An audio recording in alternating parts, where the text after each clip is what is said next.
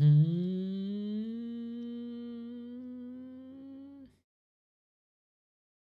working? Yes. Hello, YouTube! You wonderful people of YouTube who we completely didn't trash talk before. Yo, first and foremost, shout out to each and every one who participated in our challenge B Cup prediction. There were like 33 players. And a lot of you had some cool results. You know, we put up the bracket for B Cup, and then you had to guess who wins this, and you were supposed to predict the entire bracket. Now, we've been through the first 2 rounds, and it turns out that challenge handles the lower bracket differently from how B Cup is handling the lower bracket. And that sucks. Because now all the predictions are gone, basically. As the games don't line up. Which is a damn shame, because it is always a fun game that we got going on. So yeah, unfortunately for the rest of B Cup, we will not follow the challenge prediction. We'll probably just abort it, cancel it, and try it differently the next time. Because we had a couple of results at B Cup here today. B Cup is, of course, the highest paying monthly tournament in the Asian scene. And what do we got? We got a fascinating constellation in B Cup. If you want to still see the B Cup games of today, you might need to turn away for a bit, because we will discuss the results now that happened today. We got Life going over Shik. Colorful over Infi. That was a surprise to me. So, round of 8, Night Elf Mirror. Then we had 120 going over Focus, and Happy going over Lin. That gives us an Undead Mirror in the upper bracket semifinal. In the lower bracket, things were a little bit different, as we had Shik defeating Moon 3-0. Big surprise yesterday. And today, Infi had some issues with Elegant. Shout out Elegant, who gave Infi quite a fight, but couldn't tear him down. So 3-2 there. That means we get a human mirror in the round of 8. And then at the bottom part is where the orcs are. Focus defeated Soin after being down a map. Like the first one goes to Soin, but then boom, boom, boom. Focus cements his status at least the number 2 orc in the world. And also Lin, after dropping a map here, we were all a little worried. Will he fall into a slump after game 2? He's quite an emotional player, I would say. But no, he found his groove once again. Bam, bam, Kaho out. That is 3 Night Elves eliminated here in the second round of the lower bracket. And that gives us an Orc Mirror. I mean, yeah, that's what it is. It's quite funny, actually, how this lined up, how the bracket was drawn, and that the top Night Elves go over the top humans in this tournament, and in the lower bracket the humans go over the elves, but of course player power is a little different there, right? And the orcs go through. I mean, one was the mirror, that's no big surprise. This was 2 best of 5s that went 3-2, so this could have gotten any other way. But yeah, nice to see. Tomorrow at noon, Life versus Colorful. Then this match I'm so hyped for. The last encounter between them was absolute fireworks, and I can't wait to see more of this for the upper bracket final. Does 120 stand a chance? And or will Happy go through? And then will we then get the dream match of Life versus Happy in the upper bracket final? Big question. Then in the round of 6, Shik or Infi? Once again, man, Shik with maybe a bit of an unlucky draw, but I think these days he can beat Infi. And Focus versus Lin is up for grabs, man. The crown for the King of Orcs is up for grabs. Is it going to be Focus again, as it was in Super League, or will Lin strike back and get his return? I think the top 8 of B Cup are quite exciting. It's not all on one day. It's like 3 mirror matches today. You're not watching, Young Fang. You're watching everything, dude. I could cast the national championship of Tajikistan and you'd probably be here. Come on.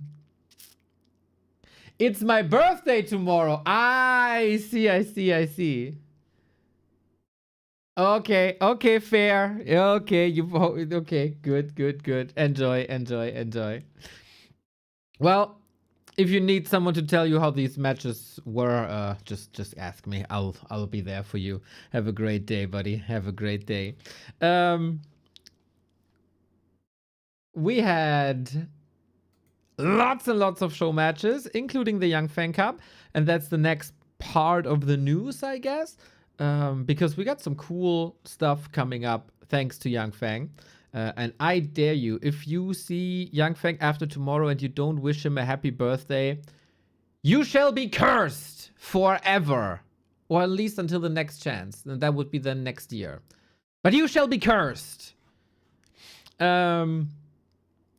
Young Fang, of course, longtime supporter of the stream, longtime viewer, has started his own show match series, and that gave us some banger games like Starbuck vs. Lawlight, Starbuck vs. Sock, Starbuck vs. Moon, Leon vs. Moon, etc. Today we had focus going over Sock, but today was also announced that we got episode 10 this Sunday, because Sunday is one day after the B Cup Grand Final. And it's one day before WSB is starting. So there's an empty day, basically.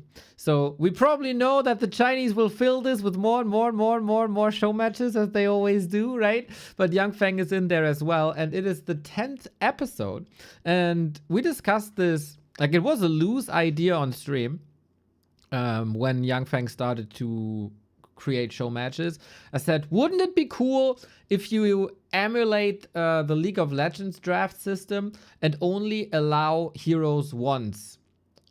My idea was to only to allow heroes once as a first hero, so that the foundation of the races stays somewhat intact, and you can go for like essential heroes that we always see, like Archmage, DK, etc., as a second hero, Shadowhunter, whenever you want. But Young Fang takes it to the next level. He's a bit ruder with our contestants, and it's first and foremost a best of 7 and not a best of 5, and every hero can only be used once in the series. So it doesn't matter if first, second, or third hero. If you use the hero is gonna be out for the rest of the series. So there's hopefully 7 maps. There's 12 heroes. That means on average, you can use a little less than 1.5 heroes. I think that's kind of funny. I think that's kind of tactical as well. Obviously, if you plan on 4-0ing your opponent, you could go tri-hero. But then, if you bank on that strategy, and your opponent scores the 3-1, you would have to play the rest of the series without heroes. How's that gonna go? I don't know. Do you play it safe? Do you mix it up? We'll see. We'll see. And I think we couldn't have had better gamers for this, because it's Lawlight versus Starbuck. Both absolutely talented, as we know. Both used to think outside the box. Man, I'm super hyped for this. I'm gonna prepare a little bingo for both of the players so we can cross out the heroes that we used already. This is gonna be so good, man. This is gonna be so good. This is Sunday. A little earlier than we're used to, but I think you shall all be ready at 11 a.m. And then we'll see what the Chinese come up with. Show matches. They always come up with show matches. And afterwards, episode 11 has also been announced. And this is also something that I'm hyped for, because it's the German vice champion Kevin versus Sock. We had our German champion Leon already going up against Moon, and he was able to score a map against one of the GOATs. Now we send our best night elf against one of the best Korean humans, and we'll see how much Kevin is gonna get. We'll of course cheer for Kevin there in that stream. It's right after the Starbuck versus Lawlight match. I asked Kevin who he wants to play from Super League. He said Sock. Wow. That's brave. That is brave. That's gonna be cool to see. Kevin has a very outside the box understanding of Warcraft and also thinking, like never shying away from Beastmasters, for example. And I wonder if Sock is ready for this. 12 is also announced. Oh my god. I'm not aware of this yet. I don't know this yet. Best of 5. Oh, we don't know the contestants yet. Oh, damn. Oh, we do. Foggy versus Lucy. That is such a classic. That is such a classic. Foggy back in a show match. Oh, how cool. Do you know why this is such a classic? Because this immediately reminds me of one of Foggy's first early big matches. When he was starting to conquer China, you know, Foggy's path to the east to Shanghai. When he, for the first time, made it out of the groups, he was in a group with 120, Lucy, and Lin. He was the bottom seed. And nobody thought he stands a chance. But boom, he takes a map off of Lin immediately in the first series. And then versus Lucy. Lucy was, I think, a bit more competitive than he is now. And Foggy 2-0'd him. Boom. Lucy eliminated. And then boom. Foggy eliminates Lin. And get in his first appearance in China, in his first travel abroad, gets his round of 8 participation. Like, to me, this is such a vintage, classic, nostalgic matchup. I don't know if you knew this or not, but that's very fond memories. This very, very, very fond memories to me. And now, you know, almost exactly 10 years later, they fight each other again. I just think that's really cool. I think that's really cool. Oh, Vila. I forgot about Vila.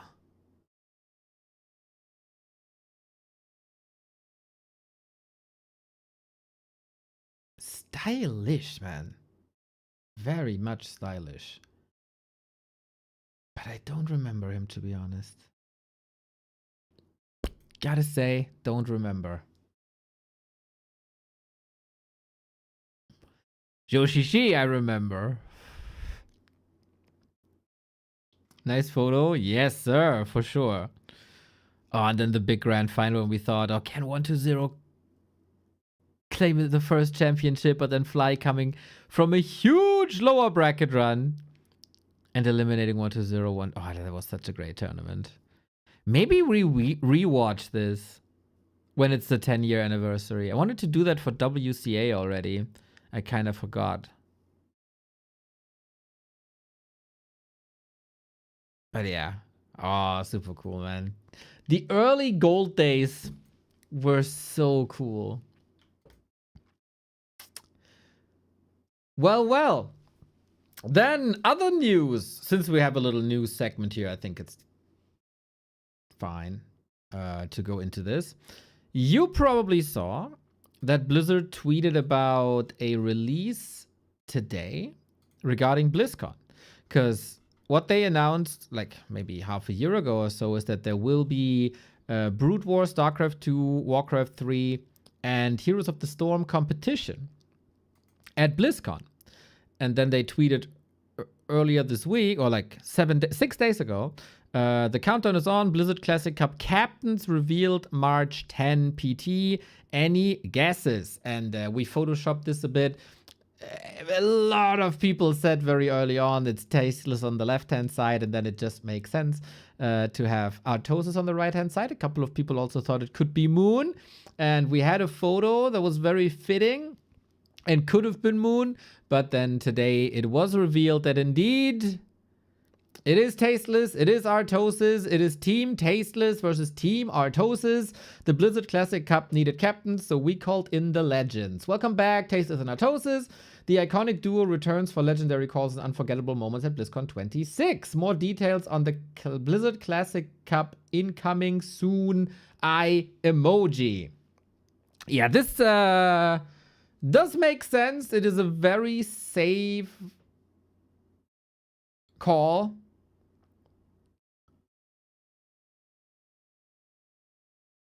I mean, these are probably, for the history of this game, the faces of the commentary, especially for the StarCraft section. Are they overall the biggest personalities? I don't think so. I think nowadays, Grubby is the biggest person in any Blizzard Classic game. By far, also. When you look at like stream numbers, especially.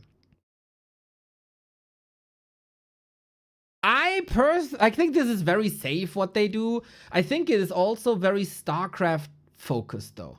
Because as a Warcraft fan, why would I be excited about this? Like, I don't really have a reason to.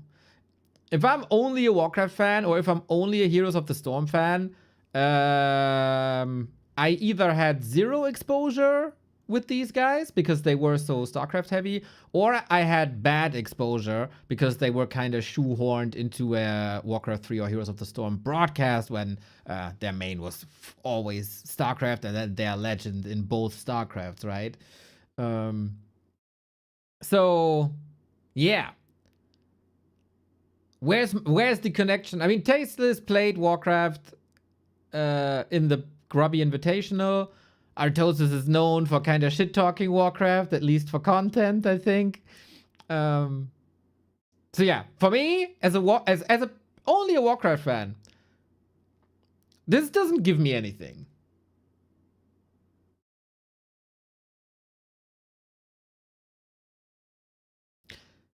It would have been cool to have like Team Tastosis versus Team Grubby plus Kaldor, maybe? Oh, that probably wouldn't have worked.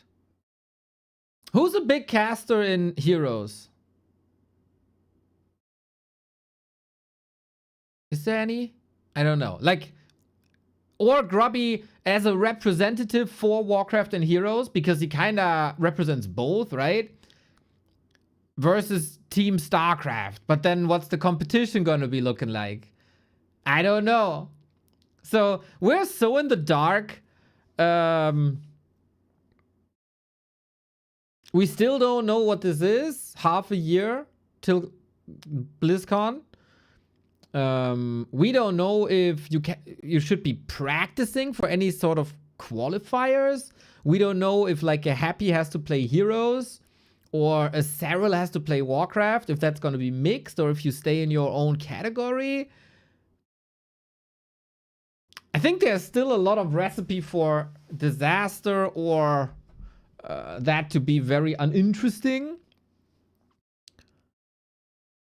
Could also be cool though, if every game get their 4 participants and every captain drafts like 2 players or whatever, and then we have a semi-final final for every game.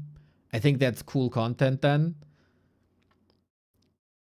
But then, yeah, we will probably have a lot of passion for the StarCraft games and probably not so much for Warcraft and Heroes. I don't know how they want to do it. I really hope they have a plan.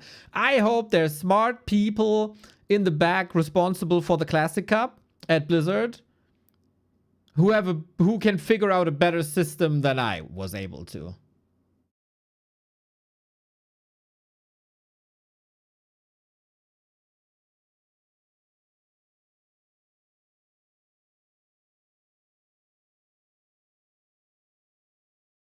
So I don't know. I mean, for the show, like this, it will be a fun show if it's Team Tasteless versus Team Artosis. I think we can be extremely sure about that. Like, there will be a lot of banter. We could have had the same with Grubby, though, as well. But then also, I don't know if Grubby wants to travel at all to America. Maybe that was the idea. Like, there could be other factors, and this is not the plan A, but maybe it is the plan A. Like, we really don't know shit. I can tell you that I was not asked to be a team captain. But yeah, show will probably be good. It's so hard for me to see heroes fitting in there, especially.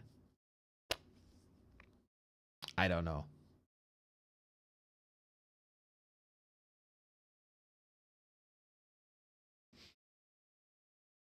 I don't think Caldo would have worked for Blizzard again because of like the Heroes Pro scene being buried from one day to the next, or was there any other stuff that I don't know. Maybe you'll be asked to play. I would refuse to play. I would refuse to play. There's so many people with better skills that deserves the spotlight. I will probably, under the right circumstances, do part of the broadcast, but it would be extremely unfair when I have to play, and this would also not be good content. No.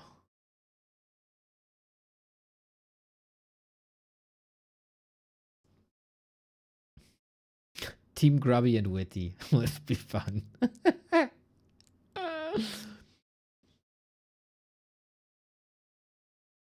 The rollout is so bad, just put all info out at once. Well, now we talk, like we talked about this like 3 times now. One when the announcement came out, one with the tease, one with the announcement, and then we'll have a 4th debate whenever they come up with the system.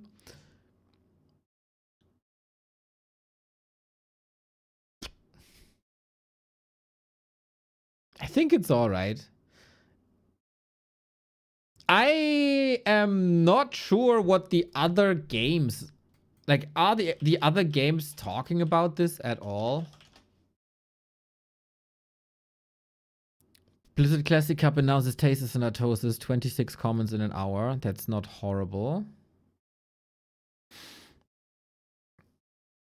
Putting aside how much of a Tastosis fanboy I am, this is solid. Put your money where your mouth is moved by Blizzard. It definitely helps me believe they're serious about re-entering the space. That is true. It's not a cheap solution for them. Like, very likely not going to be a cheap solution for them to fly in Tasteless from Korea. And Artosis will not have low rates either, I'm very sure. Even though for Brood War tournaments, I feel like he's also traveling to them just for the sake of it.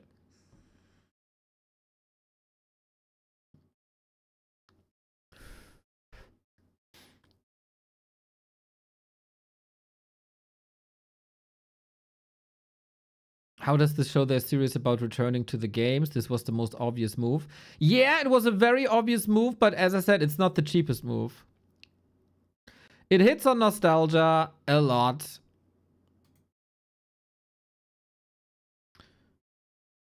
Oh, that's from... Oh, is that Zombie Grub? I don't think so. But yeah, fully hits on nostalgia, for sure.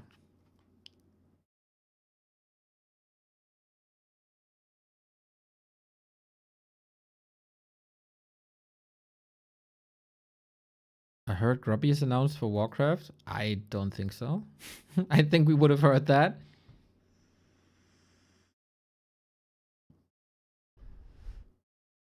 Still not sure how this tournament will be set up. Will captains play Brood War and they draft 1 or 2 players for every other game? But then how do you play heroes?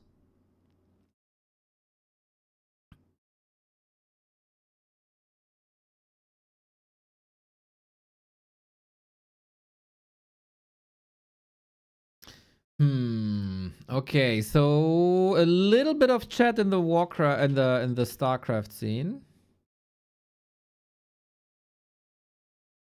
There's one post in the hero scene. Knusby, thank you.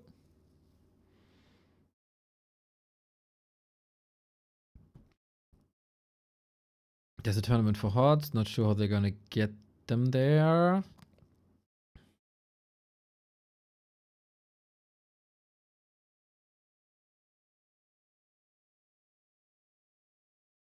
Okay, and everybody is just saying, okay, yeah, this was announced before, this was announced before, this was announced before. Yeah, curious what the hero scene thinks about this. As they, just as we, don't have a representative there, really. I think for the classic games, it's really not hard, not easy to get like social media presence. So combining all 4 classic title into one is pretty smart. Not sure if it's working the way that this is intended.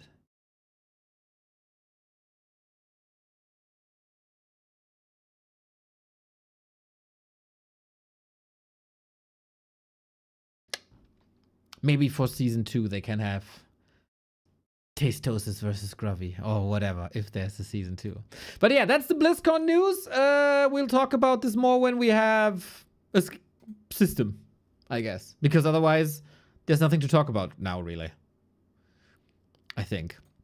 So, our schedule of the day, there's a best of 7 between Moon and Infi, and I am extremely excited about this.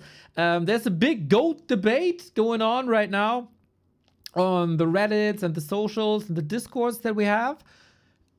And many people say it's like, you can either think for the longevity and then it's Moon, or you can think about peak skill and then it's Happy. I am surprised how few people see Infi as a candidate for a GOAT. Because you can make a couple of arguments for Infi. 2-time WCG, revolutionizing human, great presence, well, great in terms of size, presence in the Chinese scene, doing a lot for the game as a tournament organizer as well, one of the biggest streamers, one of the biggest Warcraft 3 influencers. Hello, Witty! Hope you had a good day. Hope you had a wonderful stream. I hope you weren't betrayed too much today. Shout out, shout out, shout out. Where was I? Yeah, one of the best all-time earners. One of the most dominant years of all time when he won 3 gold competitions in 1 year. I think if you bring in Infi into a GOAT discussion, it's not wrong. Multi-race champ, correct. He's the only 4-race king, basically. So, we'll check out the games. Infi playing human here. No multi-race king stuff right there. But man, it's Moon versus Infi. This should get pretty much everyone excited who is a Warcraft fan, who was a Warcraft fan. Let's go, let's go, let's go. I really love Moon games at the moment versus human. Yesterday was a bit of a dud, unfortunately, as he was eliminated 0-3 by Sock. Otherwise, he had great results. And I love seeing Infi games, especially because he's so creative at the moment. There's a Tavern Hero build every once in a while. There is a Dark Ranger here and there. There's Fire Lords here and there. And let's see how Moon handles this, man. I'm here for it. This is an absolute rematch, of course, especially when Infi is taking the competition seriously. So, this is game number 1 today. This is the best of 7 between Infi and Moon. Afterwards, depending on how long the games are, Trunks versus Lucifer in Don't Rush Me Cup, and then Shik versus Ina also in Don't Rush Me Cup. Lucifer and Trunks is replay. And, Tavern Hero. And Ina versus Shik will be live. He also has to watch out for flying hammers. Absolutely correct. We had some a little too easy Mountain King surrounds yesterday. So, Tavern Hero. Didn't they play a couple of days ago? No, that was against Lawlight. Infi played against Lawlight. And on map 5 of a 5-map show match, Infi started a Dark Ranger Tower Rush. In a time where Dark Ranger seemed dead, ironically, as of course she's an undead hero. But after the patch, nobody really played her seriously anymore. Infi brought her back. And that again goes to show that he can make almost everything work. He also played Beastmaster first recently. I wonder if he gives that another shot. A player's forces are under attack. But yeah, long intro short. If you like Warcraft with a lot of variety, you probably like Infi games, is my guess. And of course, Moon needs no introduction. He was, in his matches versus Sok especially, very one-dimensional and went Demon Hunter only. Oh, Archer here. You don't want to lose her. Ooh, that's an easy one. Yikes, not the greatest start. And it is a Dark Ranger tower push. Let's go, let's go, let's go. Oh no, Ancient of War cancel as well. What a disastrous start for Moon. Yeah, bit one-dimensional. We know that Moon can play multiple heroes.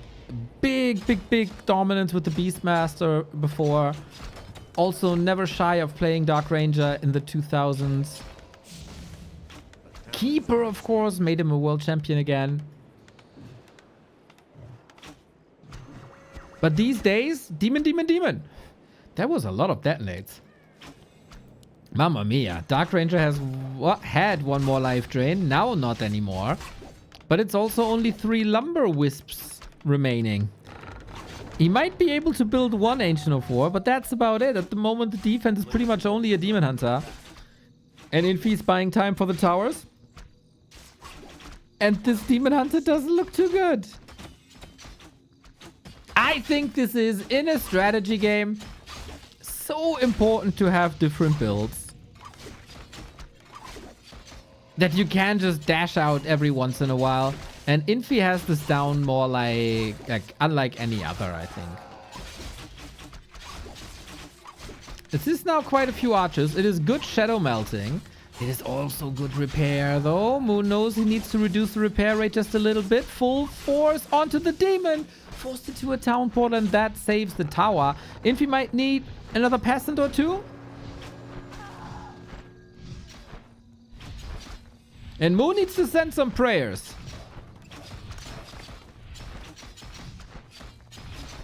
What's the drama all about? I don't know what drama you're talking about. We had no drama today, I think.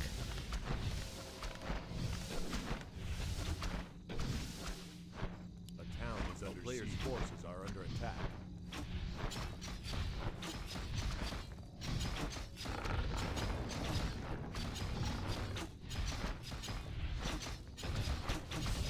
And Infi is looking extremely dominant. He is single-handedly bringing the Dark Ranger tower push back to competitive. He's single-handedly showing the world, if you have this as a pocket strat, this still is value.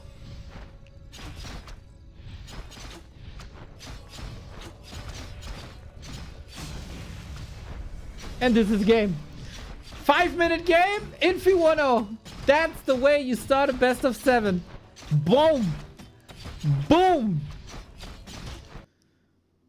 And of course, good money per hour if you get paid per map, right? In a best of 7. Fun, fun, fun. I hope, like, that's always a bit of a fear that Infi try to go through this 7 times in a row now. I don't know if this is a best of 7 or full out 7 match. I don't know how many games this is. But yeah, hopefully we have more variety. Usually with Infi, you do have a lot of variety.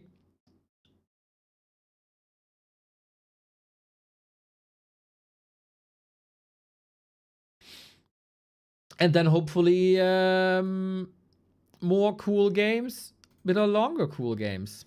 By the way, I was looking at our YouTube comments today, and literally 2 comments back to back on the same game. I don't even know who casted this. Me or Remo, whatever. One comment says, best commentator. The dude right below it, worst commentator. Okay, YouTube, make up your mind. Speak with one voice. We can't have different opinions here. My God. What's this black and white? We need only gray. Make up your mind, YouTube. God damn it. What do you think, guys? Best or worst commentator?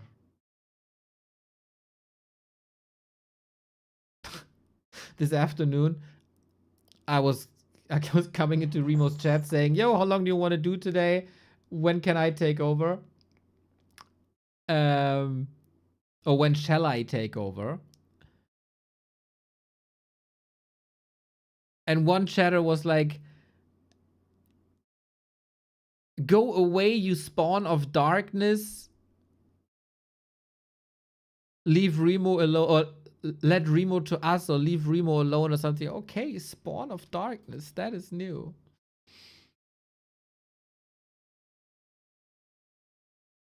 Elred, you can DM me here on Discord when something's up. Map number 2.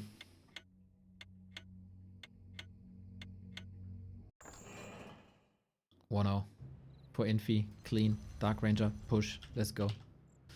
Let's see what Moon has in store if he can strike this back. I'd love if Moon now picks up the challenge.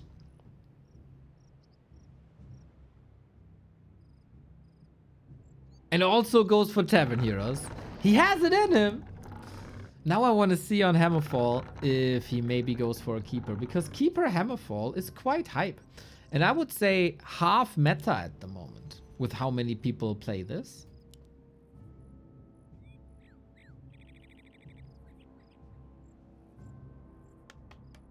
But we also still see Night Elves with the Demon Hunter. So it's not that easy. We can say for Infi though, no Tavern Hero this time.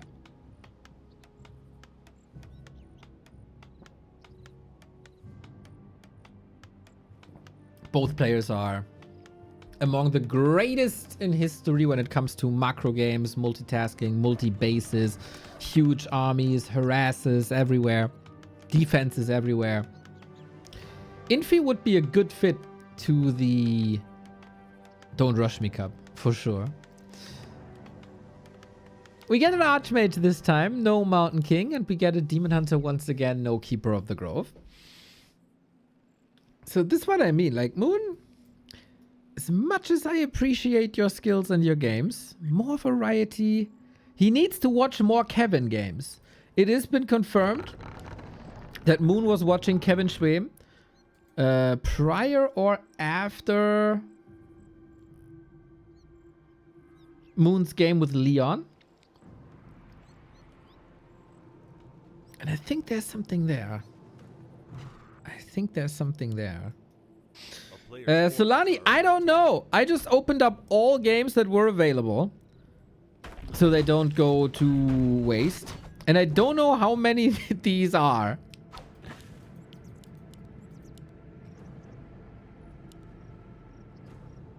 So now we cast them one by one.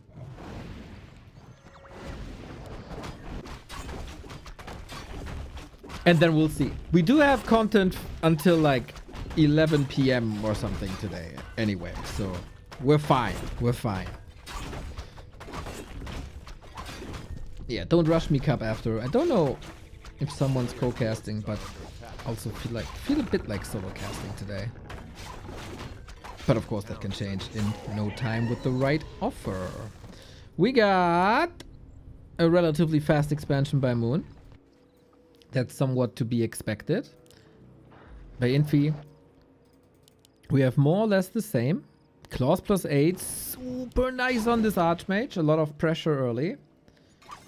Solani, always for you. Always. A player's forces are under attack.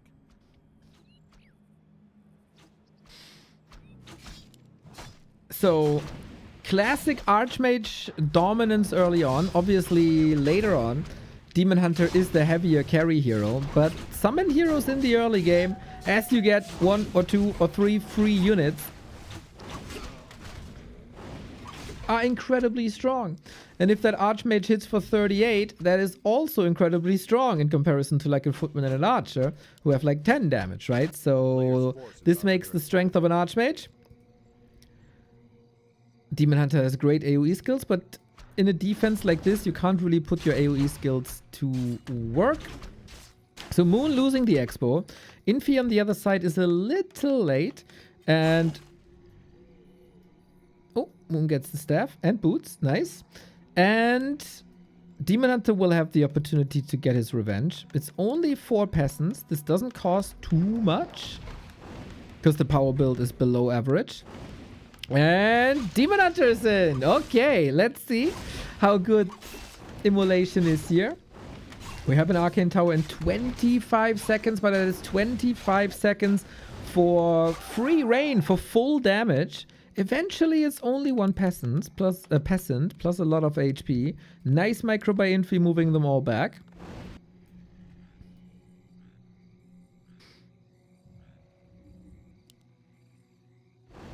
A player's forces are under attack. Town Hall was too far from the trees. That is correct. Demon Hunter was just able to walk in. One square too far.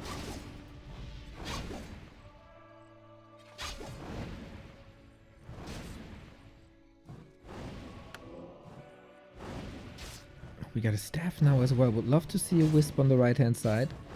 But Moon still has to go home anyway. Two footies are really hurt. One down. And if you listen to the German humans, Leon and Teko, they say, man, it's so much worse to lose a footman early than it is to lose a worker early. So Moon got both. Healthy again. Doesn't need the staff just yet. Can commit with that. Expo almost up. Tech started. Infi also with the tech. We move more and more away from a 4-farm tech, right? Did you notice that too? Usually there was an iron rule in Human vs. Night Elf. 2 farms, Harassing Archmage. 3 farms, Creeping Archmage. 4 farms, Expansion Archmage. Now that's all out the window. I have to get used to new rules. What the hell? I gotta work now and remember stuff. God, I never liked humans. They make this so hard. But cool that they're changing up their build and streamlining that.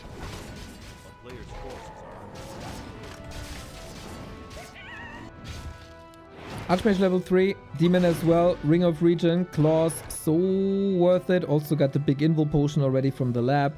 Expo up, and I don't think there's anything to be scared of if you're Moon right now.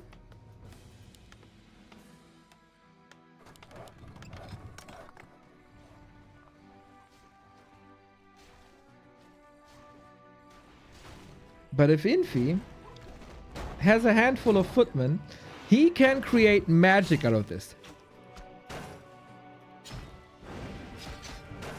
This has always been his big strength. Doesn't matter if tier 1 or later in the game. How he makes the footman work. Oh, Tinka second with rockets.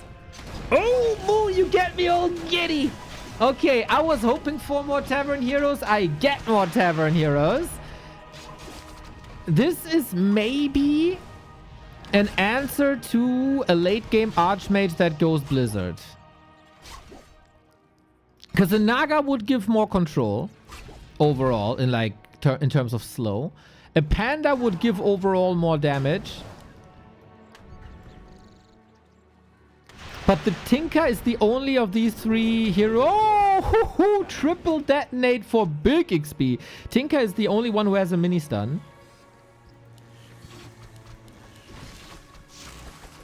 And that cancels Blizzard, which is the biggest weapon for Infi later on. Very curious if this works out. Tinka also got +2 strength, so a little bit more HP than before the last patch. A player's forces are under attack.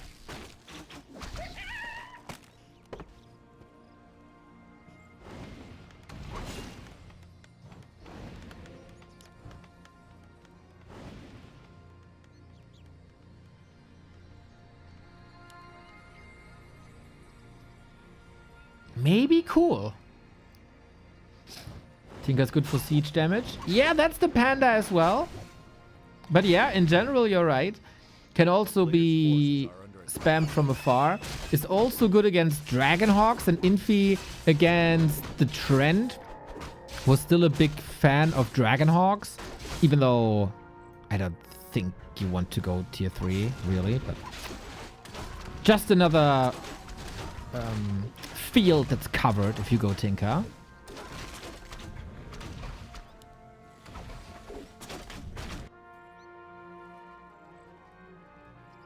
player's forces are under attack. Yeah, the AoE of a Tinker has a lot more range and like... Not the area of effect of the spell of rockets, but he just shoots them and the panda kind of sneezes in your face, right? So there's a lot of distance from where you cast and where the damage is compared to a Tinker. So you're compared to the panda. So you're safer with that.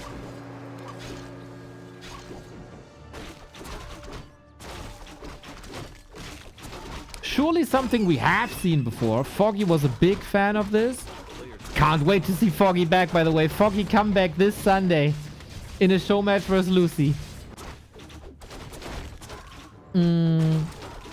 Foggy was a big fan. Kaho also was a fan for a while. On Northern Isles. Very special Tinker strats. Differently though. And for Foggy it was also oftentimes a third hero. Already happy I tuned into this. Now we get a Tome of Retraining. But not for the Tinker, eh? That wouldn't make any sense. It's probably for Demon Hunter so he can go Mana Burn. And then you have Mana Burn against Archmage and you have Rocket against Blizzard. And then Blizzard should be a no factor. One more thing about Rockets, a lot more spammable than the other spells. In like Fork Lightning, Breath of Fire. Foggy and Hitman come back in show matches. This week is like school reunion. And you are finally coming back to Warcraft after spending an Aeon in AoE. Can't wait for you to trample on this guy called, I don't know, Shoe or Pants or somehow was his name. Something like that. Anyway, let's see how the fight goes with the Tinker. Nice detonates.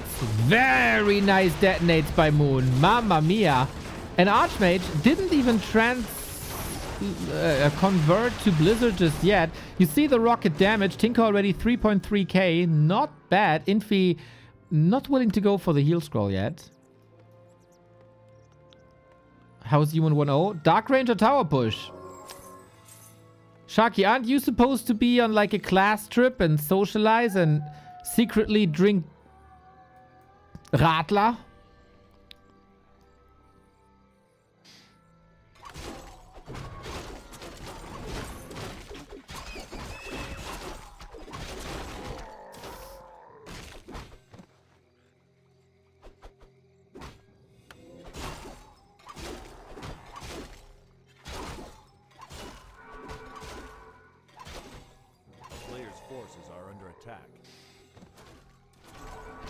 Big clash coming. Still no Blizzard. Water Elementals will be dispelled. Nature... Oh, we got Wellspring upgrade. Look at that.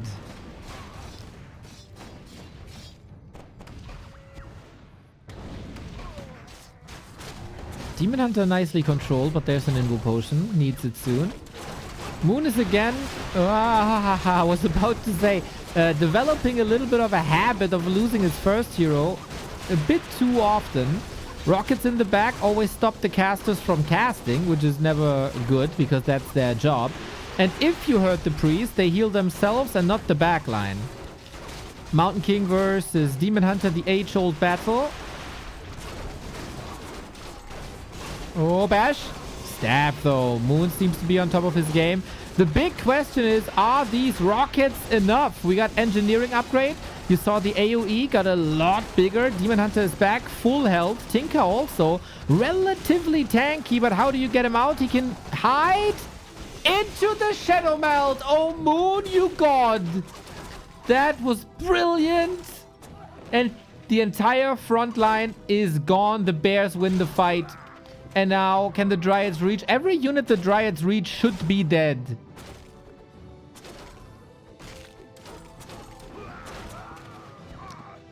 Fantastic! Tinker, baby! Please let this be the future. We need more Tinkers in our lives.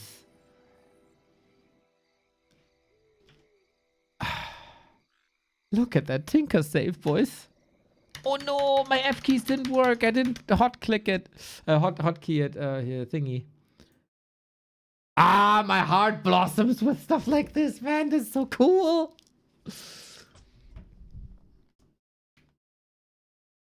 Very nice by Moon. Very, very, very nice. I think there is potential. Can the Mountain King stop the rockets? Yes, the rockets are summoned in waves, basically. It's extremely hard and probably not worth it, but I think... Okay, now the thing is working. I think that would work, yes. That's why Moon is the GOAT after all these years innovation. Yeah, or bringing old strategies back, right?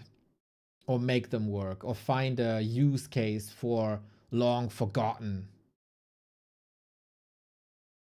strategies. I don't think anyone expected a Tinker, really. Love the Tinker. Love the Tinker.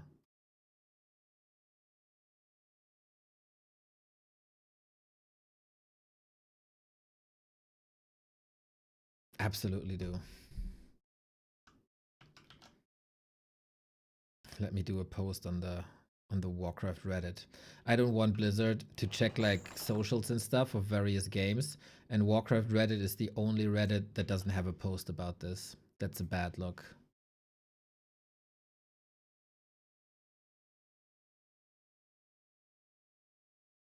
Or did anyone else post? No, of course not. It's really a bit annoying that I have to do all the Reddit posts. People clearly talk, but nobody creates the posts. Tasteless and Artosis announced for BlizzCon Classic Cup featuring Brood War, SC2, Warcraft 3, and HOTS. News. Send.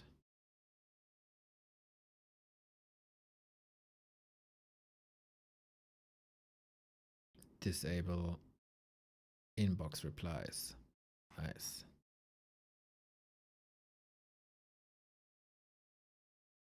Okay.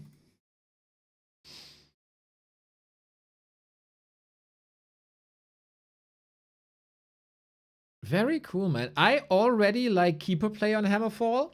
Now I got a second Night Elf strategy that I really, really like. Mm-hmm.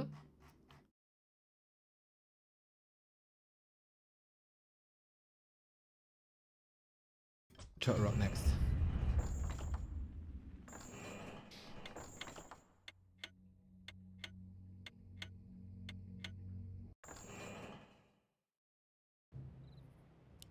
Sharky, I find nerf and buff talk a bit boring.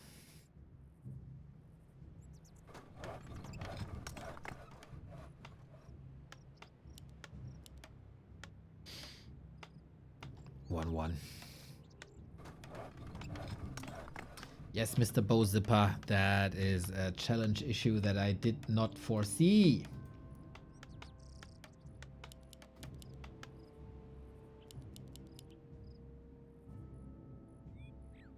Yes, so the B Cup challenge is cancelled for this B Cup, and we'll come up with another solution for the next B Cup, unfortunately. That is something that hasn't happened before. But yeah, that is a correct observation.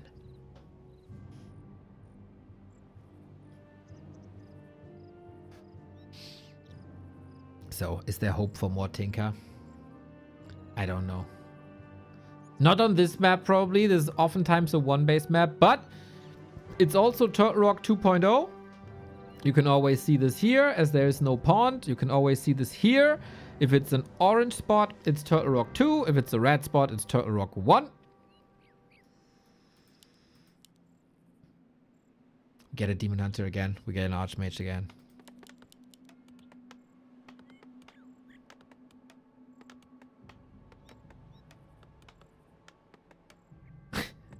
Back in my day, we shared the computer with parents and had to play out the matches and situations with pen and paper. That's true.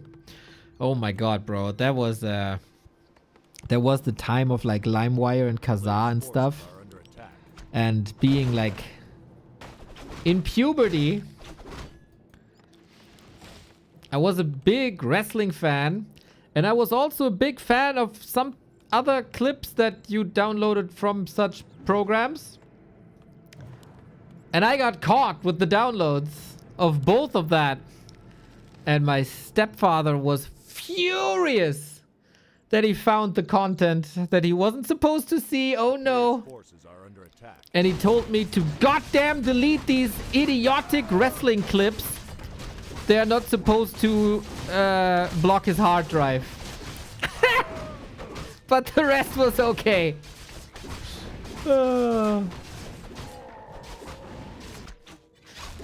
Priorities, I guess.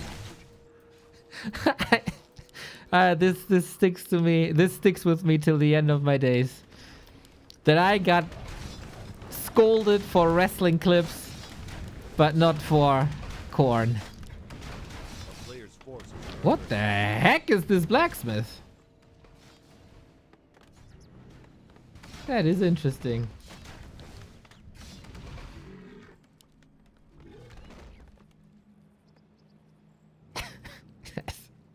Good times, good times.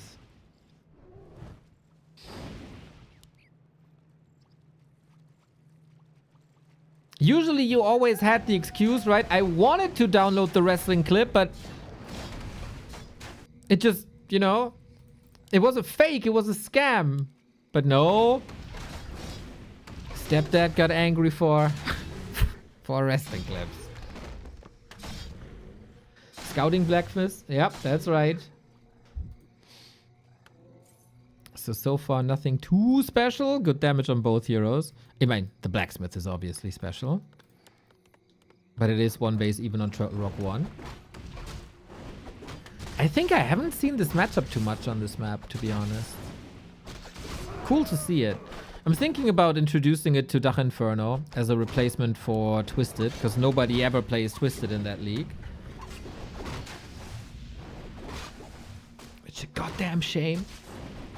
Of course it plays very differently, but you know, it's also a classic, also delivers good games. Not 100% sure yet. Second Dach qualifier, by the way, Friday.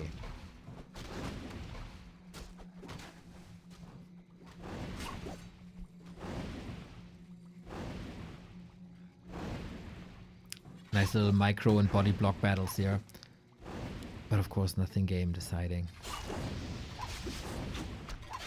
Just add Lost Temple. Adding Lost Temple and rotating out Twisted would be kind of fun. Oh! He blocked. He's trapped. The Archer prison and the Sheep prison keeps the Fire Lord trapped. Hell yeah. Oh, what a classic moon this is, man. What a classic moon move this is. I think he's doing that for 20 years. And I imagine him giggling whenever this works. The sheep is also giggling.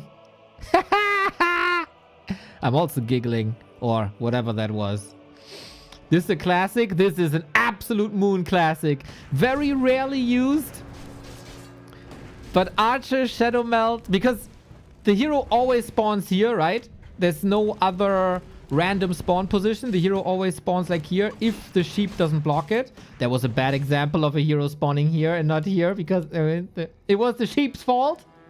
So yeah, if you set up the Archer in the correct way and Shadow Melt them, heroes blocked. Nice. Bought a lot of time.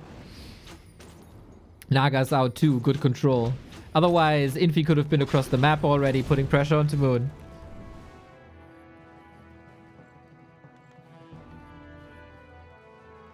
God, I love Moon for these, man. If you organize show matches, Moon always delivers. He might not be like a frequent tournament winner in 2026. But goddamn, he is always bringing something special to the matches. Some people are very, very, very vanilla. So, no disrespect, but for a show match, I would never ask a colorful, for example. But Moon, oh yeah, I would ask him every day. If he's in shape, that is. And he clearly is in shape right now. And also in the quarterfinal of Don't Rush Me Cup. He might clash with Say So, I think.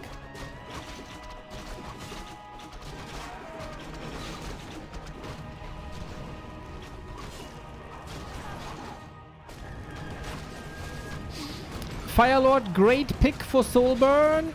Moon had a potion here. He has no TP, so and no staff, so we really, really have to be careful. Moon versus Kevin must happen. You mean German Moon versus Korean Kevin? Yeah, that's a dream match.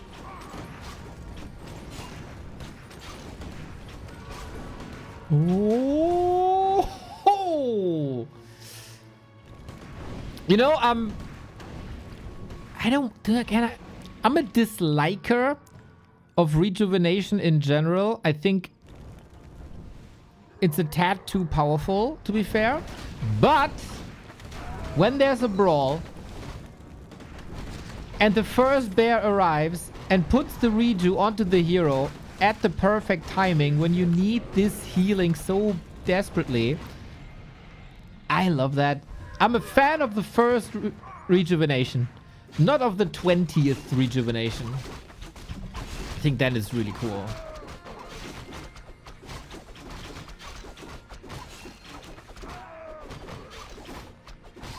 This Firelord, by the way, he's anything but cool. He is literally lava hot. Double slippers, claw, gloves. The more often the Firelord attacks you, the more his damage stacks, so attack speed goes really well with him. Infi lost his first priest to the creeps and a rifle. Oh! I was too occupied talking about Rejuve and talking about Korean Kevin. Ah, we got Soulburn on a Wisp. Nice, you don't see that every day. So pretty. Well, now the Wisp can't detonate. I don't know if that was worth it. But this is a nasty inventory for Infi and nasty hero levels. Supply in favor of Moon. Daytime halfway through.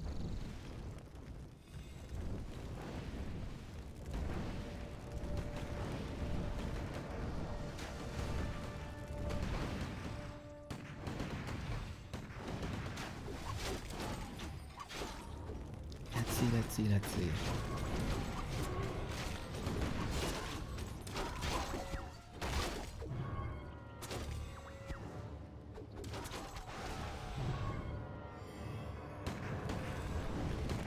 He fights them back for now.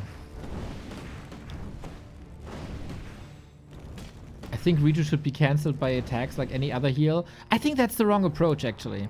Warcraft 3 is an asymmetrical RTS. So if every ability behaves the same, that's really boring. I think abilities should be as different as possible. And it's a nice, unique thing about rejuvenation that you can pre-buff units and that it's even like not cancelled by attacks.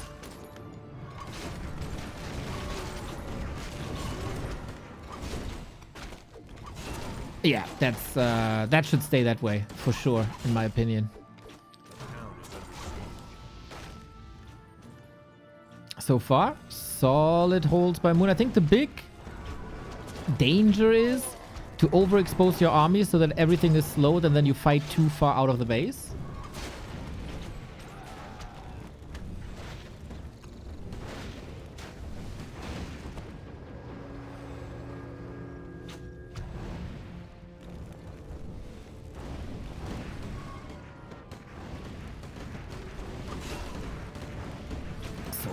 Love the Soulburn. That is very little damage. Archmage a bit far forward. This is the second game, by the way, without Blizzard. I think when you're on one base rifle push, that's definitely understandable.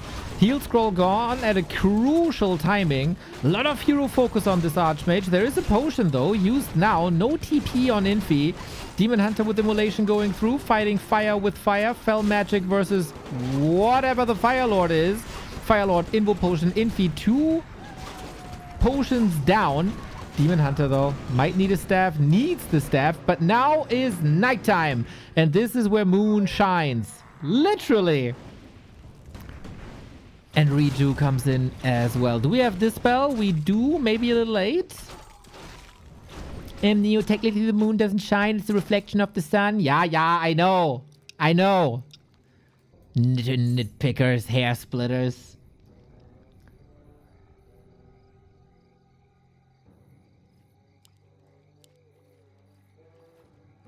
Players' forces are under attack. Oh, Infi. Both are rushing to the shop. Infi doesn't have money for the heal scroll, but he sells a little bit off to the pawn shop. And Moon is in a very, very, very dangerous position. It is night. Not sure if Infi saw him there. He might have heard him. But maybe he's also listening to Dutch hard style and didn't hear him.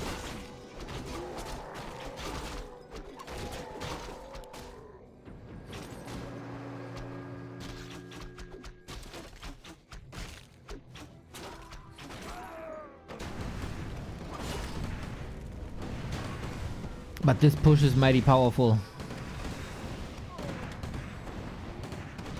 Unholy Aura, very good. Movement speed, especially when you're slow trapped, very good. But the fighting position is obviously not perfect for Moon. No established front line. So many targets to pick for Infi. So much pressure.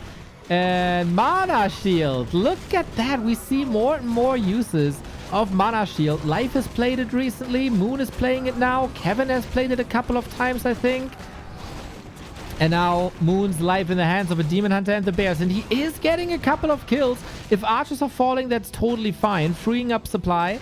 And Moon is now indeed establishing this army. He does have the Dryad slow as, like, not really a counter to slow, but, you know, an eye for an eye kind of thing.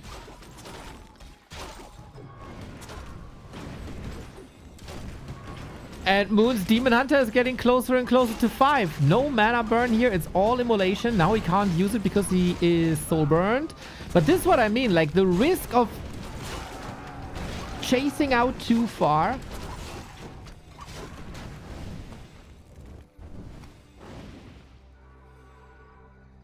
Dealing with it now. 2/3 of nighttime. What's happening when the night is over? And the land is no longer dark.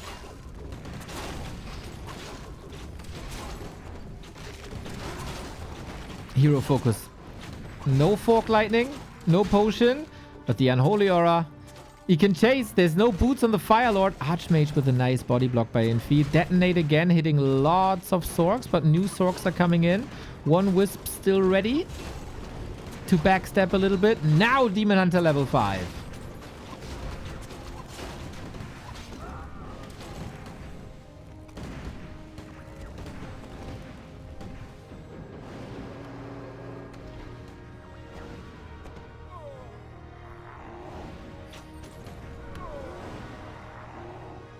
$8,000 damage on the Fire Lord. Love to see it.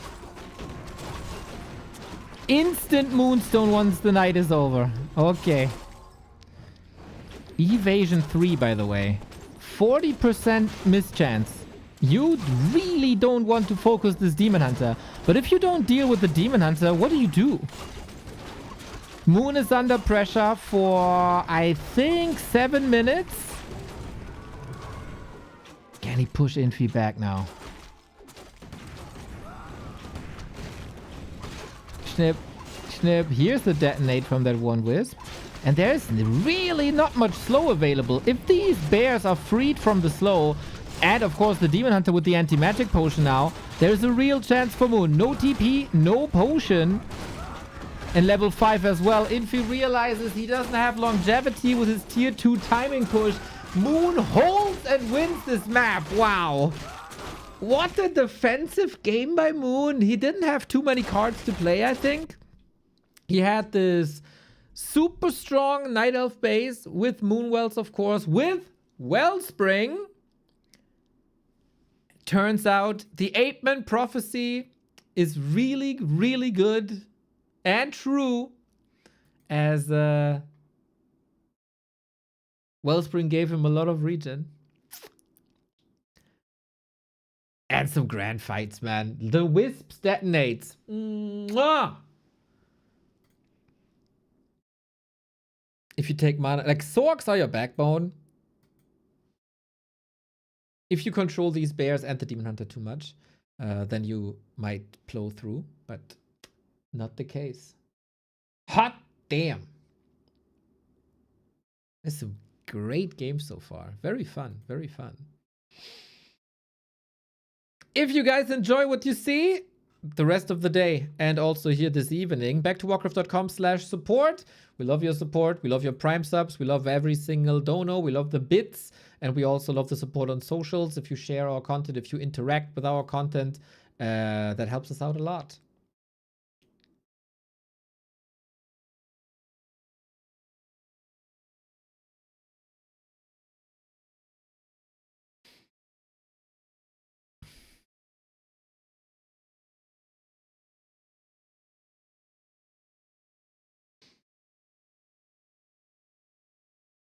What's the Papa John's pizza pop-up in the bottom right? That's Papa John's ad.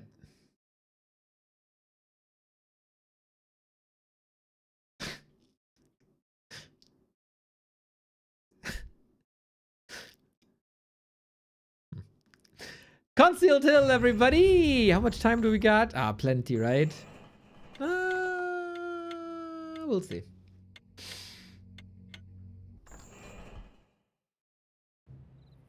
But this series looks pretty damn good.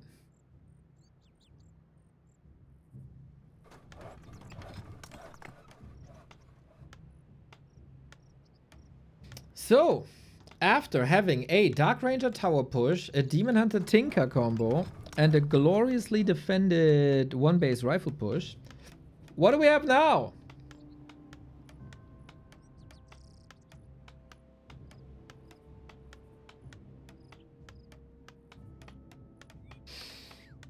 It is again an Altar first, so no Tavern Hero here. Whoopsie, there we go. And also probably a Demon Hunter here again. I'm almost a bit surprised that Moon is not trying out Life's Podem build. Xenox, thank you for the 23.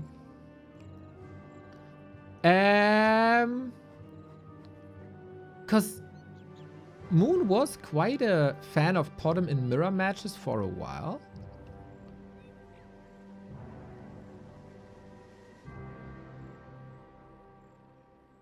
But he didn't try.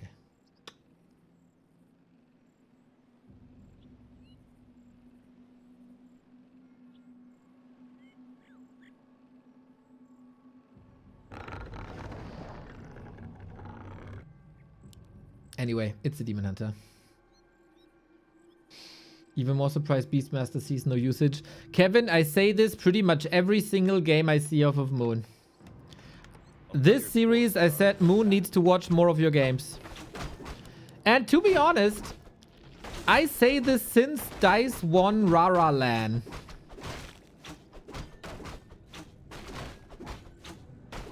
Darkwing Dark, genau! Thank you for 104.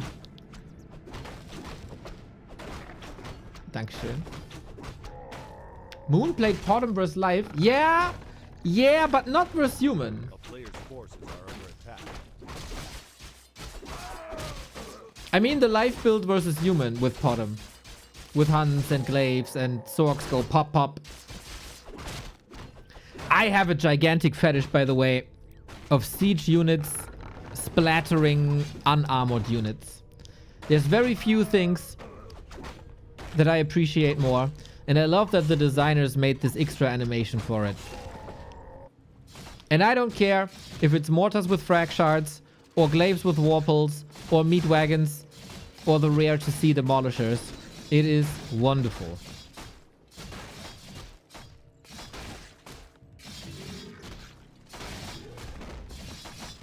The attention to detail back then. He wants to win. Mr. Youngfang, when I saw that strategy of Life vs. Infi, I saw 3 games won by Life and 0 won by Infi. Or are we on the Beastmaster discussion?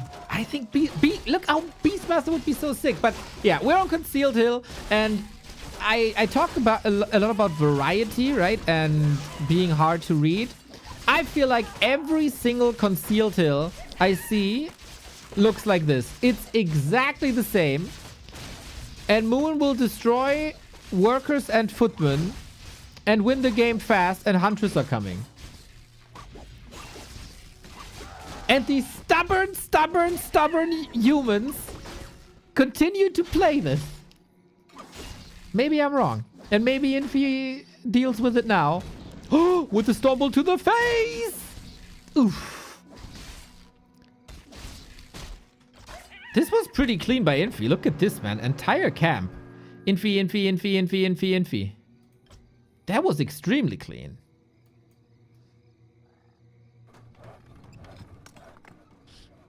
But the big pressure is coming with Hunts. A player's forces are under attack.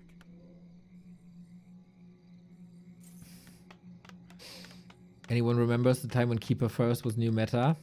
That was the worst meta of all time. No exaggeration. We flew to China for the Gold League, and it was 7 Night Elves in the quarterfinal. Yeah. That was the worst meta of all time. Cryptlord meta was bad. We had, of course, a lot of horrible early game meta, etc. But that was the worst meta of all time. And I will hate Matt Morris forever for this.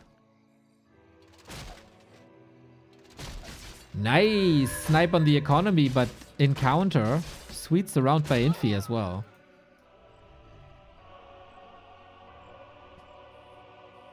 And you see that I was wrong. Infi is not falling for this. Keeper Mask Glaives mirror meta. You know, that was the coolest thing about the meta. I like Mask Glaives. I'll never forget Lawlighted Moon going into Glaive Mirror, and both had a Zeppelin, and the amount of Zeppelin micro was just absurd. That's one of my favorite Warcraft fights of all time. That is a lovely harass. Infi has a base open. Huntress harassing here. Moon's multitasking, man. Jacuzzi.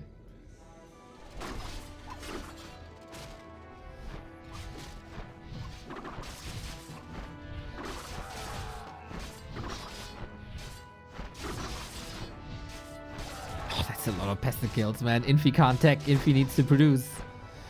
Huntress are hurt.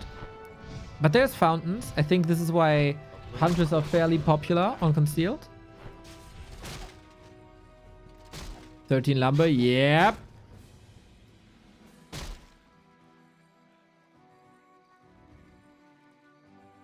Counter Expo 3/4. Tier 2 done. No second hero just yet. Like some resources. Can we open this up? This is a lot of power build. Power build always requires extra lumber.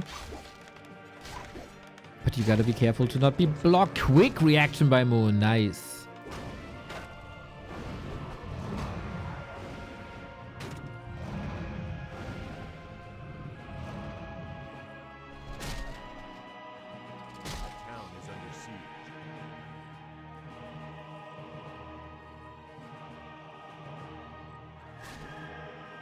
Tinker again. Is he trying to make this meta, boys? With rockets, even for creeping. In this situation, I love the Tinker. don't get me wrong, but just theory crafting here. If you start with Pocket Factory, you creep a lot faster. You can drop it into enemy bases for harass also. It's good against footmen, even when they have defend. I think overall that would be better. Maybe he thinks he has no time / no resources for a retrain. But Demon Hunter Immolation plus Clockwork Goblins harassing would be sick.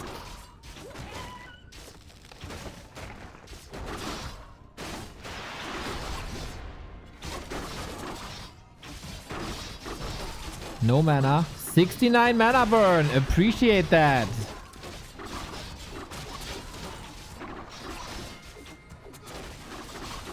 Maybe he wants to be able to cancel Telestaff. Oh, yes.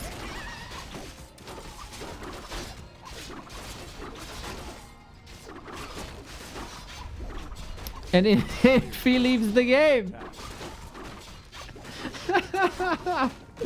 Well, that expo would have gone up. And I think a lot of this also is him being afraid of the Tinker. What a powerhouse. Tinker 2, Infi 0. The Tinker is undefeated on March 10, 2026. Let it be known. 3-1 for Moon. Yeah, I think Concealed Hill is against this Expo style. Pretty damn sick. The economy harass was just too much. First Huntress in the main. Then Huntress on the left. Demon Hunter in the main. All of the peasants roasted. GG.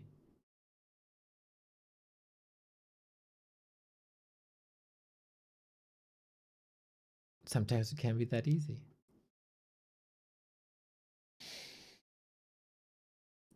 And when I see this, I always want to believe that this is some elements of the Don't Rush Me Cup fading into one-on-one. Obviously, Moon has done this a million times before, but he played such a game yesterday, similar against Inspired. Maybe it's like trickle down meta.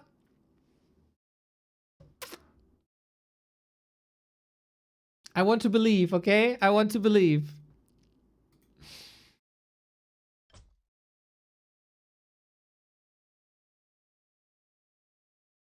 Next up, springtime.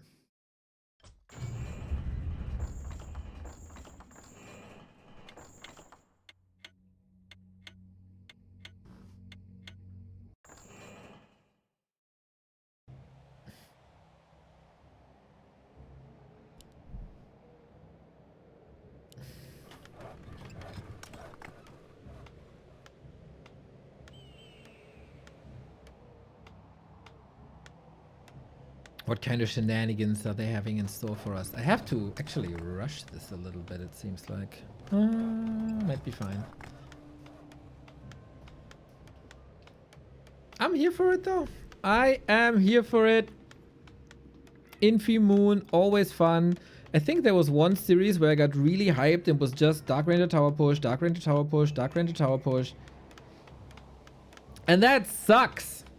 But we have a nice variety in these games. We have some cool topics in between with good gameplays, good micro moments. It is incredibly rare that a stream title says Infi versus Moon and you get bored of it.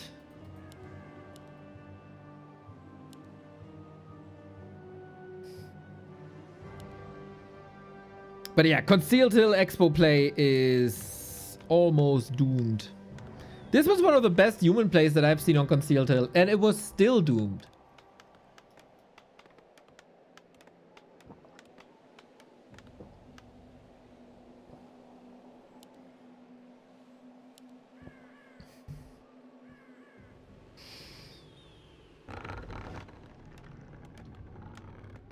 So pretty much match points Moon.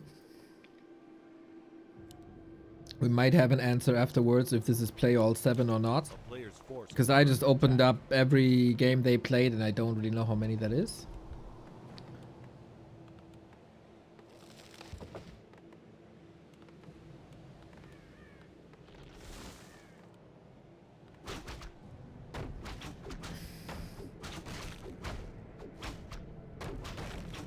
It is play all 7. Alright. So after 3 losses in a row, you never really know if Infi is getting triggered or not. These could be some odd all-ins. Or some unnecessary risky plays.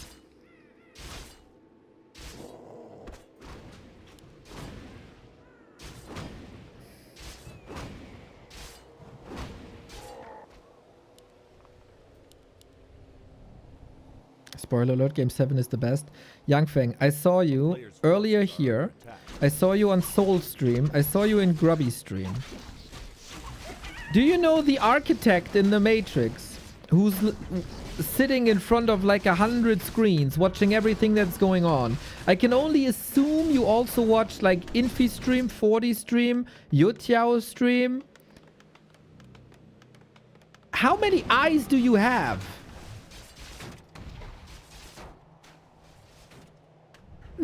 That's crazy.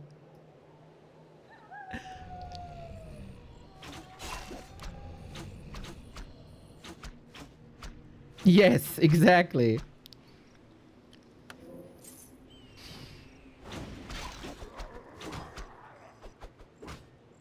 I recently saw like someone with his phone recorded how it's looking inside, I think the CNN or BBC News, what's it called? Redaktion. Like the newsroom. That's also freaking crazy, man. Every person has 20 screens. It looks so futuristic. Yeah, or like stock market bros, exactly.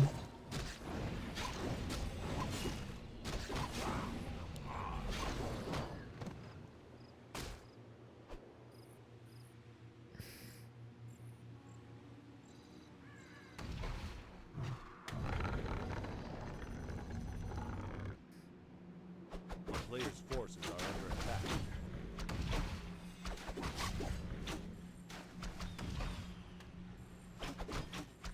The town is under siege. So far, it's just a little bit of back and forth. There's no extra base. There's no big disruption in any of the bases, I think. Hunter's Hall comes in a little late. Oh, it's one of these Firelord games again, huh? A player's forces are under attack.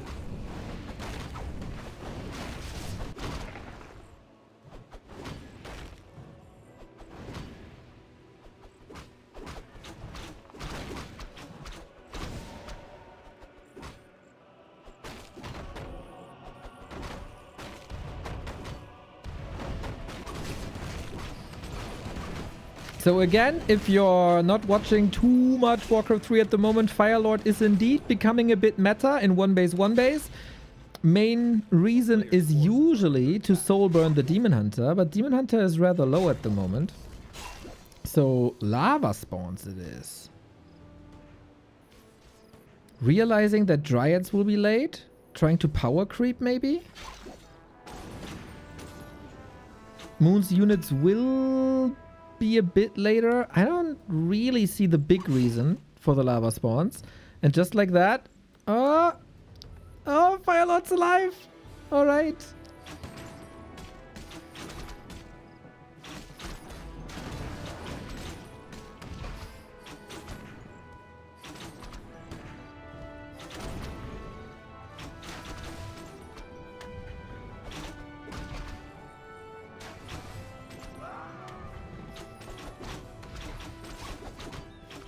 So after being harassed in the early game, Moon claims a bit of control with the Naga once again.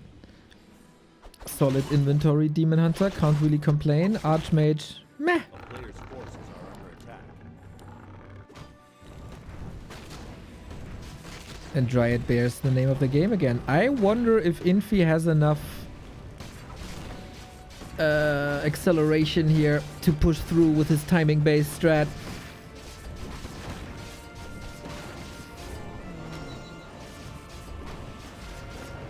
Because I haven't seen him slow down Moon in a while after that delayed Huntress Hall. He doesn't continue Whisper As. He doesn't roam with an Archmage for a long time.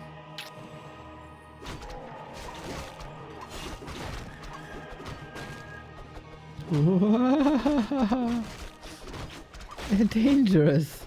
Dangerous.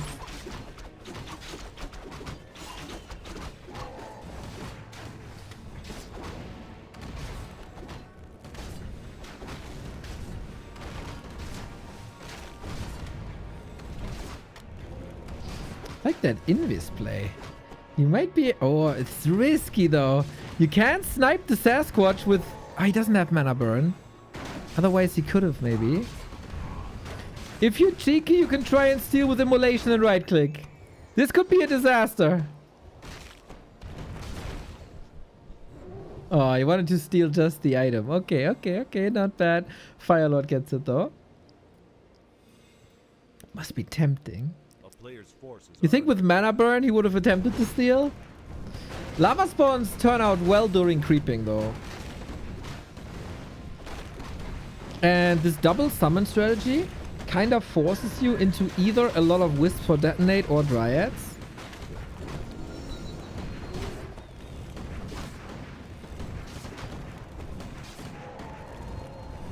Misclicking, trying to steal the item, losing the game. Yeah, if you attack instead of clicking on the item, you're not invisible anymore. And then you're probably dead or lose the big invul at least. Orb up, Reju up, no dispel yet. 4, 5 lava spawns. Really interesting by Infi. Nobody plays like this, I think. But, oh, 4 lava spawns expire. Ouch. Big yikes. So we have no invisibility, with no dispel, we only have slow and TO. And I think this is a fairly easy hold for Moon, even though there is a supply lead, of course. Demon Hunter is strong, Demon Hunter has an invul, Naga has Fork Lightning level 2, you always get new rejuvenation that cannot be dispelled, and...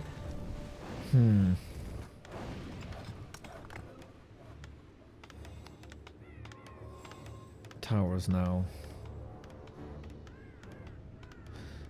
Good news, he decimated the HP of the bears, but then again Ritu comes into play, the Care Bear. Every bear heals 800 HP when it spawns, so that's a lot.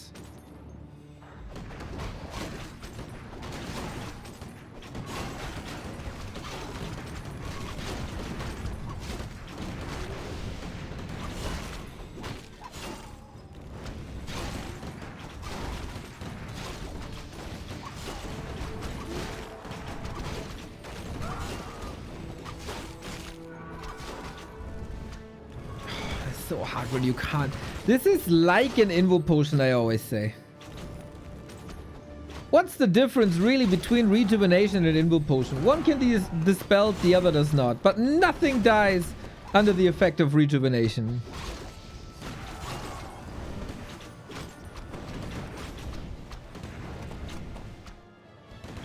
Infi, where's your win condition? Items for sure.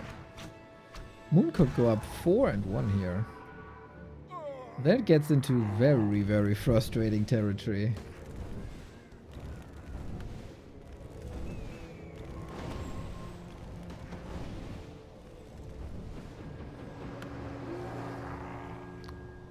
Big mouth that I am, I touted that showmatch Infi is better than tournament Infi.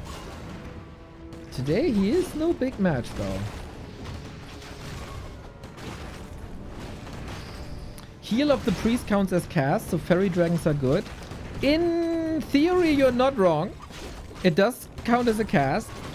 Thing with fairy dragons is they do more damage the more the caster spend on the cast.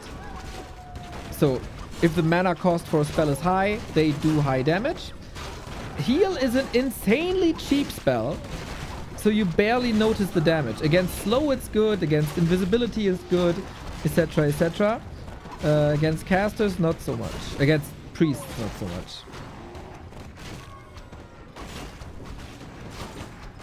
And I think Infi and I, we both missed the soul burn dearly against this Demon Hunter.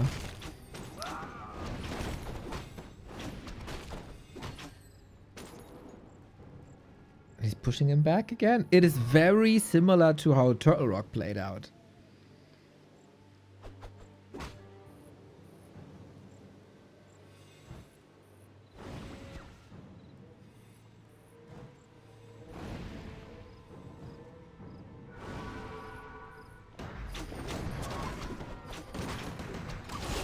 Everything hurt, despite the priests. Low mana as well.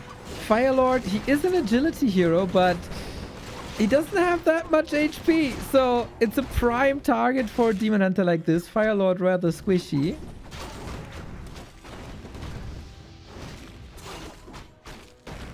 And then bears march forward, and this Archmage is kinda naked. Whoa, whoa, whoa, whoa, whoa! Couple of hits more and the Demon Hunter does indeed fall. Middle of nighttime. Man, Moon still gets a lot of Moon Juice back. And there's just not enough slow, man. There's just not enough slow. Moon runs him down. It was almost screen by screen comparison to Turtle Rock. Moon goes up 4-0, 4 in a row. Can someone explain why Infi is pushing here? Yes. He thinks that there's no way he can get to tier 3 in time so he can match Moon's tier 3. He also thinks that there's no chance to get an expansion up, so he stayed on 1 base. So he thinks there is a timing where Moon is going to tier 3, where I can push, and his Demon Hunter isn't strong enough, and his bears aren't there yet, or not too many. And in that timing, I'm going to crush him. And that was not the case. On the other side, if he is trying to go for tier 3 and Moon is just faster, Moon's going to crush him before the tier 3 really works out. I don't think I've ever seen a 1 base tier 3 attempt work for human.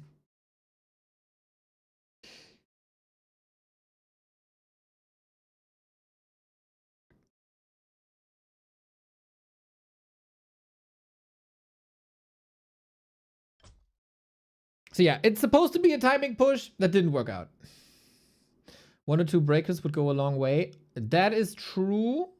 But for breakers, you need a shop. And you have fewer priests or fewer sorks. So if you go breakers, they have an opportunity cost. That is why a couple of human players skip rifles and sorks altogether and go only breakers and rifles, which I love. But you need the firepower of Mountain King, and you need the mana support of a Blood Mage, and that was obviously not the play. But I'm a big fan of that early breaker as well. As much as I'm a big fan of that rejuvenation early on, I'm also a big fan of the first breaker, stealing that first rejo. I think that's a very cool dynamic in this matchup if it plays out this well. If it plays out this well? If this plays out well. I think. All right. We got live games in 1 hour and 9 minutes. Gotta rush a little bit. Game 6. Let's see if Infi is trying this again. Or if we get some expo plays. Moonman. 4 wins in a row. Looking really good. I was a bit worried after seeing him go down to SOC 0-3 that he's losing his step in this matchup again.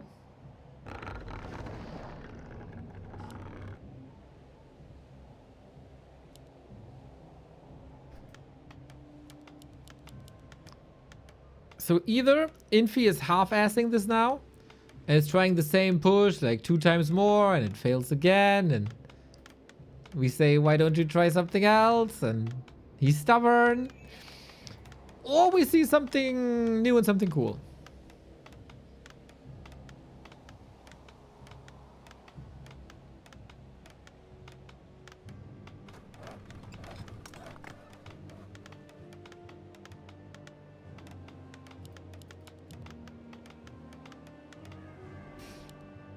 And of course, always the question what the moon is playing. We've seen quite some Warden, but no Warden experiments here.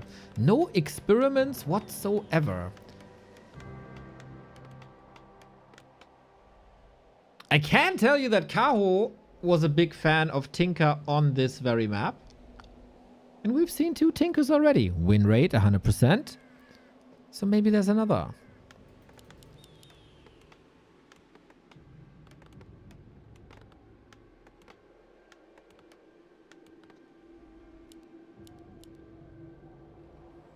Looks like an expo creep.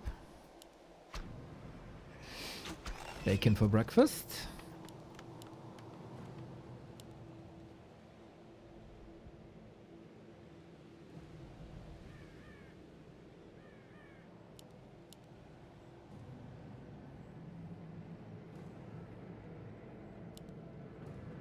Yeah, I think it should be pretty clear to Infi that the strat that he played on Turtle Rock and Springtime doesn't work against Moon today. His holds are rock solid.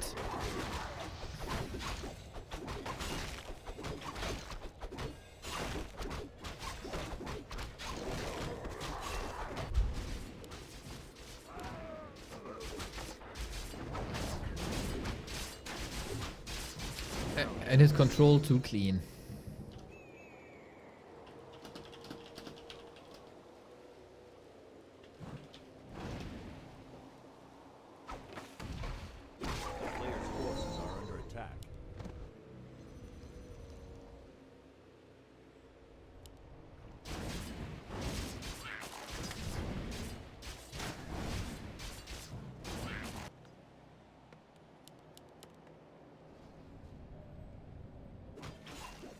But it is a tech again. 3 farm tech. Level 3. I hope Infi is very disruptive now. He tried that before. And Moon also there defended it, but I think on Northern Isles you got a very sick timing. Because of that lab creep route. That gives you level 3. And he got a big mana. And he got a mantle. Come on, give me something big. Like Claws plus 8. Ring. Okay, okay, okay.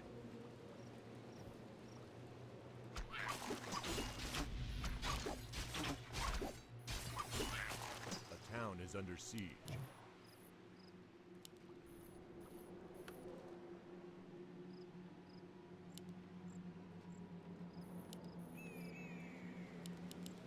A player's forces are under attack.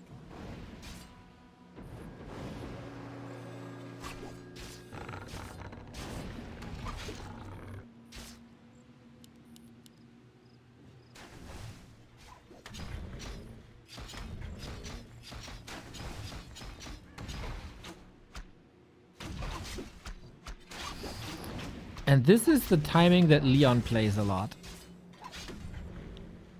Into the Night Elf base with level 3. This is super hard to hold. I like that Moon is up at 5 archers already. I think you have to. It's a very fragile timing because the Hunter's Hall can be under attack. The Demon Hunter isn't really fully equipped yet. Maybe ideally you push later again when the lures are coming up.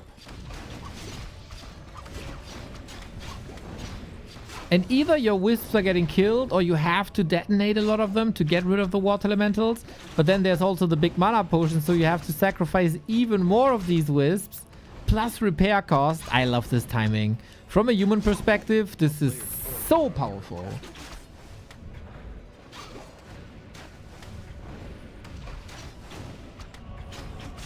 Even a Moonwell falls now. Mamma mia. Well, the effect of a big mana potion, of course. But it's solid XP. It is level 3. Naga brings the situation under control now. But it's all time already on Infi's account. The Mountain King is coming. Interesting. The casters are coming. Rifles are coming. And Moon has to invest 180 more gold than he usually wanted to get the Moonwell back. And he didn't start the lores yet because he felt so pressured. Best mid-game so far by Infi with this one base.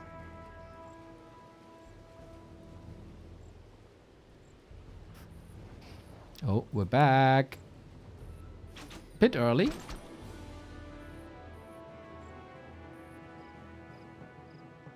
Haha! Body block against an Archmage so he doesn't dive and go for the lures. A player's forces are under Nice. attack. Very, very nice.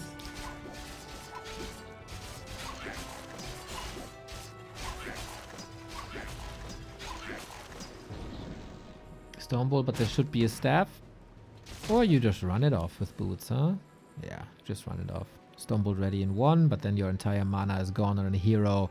That's also not necessarily what you want. A player's I was speculating maybe tier 2 expo, but no.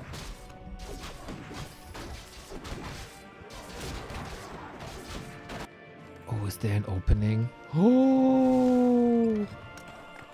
It's only a staff. It's only an Archmage. Yep, Demon Hunter can run in, grill the workers, and get out. Little bit of revenge for what happened to the Wisps. An eye for an eye, a worker for a worker.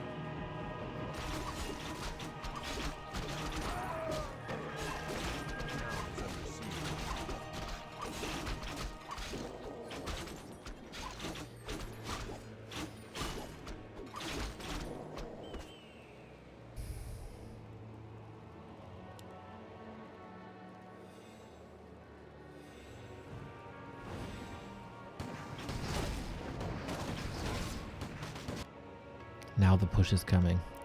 Tier 3 has started, but it's 90 seconds off. Infi got some time. Gets the Subi Mask as well. Not sure how impactful that is against the Demon Hunter, but it might force an additional mana burn. But actually, we don't have mana burn. So this is a lot of hammers, and they will fall. Solid snipe with Archer Dryad in the middle of the map. You kind of don't want the human to be in your base when you're still producing this army, but oh, Infi with the Naga surround. Lovely. Out of nowhere, really. Closes it, holds it down. Naga dead, and it's such an essential part of the defense. Thanks to slow, thanks to Fork Lightning spam.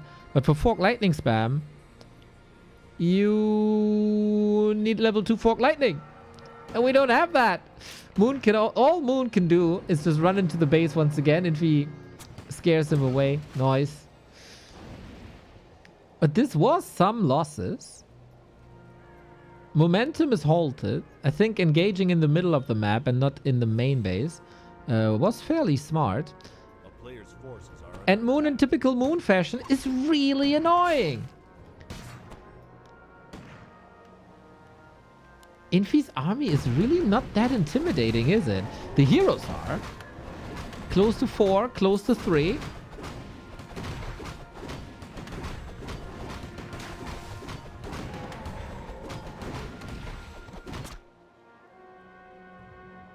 Oh, if he could level with the Naga, that would be so good. Slow and Mountain King control. That's a bash, he's dead. A But player's no. forces are under attack.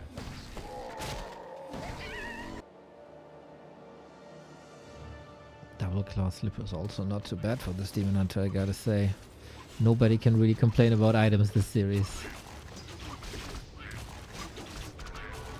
Yeah, weakness is for sure the Naga.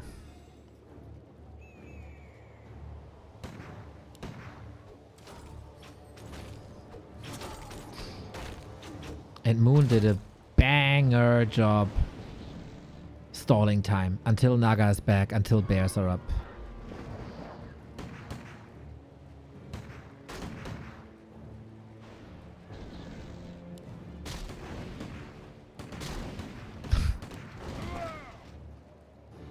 are they up though?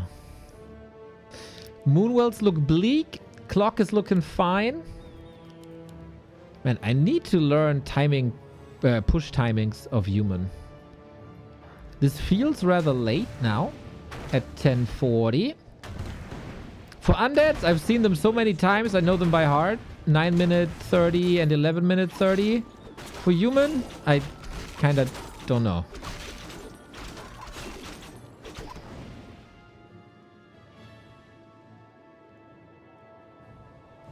One heal scroll each.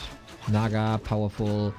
Demon Hunter level 4 with level 2 evasion once again. Never underestimate the 30% miss chance.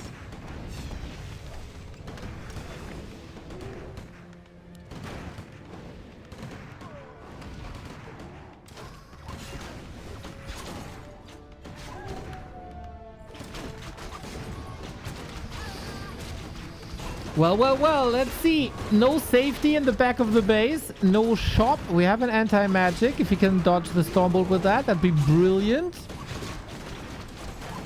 And Demon Hunter goes crazy in the backline. Immo. Damage.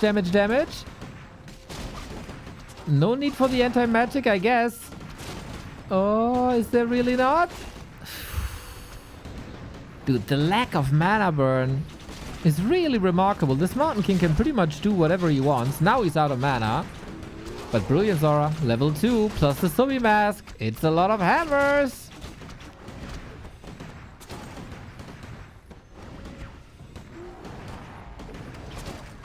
At least we get some detonates. So the Dryads, the Sorks can't slow.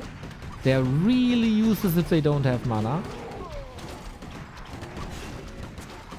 But you see that Moon already has trouble killing a water elemental. Infi plays this really crisp. He was distracted a little in the middle. But the consumables are gone. The Demon Hunter's low. Level 4 is in sight. Level 3 Naga now, finally.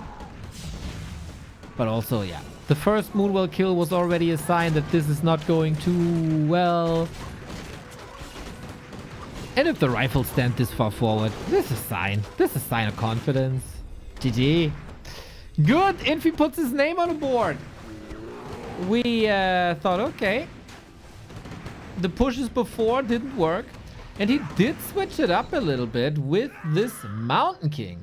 Seeing that Moon is not or very late, switching to mana burn and puts a lot of emphasis on immolation. Of course, if the Demon Hunter does not have mana burn, this opens up the case for Stormbolts and the Mountain King in general far and wide. And there was a good call, I think. Moon after the mid game. Not really competitive anymore. He tried to come back. He tried to stall.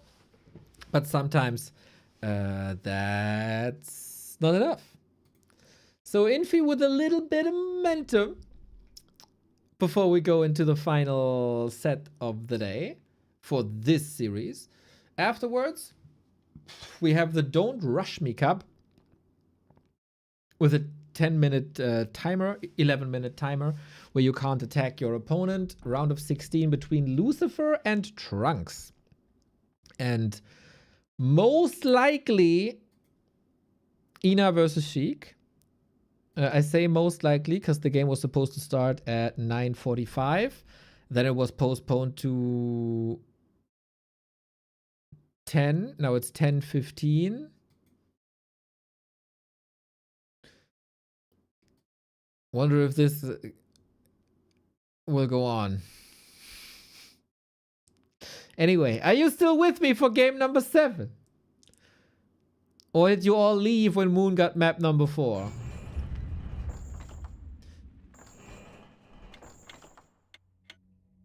Love how you spell Yoman.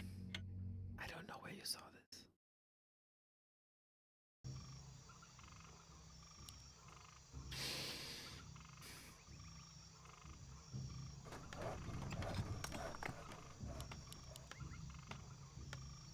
Ooh, we see a little specialty.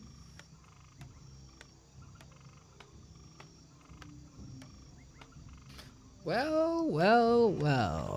It is Infi with the barracks first. We get a tavern hero once again. Is this another Dark Ranger push? Is this another tower attempt? Infi was always known for his towers. When Moon was the 6th race, a lot of people called Infi, the 5th race, a lot of people called Infi the 6th race, the tower race. Pretty much single-handedly revolutionizing human from a timing-based push strat into a macro strat.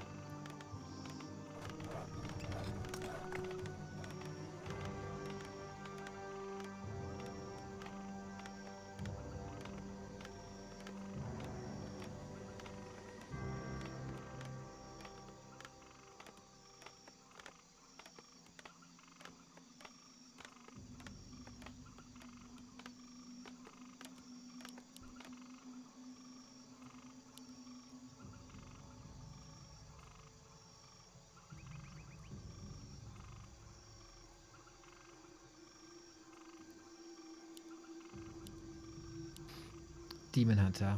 On Moon's side, no specialty here. But what do we find in this tavern? An elusive round of heroes.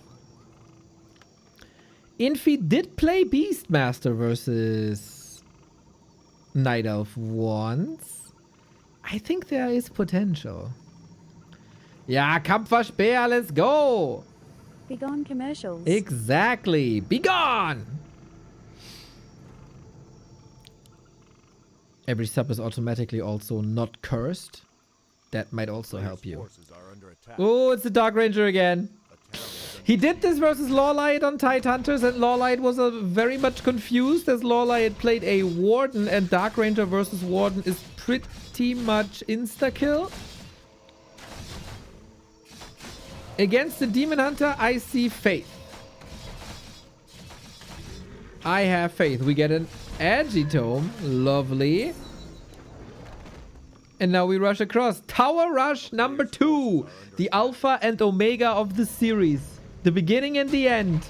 The beginning was a held tower push. Swiftly on Autumn Leaves. Infi picking his heroes map dependent. Is Moon ready for this? He saw it. Do you like Twitch Turbo?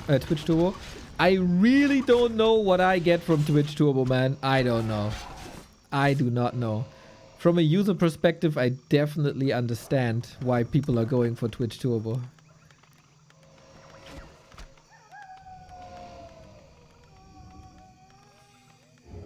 But how much am I benefiting from viewers with Twitch Turbo? No clue. Zero idea. So first wisp already gone. We get more illusions. We also get a lot of archers. Moon was reacting very, very quickly with the Ancients of War. And then it's a lot about the towers. Infi tried to settle for a defensive tower position. That works so far. Dark Ranger, whoa, has a little Steph Curry in her. I once said Steve Curry in a cast and people laughed at me, pointing fingers at me. Ha ha ha, did he really say Steve? That was mean. Infi holds the tower. Moon had to sacrifice a couple of wisps. But the first arcane tower is almost up. And when Demon Hunter is in arcane range, not much immolation, no more. Level-wise, it's fairly even. The Dark Ranger is running out of mana. Maybe both players will be playing without mana. But Demon Hunter is too smart to run into Arcane Tower range. Infi got defend up. Super important. He got one Ancient of War in position to constantly siege that second tower. Archers do quite a bit against an Arcane, as they of course don't have mana. The feedback ability doesn't hurt that much, but now that the mana is gone anyway, Demon Hunter can be used as a fighter again. There we go. So far, I don't think I've seen too much impact of defense. In theory, of course, it should be bonkers versus this many piercing damage that Moon is going for. Ooh. It's not getting easier for Infi. This is a guard tower now for more damage. But also, archers with the Loon's Grace don't take too much damage from piercing. Against the Ancients, that's gonna be great. Against the heroes, it's a little better. Damage-wise. Demon Hunter level 3. Oh, these workers might suffer, but thankfully the Arcane Tower keeps them safe. Ancient of War, though. Seems like it's unstoppable. Surround! Out of nowhere, no TP. Oh, no. How did he get surrounded there? There was just a lot of stuff. And Infi grabs this lots of stuff and surrounds the DH. Oh, damn. 110 seconds on the bench. Or Tavern Revive. That is super expensive. Yeah, that could have financed the tech. Or Huntress Hall. Or another AP, Ancient of War. But of course, nothing's more important than the Demon Hunter. At any stage of the game. So you need that Demon Hunter. Second Ancient of War up. We do have another one to produce in the back. This is getting trickier and trickier for Infi. Little bit of mana still available. We use the Wisp for repair. We don't have endless Wisps, of course. Especially mana is a bit of an issue. But Demon Hunter is the raid boss. He is very different hold than what we've seen before. We call the police once again. Go to the shop. Surround again.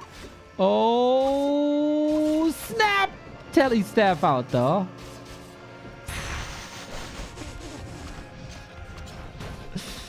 Not twice in a row. This couldn't have happened twice in a row. Shop coming up for not even potion, right? Infi is not on tier 2. But for region scroll, this would be massive. As more units are here. The creeps! The creeps! Infi is attacking the creeps! And they attack the Moonwell. They don't like this in their front yards. Okay, okay. Little distraction, still fine. Demon Hunter not looking great, but he has those consumables. Doesn't heal the Ancient. Going for Immolation. Oh, tick. Invuln, 7 seconds. Dark Ranger killed in this little pocket. Question is, how do you get out of there? I don't think you do. The staff's on cooldown. Heal score level 4. Immolation level 2, but the mana is gone instantly again. Dramatic end to this showmatch series. Both heroes dead. Both heroes go for the tavern, right? If he snipes the Wisp. He's trying to get the demon back, but he can't because the Wisp is dead. Hooray, hooray, the Wisp is dead. Well, now that's something you don't see every day. Back up Wisp to get to the tavern again. See what I mean? These guys, man. There's always magic. Now we can farm the creeps as well. Infi definitely a bit distracted here. 2 Demon Hunter kills. Not enough. 8 archers, both tier 1. Infi dealt with the Ancients of War. We can say that much. A player's forces are under attack. During daytime, this goddamn overseer. Last hit opportunity. Moon got it! Moon got it! Moon got it! With an archer! What the hell? This is crazy! Item is the Ring of Regeneration though, which is also very, very good. Young Fang, oftentimes you know what you're talking about.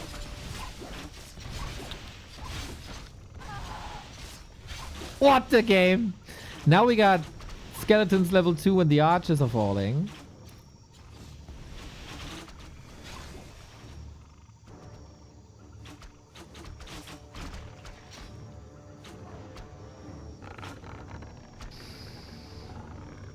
Ten minutes in, both on tier 2. We have a level of masonry, by the way. Appreciate that. Yeah, that attempt of leapfrogging forward, you can forget about that. Instantly shut down. Does Moon have the critical mass? Evasion level 3? I'm pretty sure. I'm pretty sure.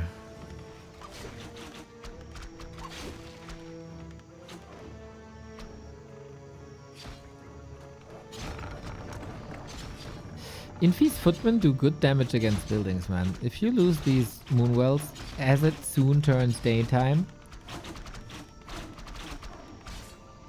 you're in trouble. You really want as much regen as possible. Regen as possible.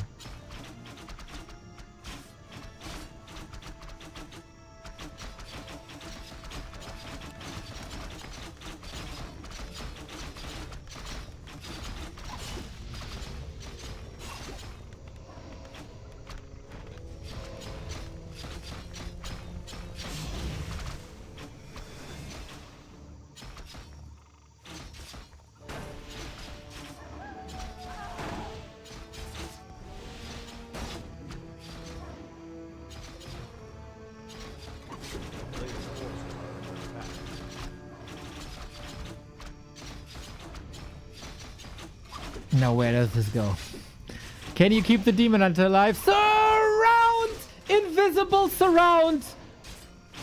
At the beginning of nighttime, and we don't have reveal. No way. I think the only way to get back is like either reveal here, but then you sacrifice that unit, or backpack and get dust. No way this just happened. Thankfully, at the moment, the Dark Ranger is still in range. But she's stuck there. The towers came forward. You really want the region scroll as well. Infi is so hurt. Surround again. Everything in the shadows. Demon has an invuln. Needs it. Gets it. The Ring of Region is, of course, nice, but it doesn't help much. She's dead. Level 5! He's alive! Unreal, Moon! The plays, man! These plays, God tier, only he can do it. Maybe Lord Lion on a good day. But otherwise, the uniqueness of Jung Jae-ho. 39 years old, has seen everything, has played everything, but he's a man of the people, and he invisible archer surrounds the Dark Ranger. She back from the tavern. Tavern owner is getting bagged tonight. Dark Ranger did not go to the shop to get dust. It's still a long night time. Demon Hunter, is he buying and selling dust? That'd be funny. Heal scroll for now. Oh, the heal scroll value.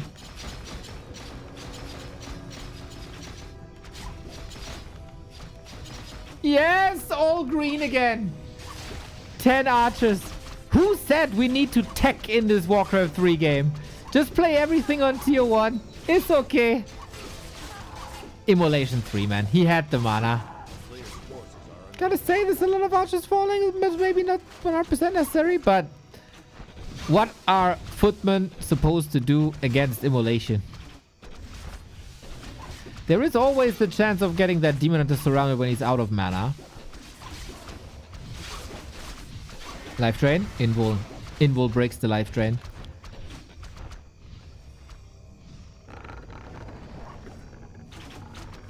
Last leg of nighttime. Close to level 6 Demon Hunter. It's like Footman Frenzy? Hell yeah.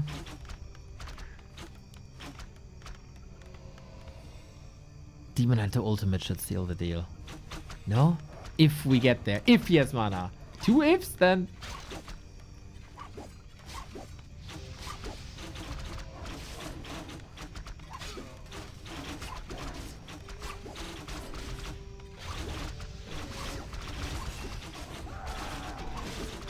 has to be a hold now. Is Metamorphosis the cherry on top of the cake? What a banger match. Absolutely, man. Absolutely. Yeah, we're inches away.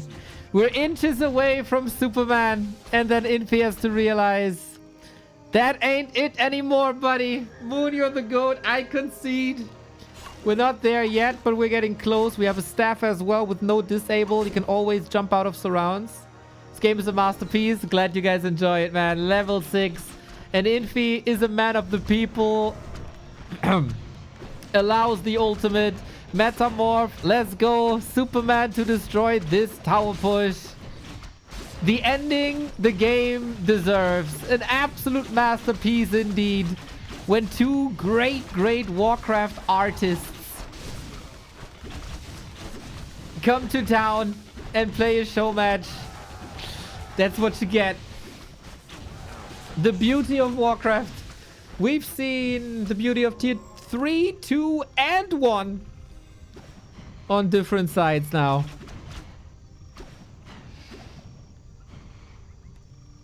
If he thinks he's not dead yet. 16-minute tower push. He survives Metamorphosis. That's a feat in itself. For that, you should be awarded a prize or something.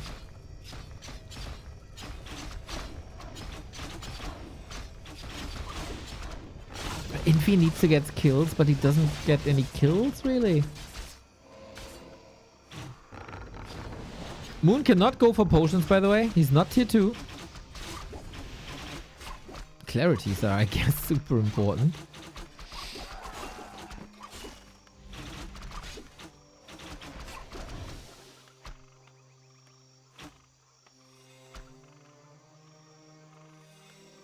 I love very much that Moon built so many Moon Wells. He realized more units doesn't help me that way. What I need is mana and health, and what I need is my Demon Hunter. And what can I do at the moment to support my Demon Hunter? Send him to the shop for some invulns and scrolls, etc. But also the Moonwells. Just damn smart. And shop control. It doesn't really matter where he has to go for this, apparently.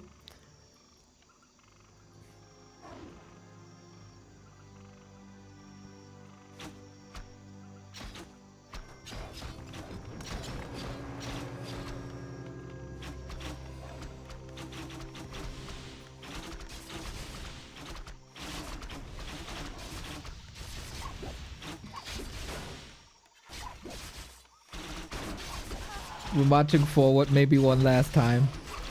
It is daytime. The archers cannot hide. Can you turn these archers into skeletons and kill Moon with skeletons? Ah, oh, big detonates though. Lovely. But Moon is bleeding quite a bit.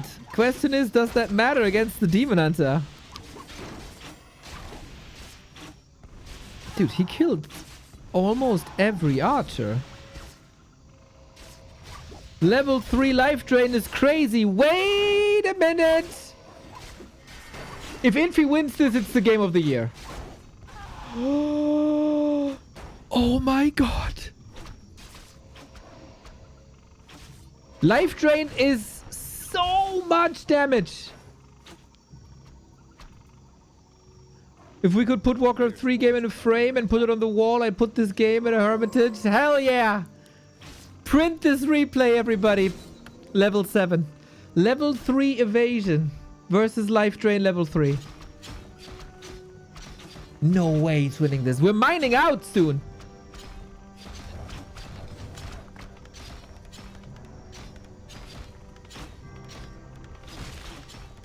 It feels like everything is possible now. We go for Archer Hunt again. Moon has, what is it, 6 wisps? It's not much. He has a lot of buildings though. Human has masonry. Next round of Metamorphosis is online. That's also more HP for the Dark Ranger to suck, actually. This is such a unique game. 20-minute tier 1. You say it, chat. You say it. Yeah, this Metamorphosis has to break Footman and has to break towers, because what else is Moon going to do? Infi, dude, with the heart of a lion.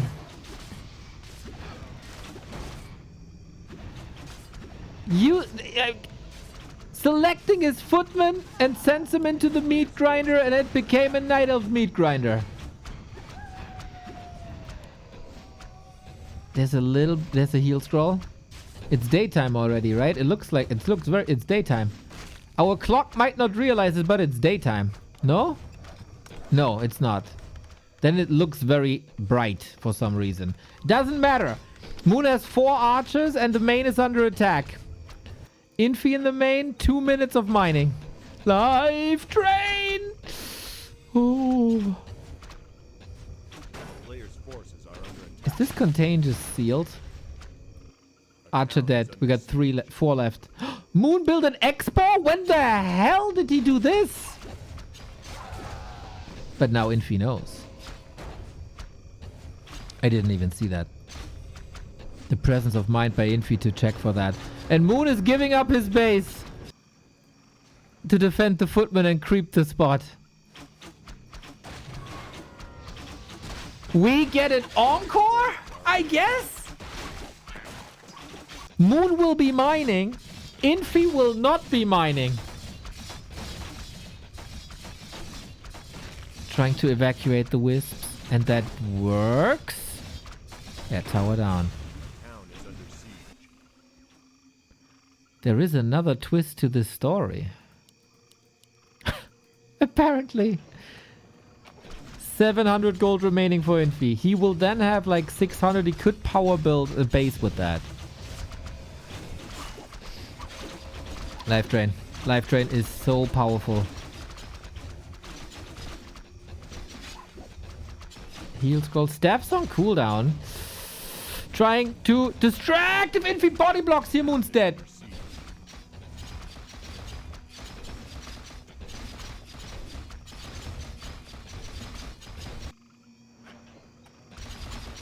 Man, bated breath.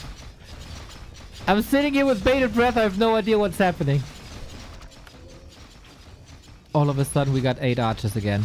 All of a sudden, we're rebuilding a second base, and Infi knows this.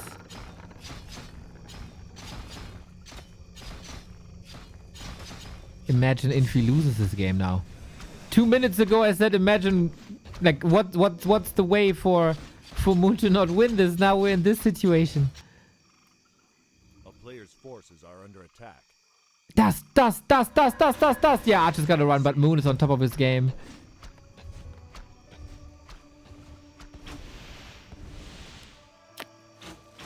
And sends them back immediately.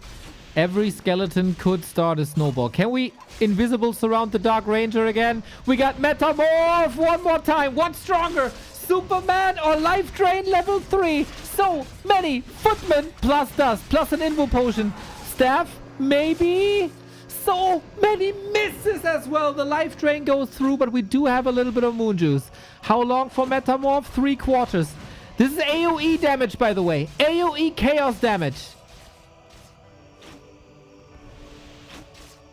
And now Infi throws everything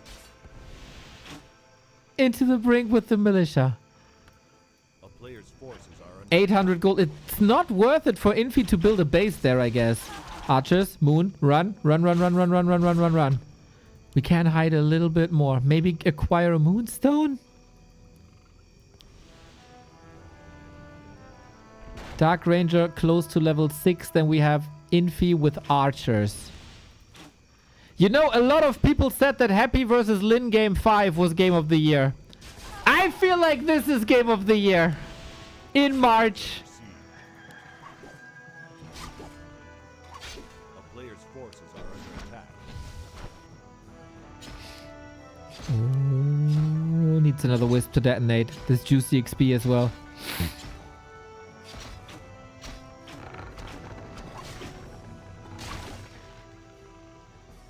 Moon is the one with income. Infi is the one with army. Dark Ranger is close to level 6.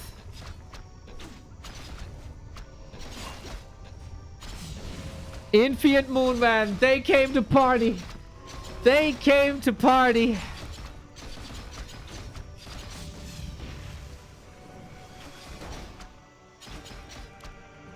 player's forces are under attack.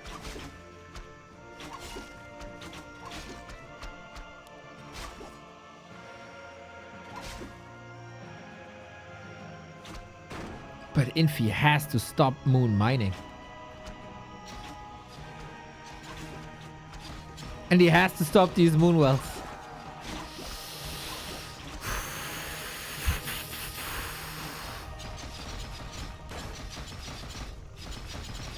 Players' forces are under attack. What's stronger, the sword or the life drain? Demon Hunter has immolation, but Infi with Footman has always been the most scary. Feels like we're saving the big fireworks for the very last second. You got long distance, the longest long distance mining of all time. Once across Tide Hunters.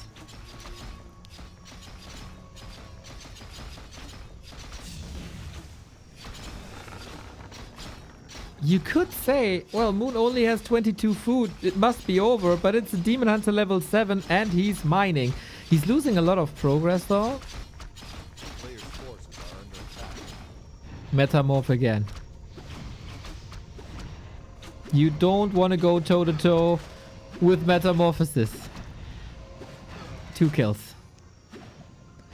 Probably Life Drain, the only spell alongside Banish that's good here against this Demon Hunter.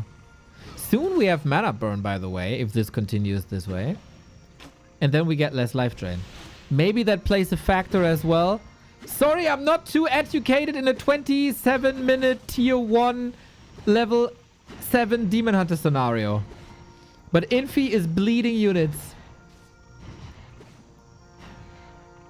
A player's forces are under attack. A town is under siege. What a ridiculous game, level 6. Okay, those will probably be the least impactful charms that we've ever seen. But an archer taken away is an archer taken away. Or is an archer taken away a skeleton less?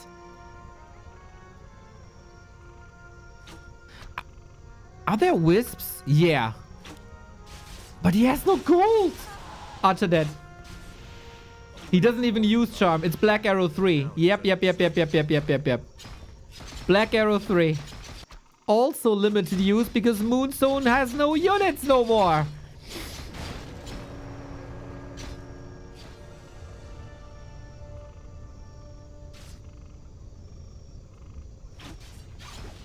Moon down to 4 buildings. Oh, 5 buildings, sorry. Just by building elimination? Can you win it just by building elimination? Moon, what's the way out? He has more. He builds more. He's still mining. But how can you use that gold? Infi's still on the mission with the longest long distance mining in Warcraft 3 history.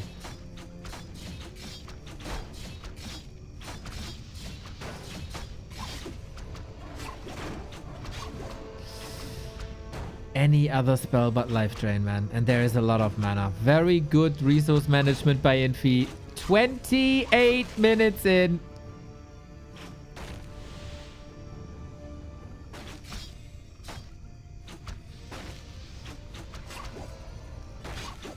Oh, they were kind of blocked with the wisps. I thought he kills them all. 120 gold. Could be another footman. It's not many footmen anymore. This is a limited threat now outside the Dark Ranger. So are we playing Dota in a bit? No, Infi leaves the game. He sees no way out against this Demon Hunter. He lost too many footmen. And he can't shut down the base.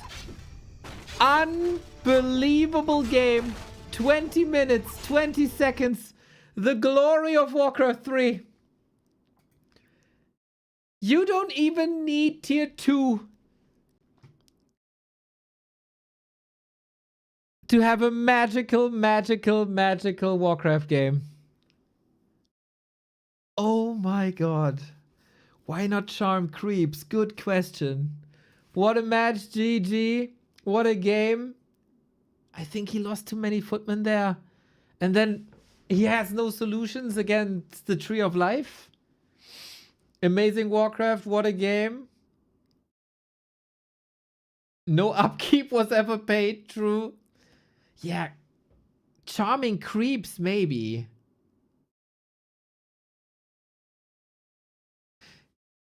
DR was surrounded by Invis archers. What? DR was surrounded by Invis. Oh, did I not miss this? Did I miss this?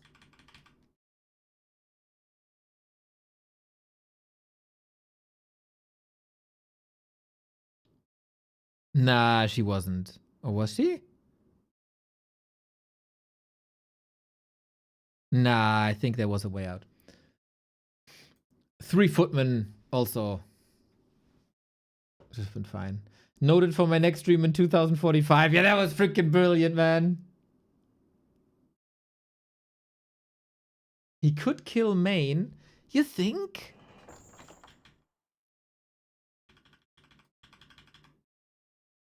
No, no, no, no, no, no, no. No, no, no, no, no, no, no. I don't think he can kill the Main. Footmen are too hurt. There's still wisps also. Infi leaves the game here. God damn it. What a beautiful, beautiful, beautiful game. Tomb of Retraining, mana burn 3.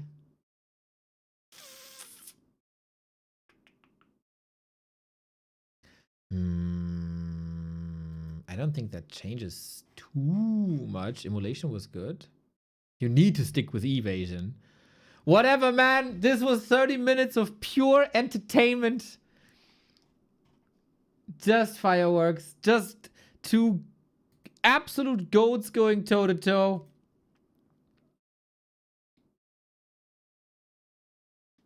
And yeah, just... What a showcase for this game, though. What a showcase for this game. Truly a very unique game. Truly 2 masters of their art. 2 people who've played so many wars against each other and are in this scene for like 20 years, still able to create unique games. In a best of 7, no less. Ah, fantastic. Nothing but fantastic.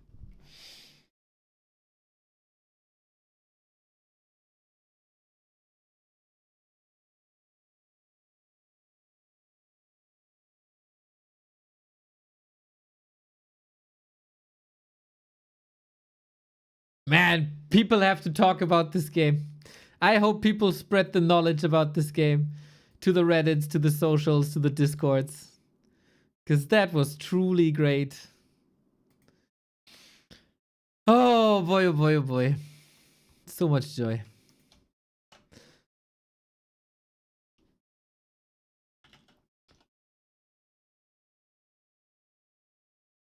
How are we supposed to top that today?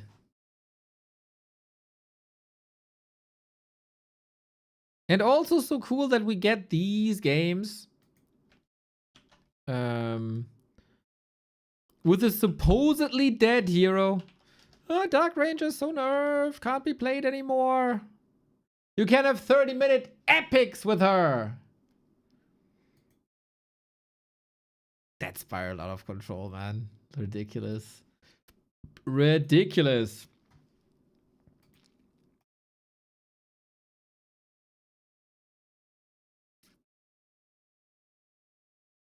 So, with that, we go into Don't Rush Me Cup.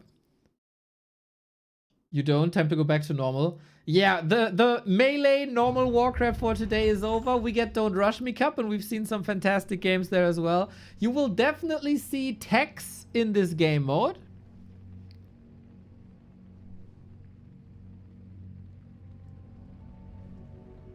You will definitely see techs in this game mode. This is the game mode where we have 11-minute no rushes. You can't cross an invisible wall in the middle of the map. So, yeah. After the group stage, Lucifer and Trunks still alive. Now they face each other. Lucifer winning a very competitive group with Leluami, the best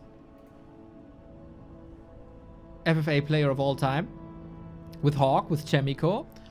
That was a bit of a surprise. And Trunks only fell to I forgot. I don't know. Did someone try a 100 supply push on tier 1? Yeah, maybe they should. Maybe they should. Okay, let's load in everybody. It is Lucy versus Trunks. We know Trunks from a ESL Meisterschaft season, also as a very good one-on-one player. Against Lawlight. Thank you, Skoa. Thank you. So, 5-2, man, and every game was a banger. Smiles all over me face. Oh, it says Lucy Shik. Lol, no. Lucy Trunks. I'm an idiot. Lucy Trunks. Overlay, come on. Show me. Is it working? Yes. Okay. Round of 16. I did not look into the Wikipedia because there might be spoilers. So I'm a little bit reliant on other... wait, don't rush me. Cup. I remember Lawlight is in the next round. Moon is in the next round. Neutron is in the next round.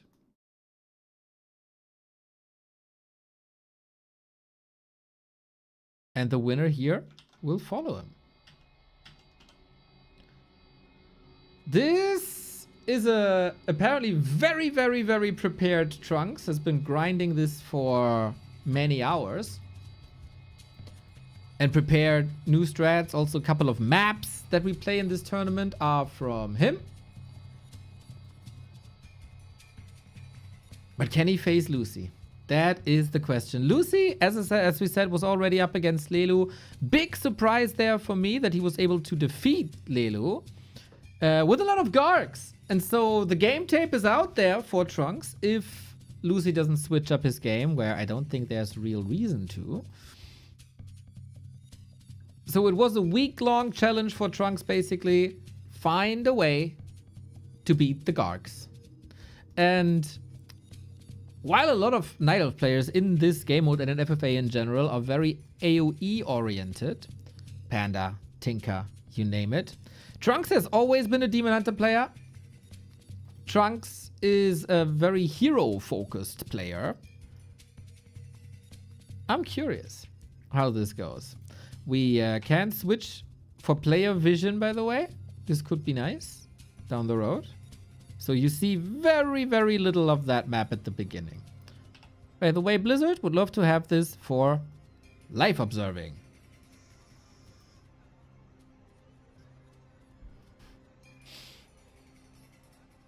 Man, I still gotta calm down after that Moon Infi game. Brilliant. So this game mode is very expansion heavy. You see the timer on the right hand side. This is the time you have before fights are possible. By the way, if anybody spoils these results, if they're available somehow, you get banned, so don't do it.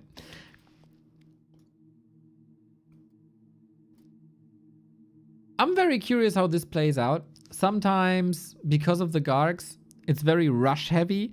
You go to the 10-minute mark, you fly across, you win the game. I hope that's not the case. Best of 3, by the way, so first to 2 wins the game. Wins the series and moves on in the bracket. So we see a Dreadlord first by Lucy against Dryads. That would potentially be bad, but nobody really plays Dryads in this game mode, so it's fine. As we said, a lot about AoE when you're up against Gargs. Question always is, how many expansions do you take? When do you build an army? What are your heroes in this game mode as well? I think in a normal FFA, Trunks would still always go for Demon Hunter Naga. I don't see real usage of Naga here, so it should be Panda, Tinka, stuff like that. Lucy relatively conservative on one base tech, off to the second one. Trunks on the other side expanding here already. In the early stages, incredibly important to open up the mines, so they are available for expansions later. Because later on, there will be so much fighting that you don't have the time for that anymore. Really, really cool tournament so far. We've seen some FFA legends clash with amazing one-on-one players. More often than not, the one-on-one players succeed.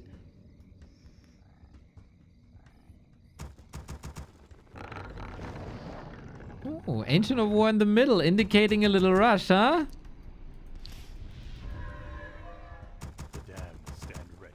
Sorry, I can't disable these sounds without disabling every sound. So we have to live with that now. Dreadlord can carry later. We have seen strong metamorphs already today. But we've also seen in this tournament a lot of very strong infernals. Sometimes even by the creeps. Also important, shredders. You don't want to miss the shredder timing at 5 minutes. This game mode and FFA have taught me shredder timing 5 minutes. I never would have learned this via one-on-one. Because it's like so essential, and then one-on-one at the 5-minute timing it's not. And then in 5-6 minutes we can fight, but until then we'll explore the bases and see what army composition we got. Why sleep? I think we're currently in a creeping phase. And Carrion Swarm doesn't help you too much. I think Sleep is a very effective creeping tool. And level 2 Sleep has lower mana cost. And so you can spam it a little more. And maybe don't need any regen for the Sleep. I think that's the thinking. I see a reason for that, for sure. Probably for creeping more efficient. So we get Cannibalize, also for staying on the map, for not forcing ghouls back, to not have a rotation. Panda second for Trunks. Graveyard always a little bit later. And then the question is, oh, no second base yet. He's low on lumber. With only 1 ghoul. Okay, and he needs still production, Lucy does. Trunks taking to tier 3, doesn't unfold his build yet. You can be scouted from laboratories, and so I guess both players want to hold their cards to themselves, so it can't get scouted too early. But yeah, I think I don't know how much time Lucy spent on this actually, but there was not too much game tape from other undeads. Devi, of course. Very, very smart undead player in this game mode. That might have shown him the way a little bit. And Trunks, yeah, he was theory crafting a lot with multiple people, is what I heard, saw. Basically, there was always a Trunks game in Flow TV the past couple of days. Summoning is complete. Summoning is complete. Our forces are under attack. So yeah, creeping is good on both sides. Level 4 Demon Hunter top. Panda with Rune Bracers. I think that's usually not an item you would fancy, but against undead, maybe you do. Maybe you sell it though.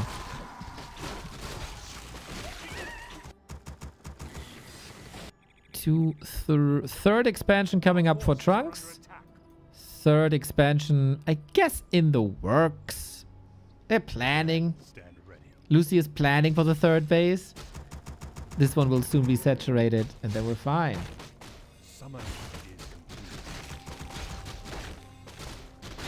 Triple Chimera Roost without hippos or dryads.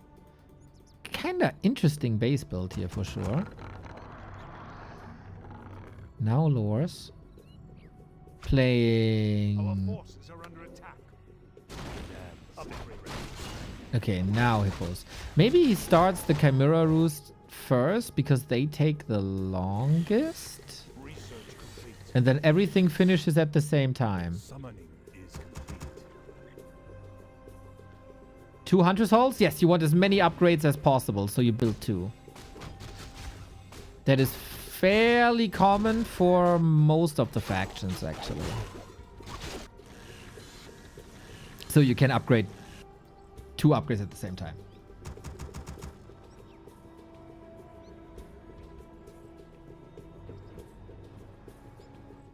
Oh, Trunks is in the red. That's better. Now the colors align better. And yeah, as expected, Gargs. We have a Lich that will be underleveled. Dreadlord is looking fine. Tome of Retraining for Mana Burn. Panda level 3 is good. No third hero yet is interesting. And we're breaking upkeep. Both at the same time, actually. Pretty much the same time. Lucy maybe a couple of seconds earlier.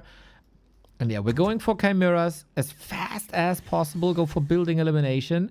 There's no fortification against them. So you gotta defend with Gargs. And I wonder how thin can you spread your Night Elf army to do damage against the undead bases while not getting overwhelmed by Gargs yourself. Are you allowed to scout the other team with Farsight or the Observatory Reveal? Yes, you are.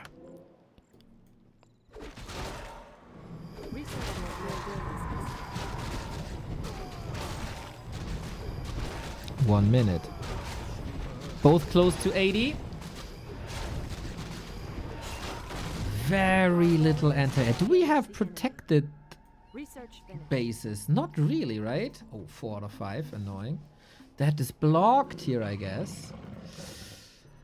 No APs for Trunks. Really? This feels very greedy.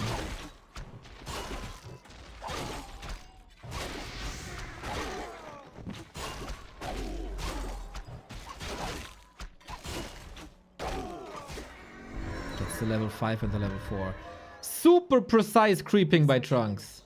18 seconds until the invisible wall falls and you get level 5 and level 4. But also, will Lucy reach level 5?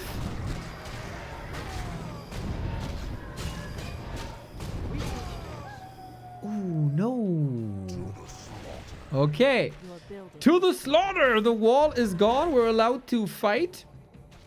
Needs more wins now. Keeper is coming as well. But yeah, that is a lot of Gargs. And it seems like they're missing each other in the middle. Which is, I think, good. We got a Shredder attack left-hand side.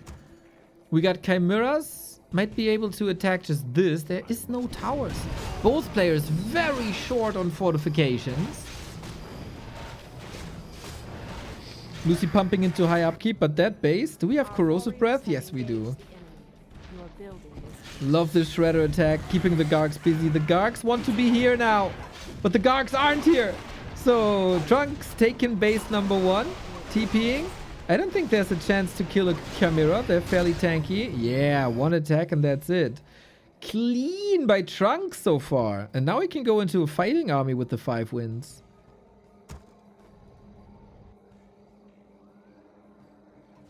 Our warriors have engaged the enemy. And Trunks did not lose a base. Your building is complete.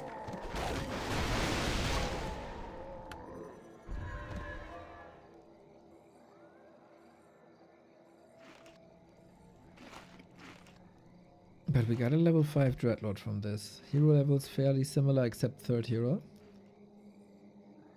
But Lucy, you gotta be at the right time always. There's nothing else against Chimeras. Super tricky now. Oh, is Trunks speculating on another expo? That's not the case. Or does he want to approach from the front? Okay. Bit of a decoy actually. Soaking up damage. There we go. But are we trading TPs? Yeah, I think Trunks can do this all day. Would you have stabs? Yeah. Coil was flying. Keeper is alive though.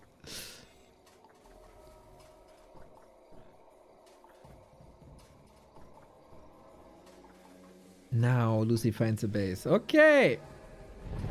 He is in high upkeep though. He is paying a lot of Warcraft taxes. Not mining here, not mining here. Maybe that was the time to be in high upkeep, but he gotta make it work now. Oh, we're still on sleep actually. No Carrion Swarm. I think that's an oversight. But hey, it is also very stressful when you gotta take care of 4 bases at the same time.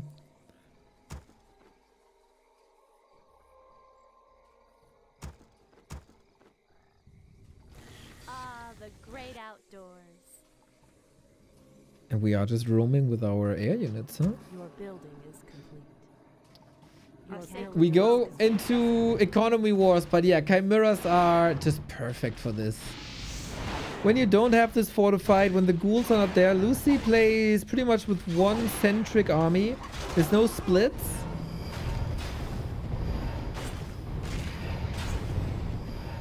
He has the offense down now, but not the defense. So it's another base wiped. This one is starting soon again. And I guess for Trunks it's only the question, when do I really have to get back and how much damage can I do before I really have to get back? And can I fight this? At the moment it's 11 hippos. No level 2 keeper. We're going straight for the base. And he's forcing in a game of chicken Lucifer's TP. Exactly. Oh! Okay, these Gargs had some nice fodder. There was 2 chimeras down. And that converts into levels.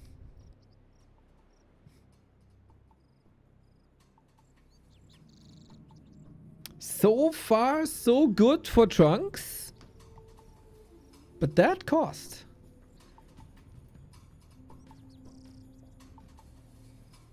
Both players very, very broke. 15 hippos.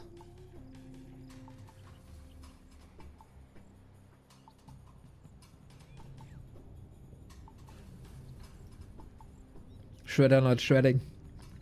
Big deforestation.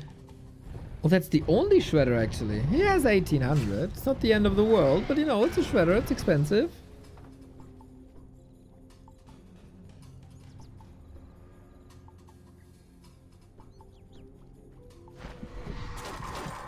Alright, here we go. The hippos all clumped up. At least they were maybe the decisive fight here. Vamp Aura 3 is crazy. We don't have thorns.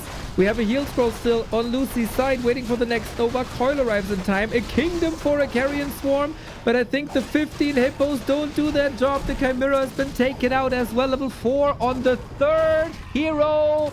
Lucy is owning in this fight. There's not much left. The Breath of Fire, lovely. Panda will still bite the dust, and Lucy outfights Trunks quite hard, actually. Level 5 now. Everything but a Demon Hunter and 2 hippos deleted. Trunks also 1,000 gold. Bit of macro, bit of production could have helped. The production buildings were so close to the fight, and I don't see any attacks anywhere else. No, Lucy is still fully mining, and Trunks is losing his third last base. Absolute mega rip. That's right. Now a kingdom for a statue, huh? To get the mana back, but yeah, this base gone, this base gone, there no base. Trunks still 1,000 gold, but he's not buying anything back. It feels like he has given up, and he does. Lucy with the 1-1. Oh. Okay. Okay. Damn, it really looked like Trunks' approach was good with the Chimeras on 2 bases, but maybe it was a little bit too late.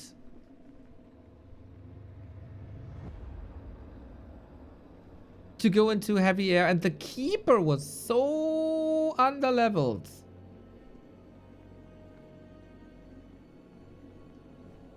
And that hurt him. And then we have this one big push with high supply. And there we go. White Treants on level 1. That is a good scouting, I think. It's a good scouting tool to send them across the map. For the fight that was there, that would have helped to have thorns, but yeah, also not an equalizer though.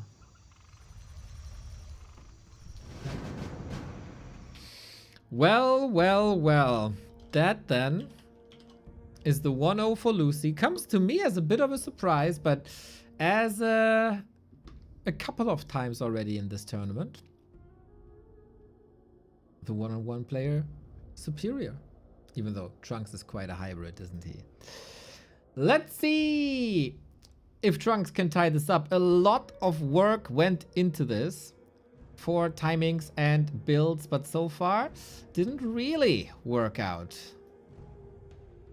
There was a plan, but it wasn't crucial damage. So this time I take the colors immediately. What can you change is the question.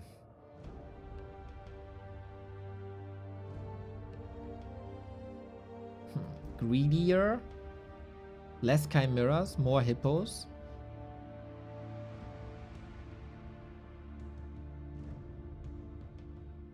Do you have to do more damage, really? Interesting that Lucy went for Thorn's Aura 3, really. Yeah, Demon Hunter. I mean, Demon Hunter is set for Trunks. We can say that, like, a Tinker would be better, Panda First would be better, like any big AoE would be better. But it's Trunks. Trunks will never change. Trunks will take a Demon Hunter, so we don't really have to talk about this, right? And then on the other side, Lucy also didn't have Carrion Swarm, so maybe this is a game for Infernal now, to please the fans.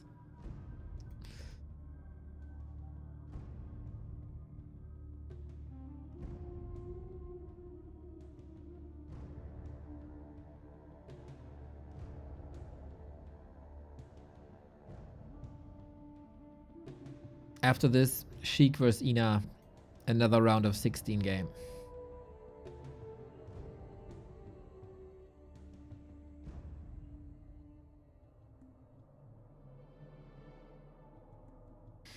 Immolation creeping always faster.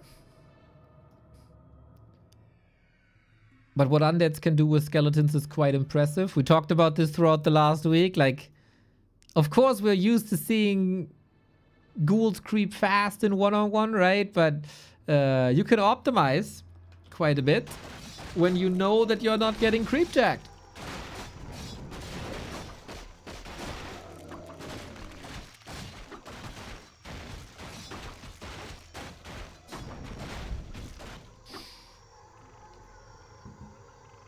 And then we can tech faster and expand faster. Obviously, it would take an expert in this game to tell me if this was too greedy or not. I think Keeper was a big issue. And I think in one-on-one, I can, like, the best I can do mostly is to draw a comparison to one-on-one, right?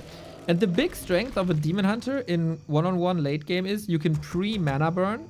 So you know more or less where your opponent is. You're chasing him. You're mana burning, mana burning, mana burning. Hopefully not getting caught.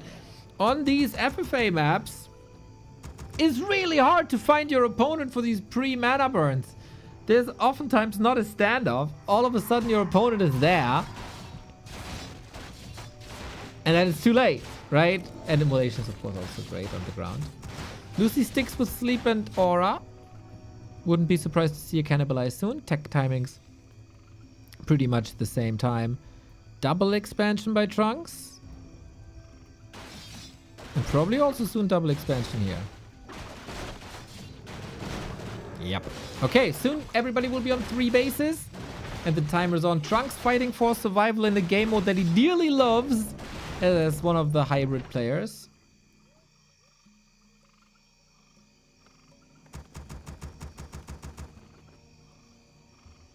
And one of the map makers for this mode. He probably thought he has better chances. Summoning is And now he's fighting for survival. summoning.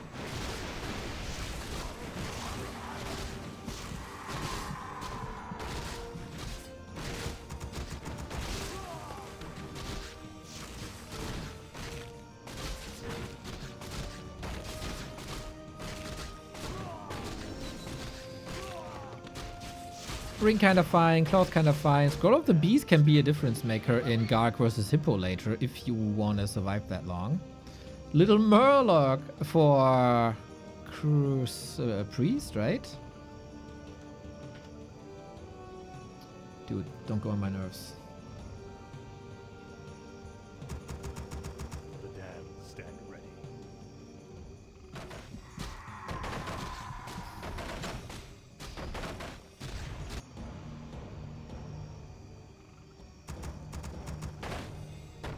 Lucius cannibalized? Yeah, Lucius cannibalized. Also last game. He sometimes even plays this in one-on-one. Him and Happy are the only player who ever researched cannibalize. There were some cool plays with Abomination cannibalize late game lately. I think it's great value for super low price. If you don't want to stuck up on ghouls anymore, I think it's great. Anything, I think, especially in this game mode, anything that keeps you on the map and doesn't force you into a ghoul rotation is good.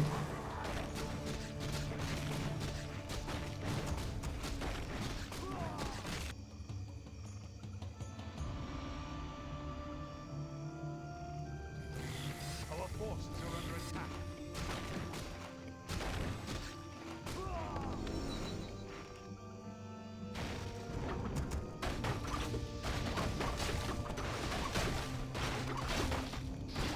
Less than 5 minutes. Naga! What the hell? How are you supposed to win against mass Gargs with the Naga?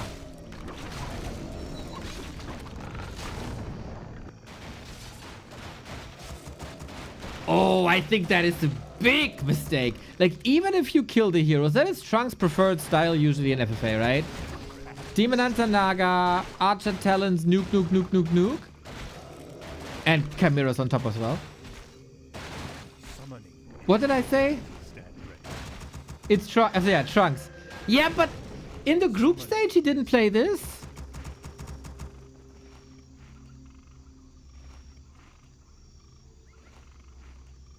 Like, even if he kills the heroes, won't the Gargs just take over? I'm skeptical, Trunks. Very skeptical. Maybe he saw a flaw, but I think Panda was a little bit underwhelming in comparison.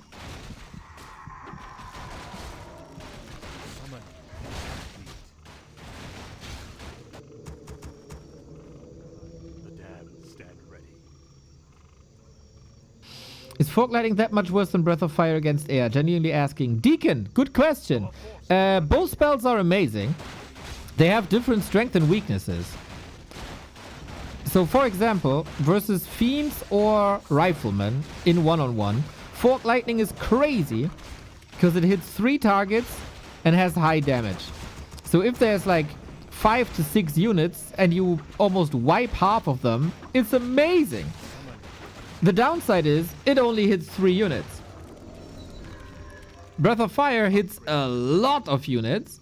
The damage isn't as high as of a Fork Lightning, but therefore it hits a lot of units. And there will be like 12, 16, 20 gargoyles. So the limit of Fork Lightning of 3, I think is really problematic.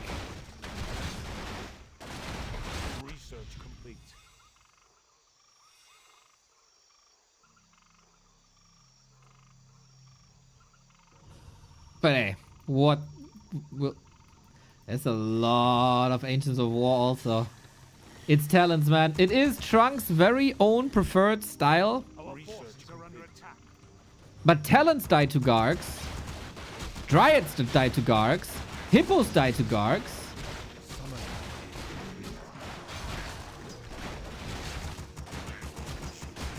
Is it always 3 targets max? Yes. The damage increases for Fork Lightning, but it's always 3 targets. Like a fork always has 3 thingies. I don't know what they're called. Pikas.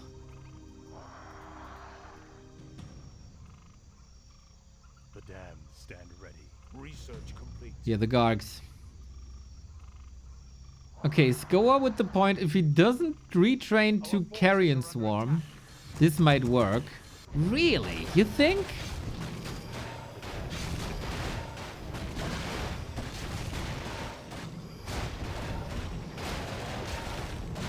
The creeps got crippled. Lol. 50 seconds. 70 versus 70. Gold income is fairly even. 4 extra bases for Lucy.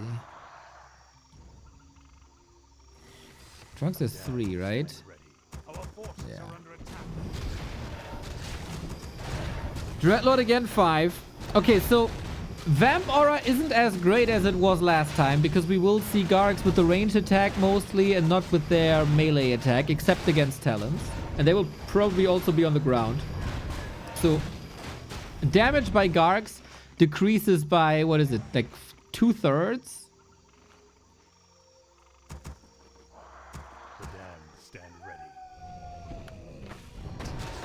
Okay, here we go. Invisible wall gone. Trunks fighting for his tournament life. Literally.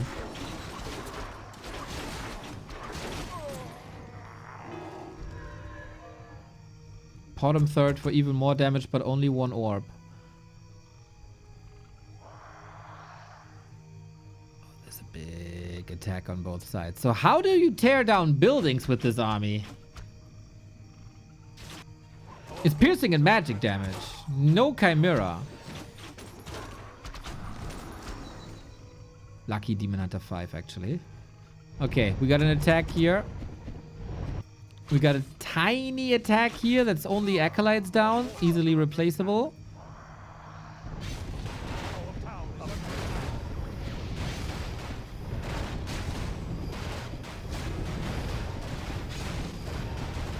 Arms race it is.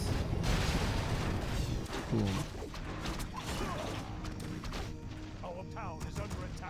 Yeah, now I'm curious about the fight. Very curious about the fight. Illusion on the Dreadlord. Here we go. Can the Gargs wipe this? We have heal scrolls, these scrolls. But yeah, Carrion Swarm would be insane. This is why there's a Cyclone. Supply-wise, Trunks ahead. Naga in trouble. Town Portal last second. Archer survive. Lich actually wipes him. Okay. Okay, Trunks is cooking. It did cost a base, though. It did cost Trunks a base. And Lucy gets more gold. Good wipe on Acolytes.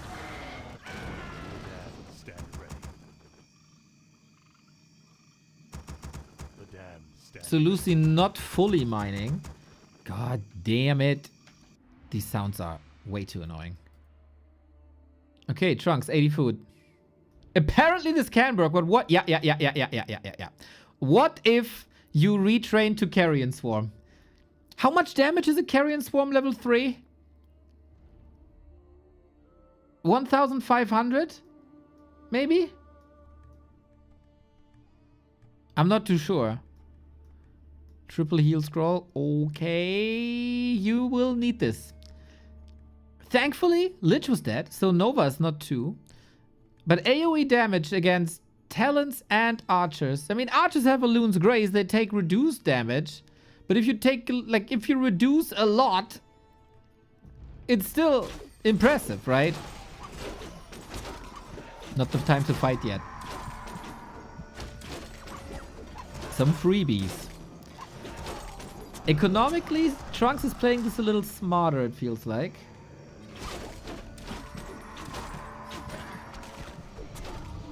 Didn't wait for the archers, or Trunks held them back, however we want to see it. Nuke on the bottom. Off we go. It's still... Wait, it's only 11 guns. The Lich! Every hero in the air!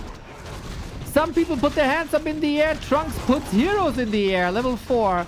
Oh, the Lich will be missed. Dearly missed. LOL, this is working.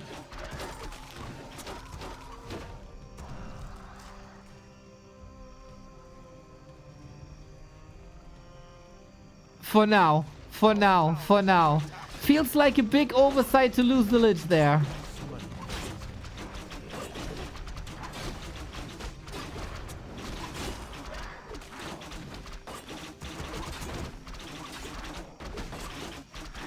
Lucy is standing against defeat. Did Trunks rebuild the Expo? Expo here, Expo there, Expo growing here, Expo up here. And Fork Lightning got stronger. Trunks is a madman.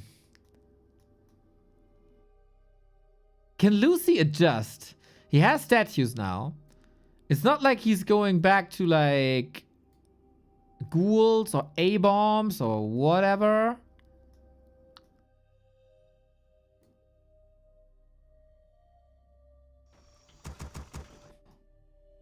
Ah, it is ghouls. Okay. It is a lot of ghouls.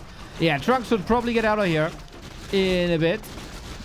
Because archers will fall to Carrion Swarm and to Nova. This Lich is really pathetic. Cyclone again. He didn't wait for that Lich. Now it's level 6 on the Demon Hunter. We've seen a Demon Hunter in the last game of Moon vs. Infi. Summoning is complete. And can win games. Oh, I think that first Lich kill, man, that might break Lucy's back. Our town is under attack. Do we have more round attacks? Yep, this is not mining. 1, 2, 3 expos, right? That's it. He's mining here. He's mining here. This one's gone, but he's mining here and he's mining here. Truck's looking good. Our forces are under attack.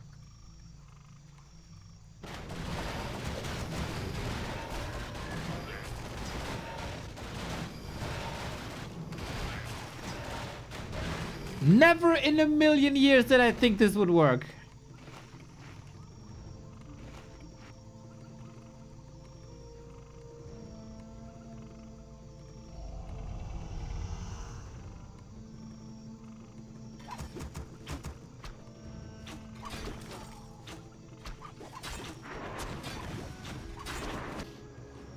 Okay, we get destroyers for Dispel. Lucy's still good upkeep, good supply, but the Lich worries me as I say, but that's the first real big Carrion Swarm Nova combo. Trunks immediately getting out. Archer's not all portaling with him. The Potom not portaling with him. Oh no, he fought so bravely and now what a mistake. What a slaughter. Look at the swing. And we have no immolation. We only have Fork Lightning. And Potom doesn't have Starfall. These ghouls can also be used as like little wrecking balls against trees. There's 0 fortification anywhere. Like Happy style, one-on-one. Send them into, I don't want to say economy line. Send them to trees.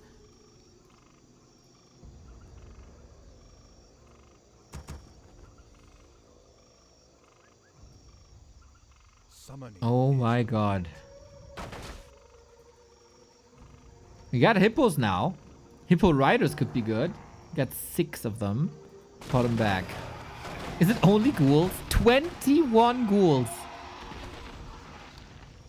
And we're close to infernals. You can kill things very, very, very fast. Now Lucy needs anti-air though. To a degree, Carrion Swarm Coil Nova is your anti-air. But Hippo riders are quite tanky. Yeah, this expo.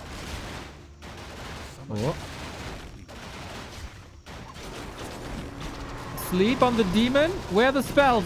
Where are the Carrion Swarms? Where are the Novas? Okay, Nova we have seen. Demon Hunter, also big AoE attack. Ghouls, great targets. Carrion Swarm, what chaos this is!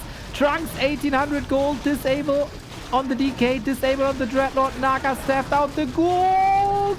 The Lich kill! Oh my god, Lucy is getting completely trampled on. You don't want to fight Demon Hunter Metamorphosis AoE with 21 ghouls. 30,000 damage on the Demon Hunter. It feels like 2/3 of this in the last fight.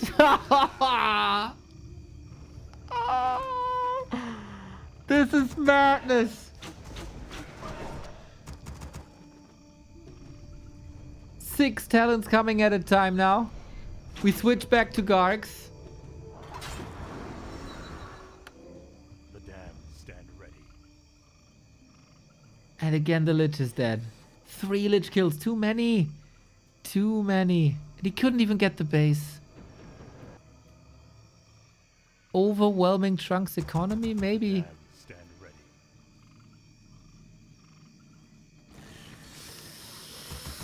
Oh, you gotta build back real quick.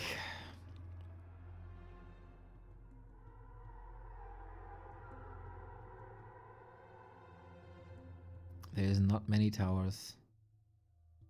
So Hippo Riders can easily snipe Acolytes now.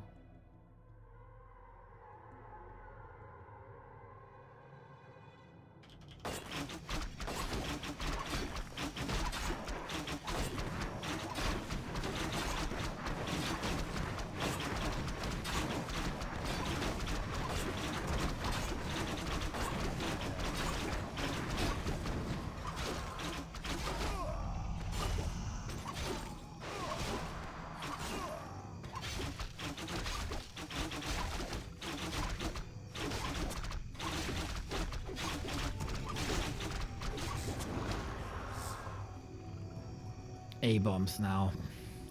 But it's also too many talents now. 100 supply. This is a death punch, isn't it? When this army is coming together. Hippo Riders, talents, hippos. Trunks is tying this up. Our forces are under attack.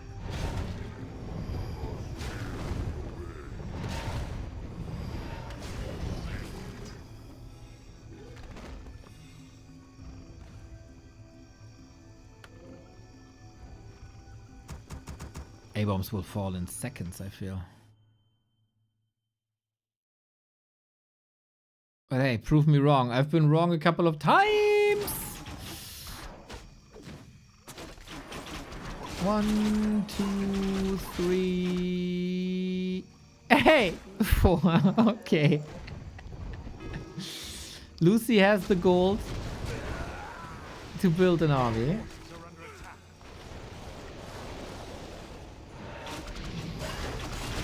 No dispel, man. No dispel. If the Gargs are dead, Trunks is winning this. There's too much Cyclone. Level 7, Infernal. Okay, that's a bit of a pain for the backline with Immolation and all the big damage. But it's just mass, dude. It's just mass. You can focus whatever you want. 3/3 upgrades. Way too much. Lich will die again. This is really the big strength of this strategy. The heroes melt and you gotta be ready for this. This is how Cini oftentimes plays in Night of Mirror.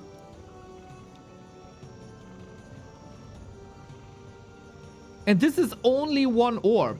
This could be worse, man.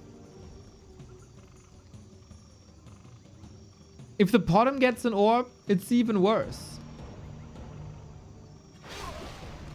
Wouldn't be too surprised to see Trunks getting more expansion, but no other base is open no more.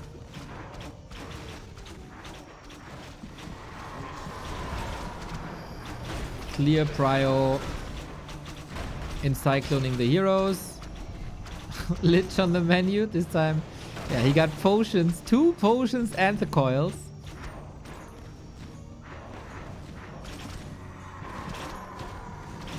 Dreadlord has a TP, but maybe that's just it. Don't know.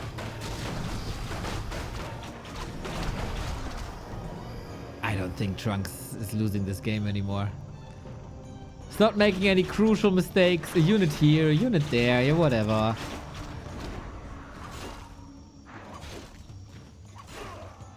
Oh, what if he plays the 24 ghouls and split attacks the bases? And levels the Lich at the same time. It looks a lot better then.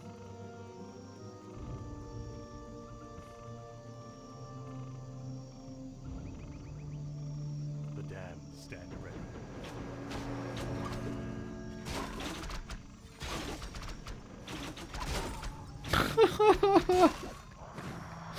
A-bombs with fairy fire, dude. This ain't it. Not with 3/3 upgrades. No, no. Stand ready.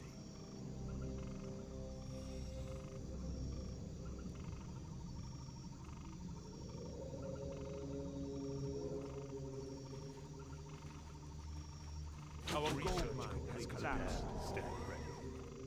Okay, main down. Yep, main down for Oh, Trunks stopped mining in the main. So now he almost has 9 minutes left in a safe position for mining. Stand ready. Cool.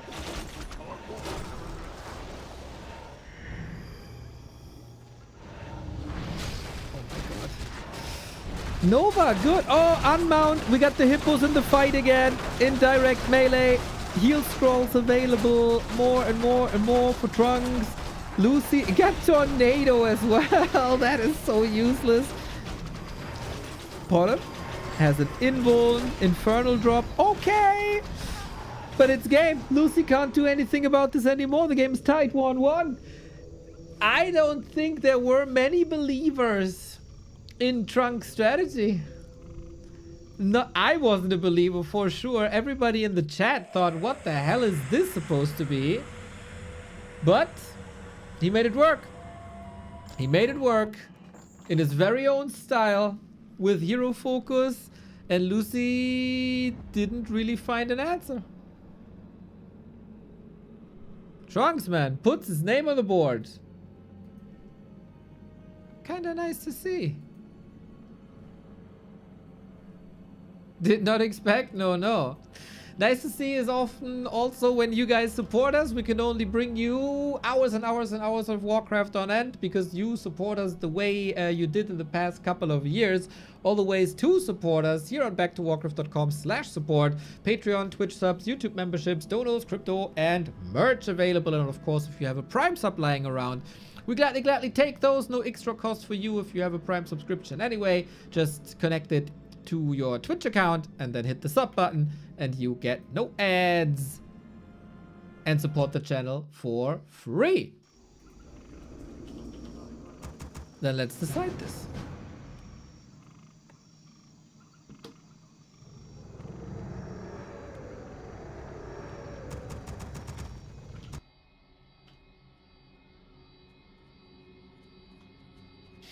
One more map for the quarterfinal. I think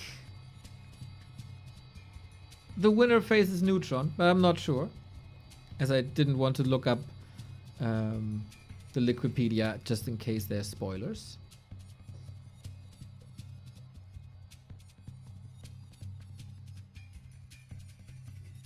So Trunks, what now? We are on Vile Reef, lots of Makroras, not too many gold mines.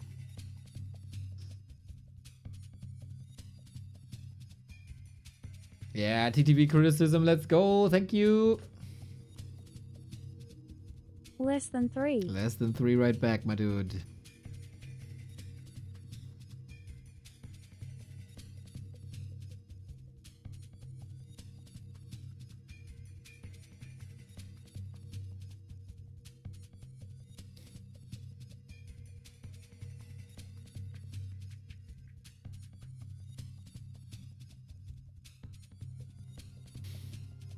It's a Demon Hunter again, I don't think that's a surprise. It's a Dreadlord again, I don't think that is a surprise.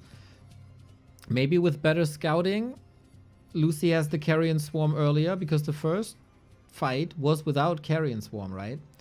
If Lucy hits the Carrion Swarm into the first army, well, it was still a lot of archers and not Hippo Riders. Hippo Riders are a lot tankier than archers. He can decimate them a ton. So maybe he missed that? Just saw the wins and thought, okay, Hippos for the Garg fight again.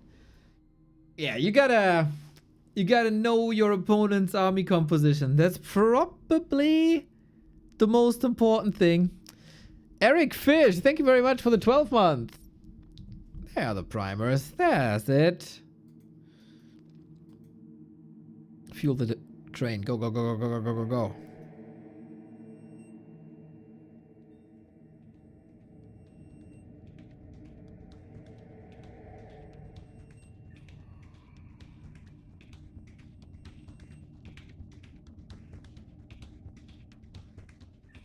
Support with a sub, you dorks. Oh, Mr. Backhead, you're a gem. Immolation creeping, sleep creeping. This is what we've seen twice, but now it's most important.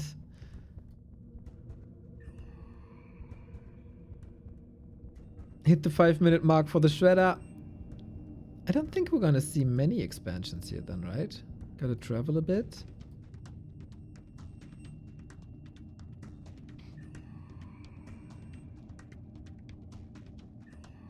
So far, both players had very exquisite creep routes with more or less a guaranteed level 5 for both Dreadlord and Demon Hunter.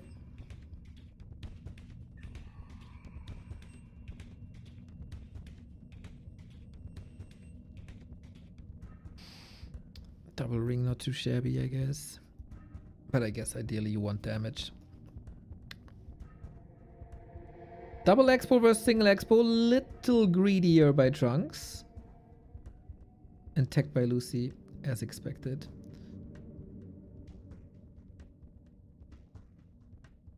So big question, I think like Trunks kind of dictates the game. Is he going for hippos and chimeras again? Or is he going for talents and hero focus again? And will Lucy be ready for whatever Trunks has ready? I don't think in general Gargs are a mistake at all. The Gargs didn't lose the game. I think the heroes did. Especially that Lich kill and the lack of Carrion Swarm. If these two things are fixed, I think Lucy has an almost easy game. That's why we were all so surprised that Trunks wins this.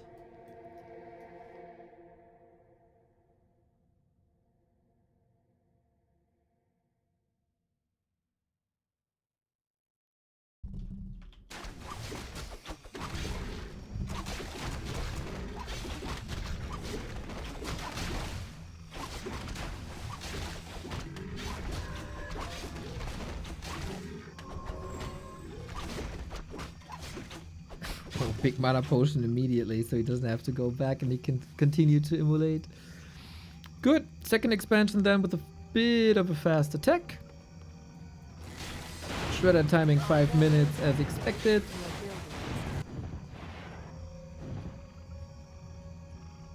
And always found it funny how these walk. They're like pigeons, man.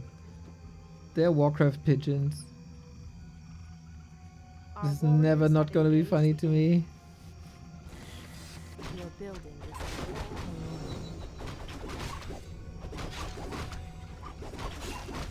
1, 2, 3 bases.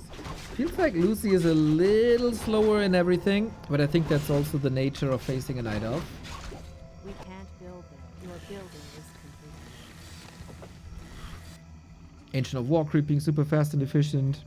Demon Hunter immolation super fast and efficient. The undead strength come in a bit later.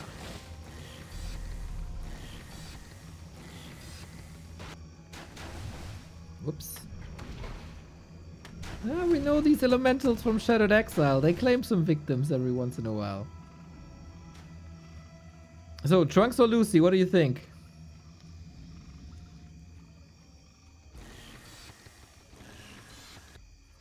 I stand ready. Inspired was eliminated before. Chimiko was eliminated before.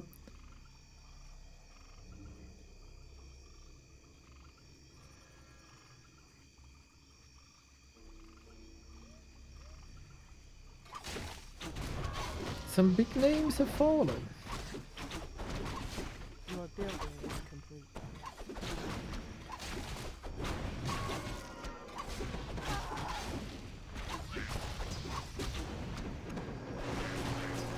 Your building is complete.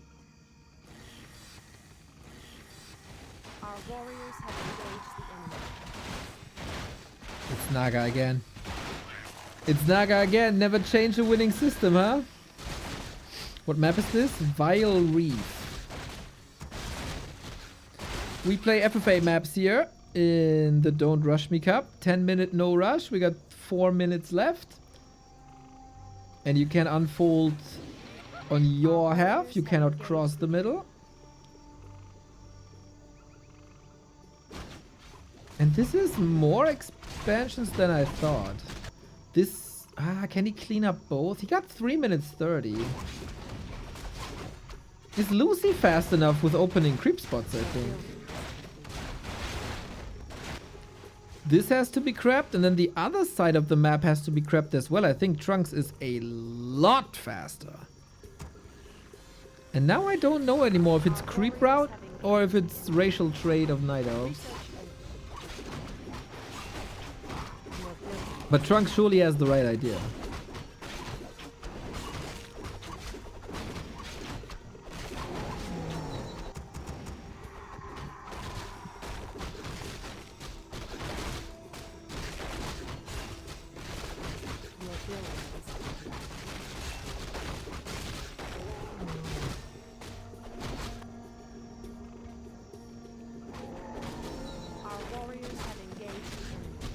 Oh, Lionhorn is nice for more defense. Double town portal. Ooh, Lucy could portal here and creep then. If he thinks that's worth it.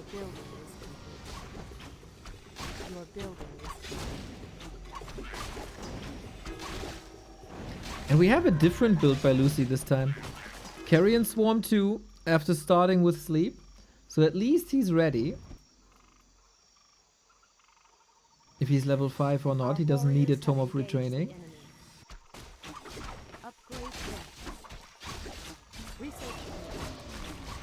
But yeah, Trunks clearly coming prepared. With very good creep routes with 2 different strats. Seems like Lucy was very prepared for Hippos and Chimeras. And now he gotta show his 23 years of competitive Warcraft experience how to adjust. I think that Carrion Swarm is already an essential adjustment. Research your building is complete.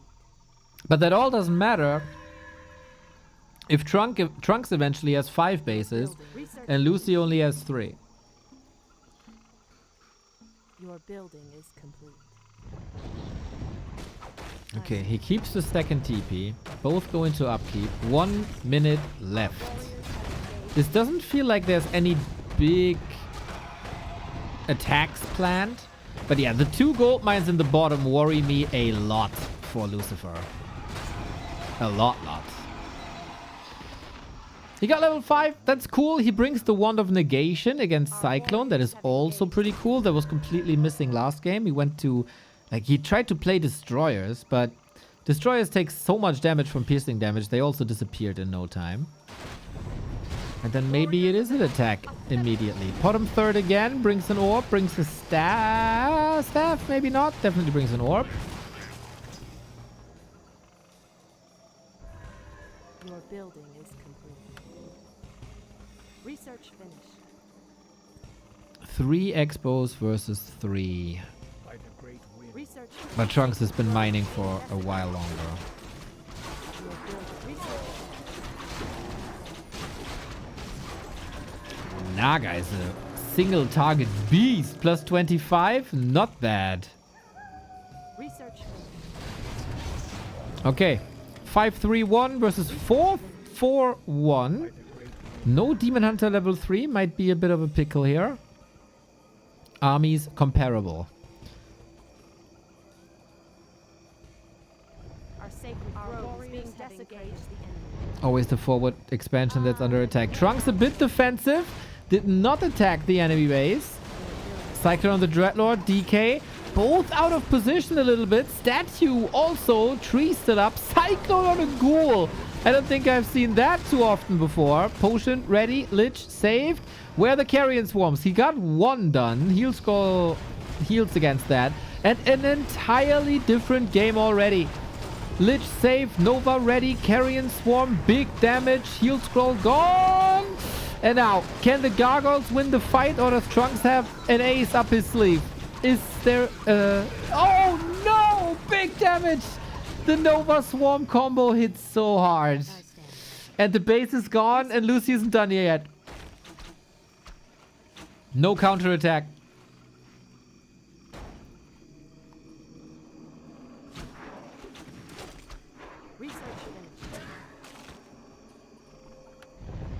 He must have had a bit of a bank. Trunks is building back to 70. Oh, but Lucy has the initiative. And in this game mode, you never, ever, ever want to lose the initiative. Cyclone, okay. But this is kind of cool, actually. He got 2 town portals. So even if one hero is in the air, he can go for the second one. 1 heal scroll ready. Another one for Lucy, who also brought 2. Double scroll all the way. Needs more production. Gets more production. The supply gap is growing and growing and growing. And now the crows are supposed to help against this destroy. I think the focus fire is too good. Lich dies again with potion and TP. Whoops.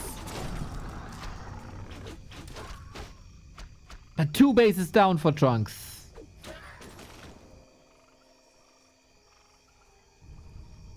That hurts. Builds a new one. Okay. And rebuilds here as well. But Lucy is obviously mining. Now it's a very good thing for Trunks that Lucy never opened up the bottom.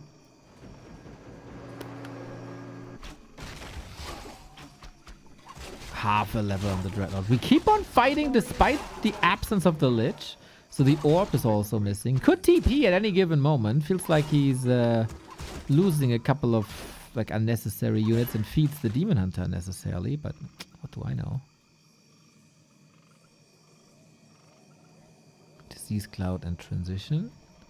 So many talents again.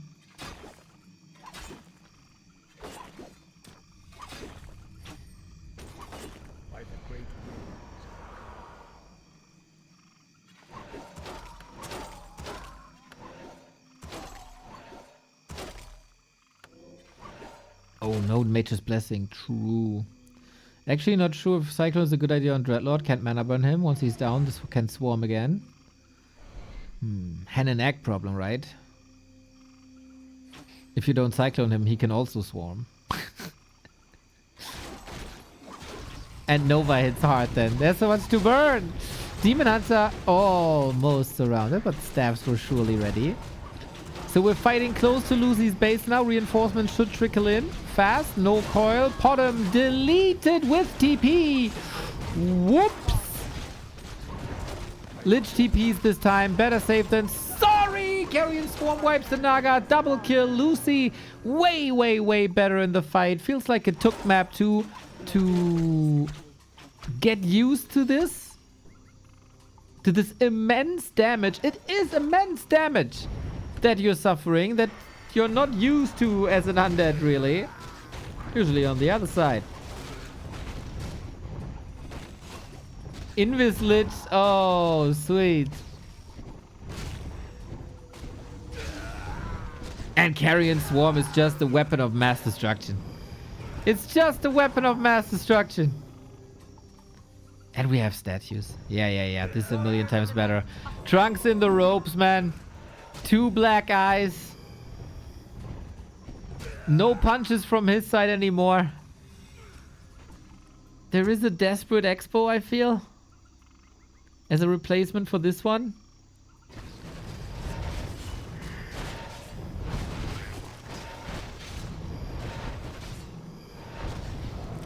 Double wipe. Double hero wipe. Ouch.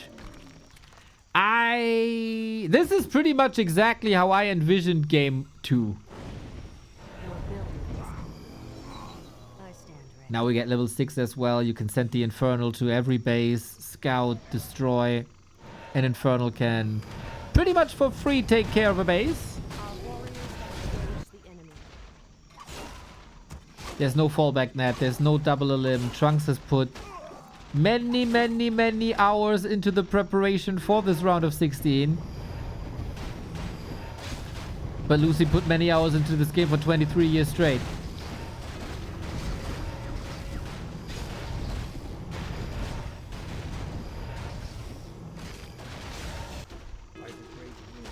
Those were just the right adjustments. Especially Carrion Swarm. I don't think it can be overstated how important Carrion Swarm early is. And how much it was missing in the first fight. On map 2. A sacred grove is being desecrated.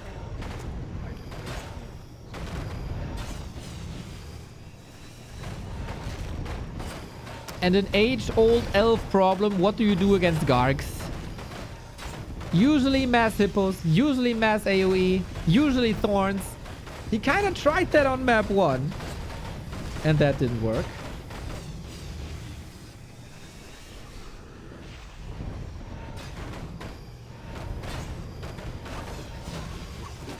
And now we're going for the knockout punches next to the Moonwell. So this is by far the best fighting position that Trunks can get. Hiding behind buildings, next to the Moonwells, shops available, instant reinforcements. Shredder might actually fight for you if you have the presence of mind, but it's also 100 undead supply. Even a Nova was left. Hero focus on the Dreadlord to force a TP, but yeah, not happening anymore. Lucy adjusted nicely. Do you know what? I did not expect him to get out of the group. And here he is. Quarterfinal almost guaranteed. For Trunks to come back, I think he needs the gold advantage. We don't have that. Wow, impressive turtle. I stand. Yeah, that's what you do. By the great wind.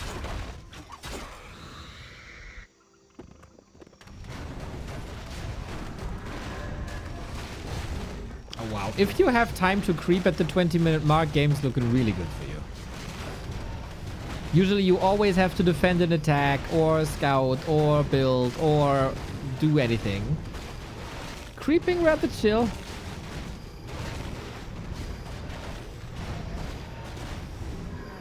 gold mine is running low. Is Metamorphosis the ultimate that can help?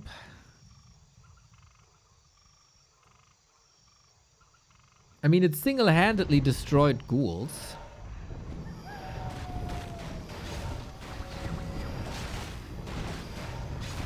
But there's no ghouls. Can you do the same with Gargs?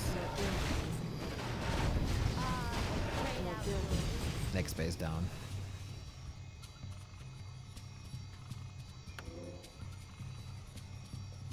By the great wind. Seems like we're counting down not the hours, but rather the seconds. Trunks was able to muscle up to 70. Impressive. He got solid levels, but look at that Carrion Swarm Nova. How are you supposed to deal with Carrion Swarm Nova?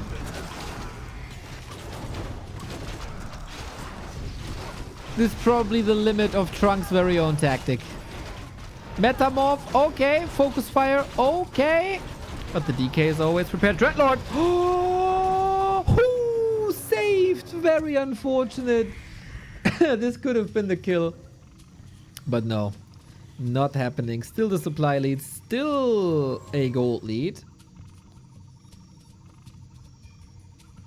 Or gold lead again, I guess. Our warriors have Lucy is engaged in high upkeep, actually. Actually, Trunks has the gold lead. If Lucy doesn't go down to 80 food.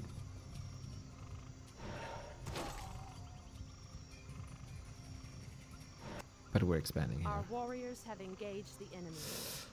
Oh, that's quite some unnecessary cost. Main is down. 3 bases mining. Are we mining out here? Our No, sacred grove is being 2,500. desecrated. Yeah, but Gargs have an easy time. No, he doesn't know about this. This is the decoy. By the great winds I come. Tree of Eternity. Could walk here. It's very exposed though. Oh, I think the economy management hurts Lucifer right now. Oh. Our gold mine has collapsed.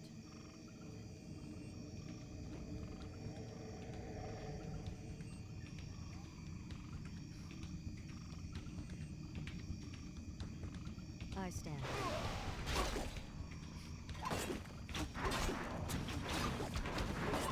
Can Trunks really claw back into this? That would be phenomenal. Being desecrated.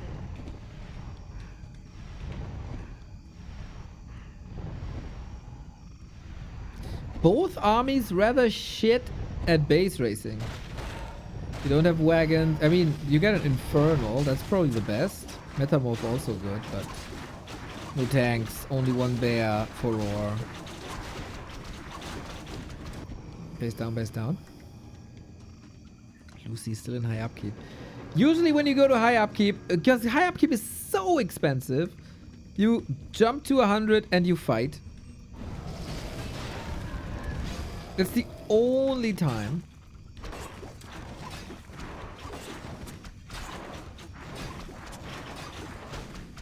We're fighting now. Trunks has no TP. That could have been punished a little more, maybe. Good owl scouts. Our warriors have engaged the enemy. Oh, damn, that is infernal again. Drop the base, win the game. Let's see how this goes. Not much mana on the Dreadlord anymore, so you gotta forget the Carrion Swarm. Immolation up, that actually saves the Demon Hunter. Couple of these units not in the fight, has to bring them back single-handedly. Staff not used, Demon Hunter dead. And the last sliver of hope that you might have gotten after Trunks clawing back is now down the drain. Infernal Carrion Swarm Nova is a pretty lovely combo, don't you think? More power to the Dreadlord.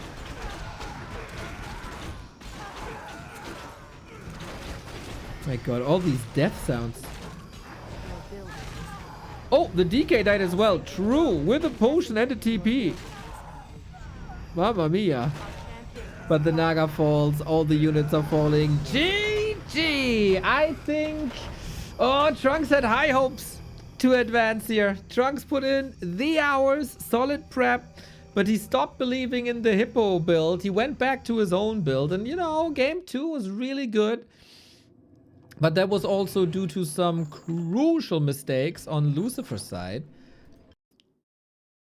And then Trunks made it work on the back of this.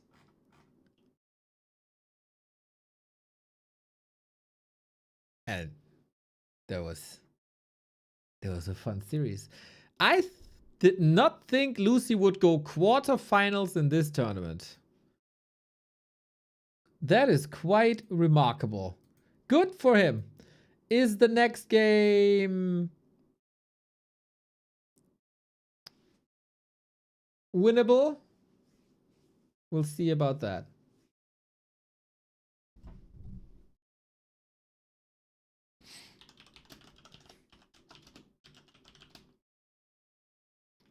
When we got the bracket. Seems like Ina and Shik actually waited, lol. I thought they'd be playing already and we go flow. So, bracket time. Lucy advancing. Oh, Lucy's up against Neutron. True. Lucy up against Neutron is our first quarterfinal. Nice. Then from the top, Seiso vs. Sweeby on Sunday. Winner up against Moon. Lawlight already waiting after defeating Chemico. Will face the winner of the upcoming match. That is Shik versus Ina. Starbuck has to play War 3 Okuro and Dice versus Devi. So I won't let these guys wait any longer. And join the game after I make sure the overlay is working.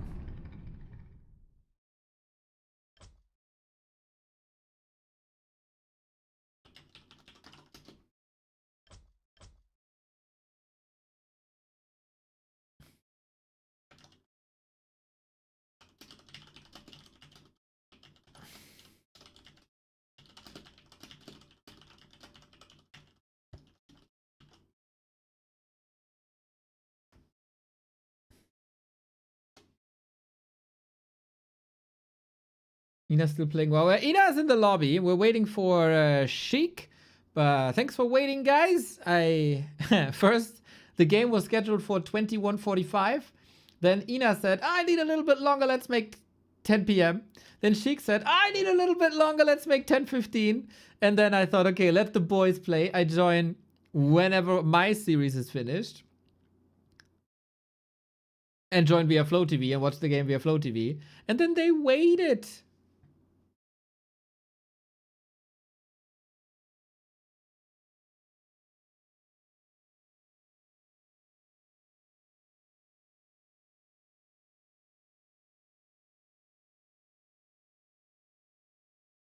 But yeah, Shik goes into this as the big favorite.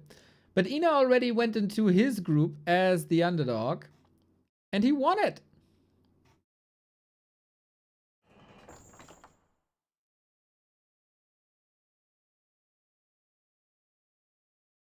Neutron beat Soin. Yes. He was it was close though. It was a close game. It was. Alright, Sheik is on the way. And then we have the last best of 3 of the day.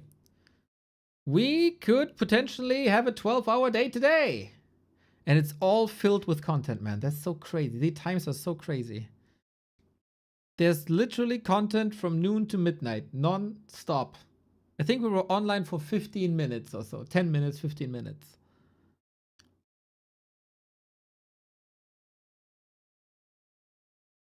Sheik 2-0. It is possible. Sheik is one of the big favorites here. Everybody seems to be afraid of him. We'll see.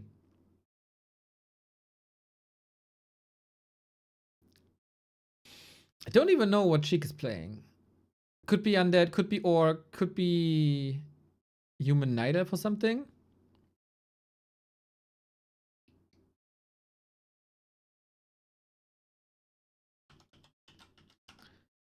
Okay, who's host? Who can select? Who can check servers? Rulers, if you're here. Sheik is asking if we have better servers. Check, check, check, check, check.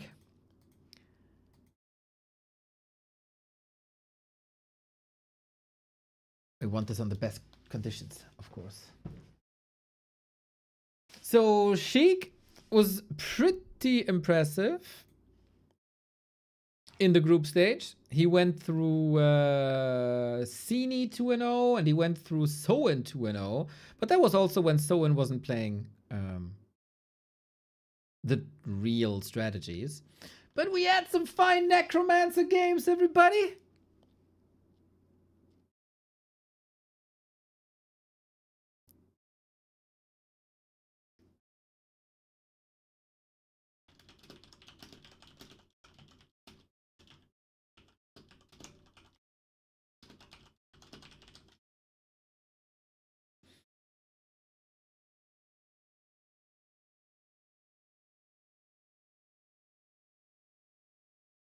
All right, so we are. Oh, am I connected well to France? I got huge packet loss to France. Might have to leave. We'll see.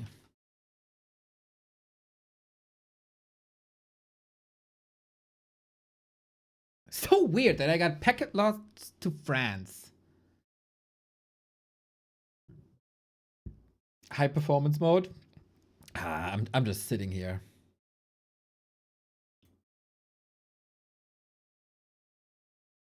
Okay. We have a very fair host now. If that one's not lagging.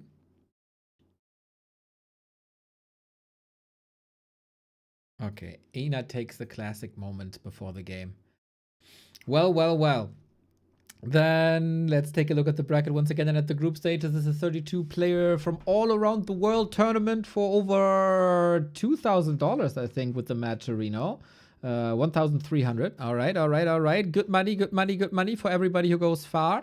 Seiso has eliminated. Sok already in the group stage. Moon still in. DB still in with Ice Orc eliminated.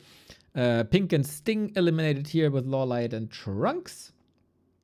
Sheik and Soin over Sexy and the Panthers was rather one-sided. Starbuck and still the game won the game of the tournament so far, I would say. With the unfortunate end that after the 1-1, Starbuck said, I'm going to switch to human, and still said, I forfeit. and then was unreachable anymore. Dyson Inspired and Skoa and Sonic played a banger group F, unfortunately, with the worst ending for our viewer and supporter and co-caster Skoa. Dice looked really good though. Lucy and Chemico. Chemico already eliminated Lucy in the quarterfinal. Neutron marching through Group H. And there was the big surprise with Ina making it through. Now, the big underdog is facing the big favorite in the round of 16. Can Ina upset again? Or will Shik just go through? That would be what most people expect. Ram-pam-pam-pam. And the first surprise to me is that Shik is playing Elf. I did not see that before, I think. So we'll see how this goes. I think Shik, we're all hoping for Undead, of course, as we have seen very few Undeads here in this mode. But the best thing you can possibly do as Undead is a Necro Wagon Rush. And if you're ready for that, and of course Ina knows this, as he is also an avid FFA player. He knows this. And then if you're prepared, that is holdable. So Shik is shifting. That doesn't mean he has to play Night Elf the entire series. That only means he has to play Night Elf one map, and then afterwards he can switch. Ina could do the same. Shik is a crazy multi-race talent. He can play it all. Very scary with Orc, very scary with Undead. His Night Elf and Human, I don't know too much, but we'll see about that. Well then. We kick things off with the Demon Hunter as well against the Blade Master. If you're up against an Orc, you always have to think, how do I counter a Blade Master? How do I counter Bad Riders? And Shik must be ready for this. Again, whoever we talk to, everybody has the most respect for Shik. He has now played 3 games. 3 races in this tournament, 3 different ones. So we'll see. Shik is also not only a faction hybrid player that can play all different factions. He's also a title holder in FFA, as well as one of the strongest Undead players that we have in one-on-one. Cool runnings. Thank you for the sub. Let's go, let's go, let's go. 3. Much appreciated, mate. Late night subs are the best. So, curious how Shik's gonna approach this. There surely must be reason behind this. He doesn't feel comfortable with Undead, and maybe Ina has done some nasty things in Orc Mirror. So let's see. I don't think Shik feels any pressure, really. He doesn't strike me as a guy like that. Vinny Samples with the Prime. Also, let's go. Thank you, thank you. Late night double subs are the best. So for everybody who's super new to the game mode, you cannot cross the middle of the map for the first 11 minutes and 20 seconds. And then this wall disappears, or these walls disappear, and you can cross and you can attack. Up until then, it's creeping, teching, expanding, and scouting, actually. Kind of funny, isn't it? With labs, you can scout. Shredder, super important. So first expansion coming already. Night Elf have a cool start into the game. With mirror image. Oh, the mirror image. There we go. With mirror image, you don't have to invest too much in any tanks or use too many selves. This is fine. Hey, Lieutenant Frank Drabin. How you doing now? Late night triple subs are the best. Love to see it. Wow. Second expansion up already. Super quick Shik with immolation and evasion. And Ina trying to catch up, trying to hold the pace. We have seen some cool plays with like war mills next to labs, so you can pull the shredder and don't have to send them to a base, but start mining here to get faster lumber income. Ina not using that, so far. It was a Shik invention, actually. Could use his enemy weapons against him. But yeah, not yet. So, Night Elf creeping is faster than Orc creeping. Night Elf expanding is faster than Orc expanding. But later on, Orcs oftentimes seem close to unbeatable. So can you stop them before, is the question. Bad riders are oftentimes a problem. Going into this, many thought, how can you even stop the bad riders? And then we were on day 2, and Moon did this, it felt like with one hand.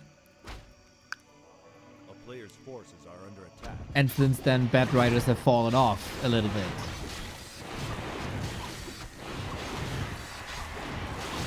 Tech 50%.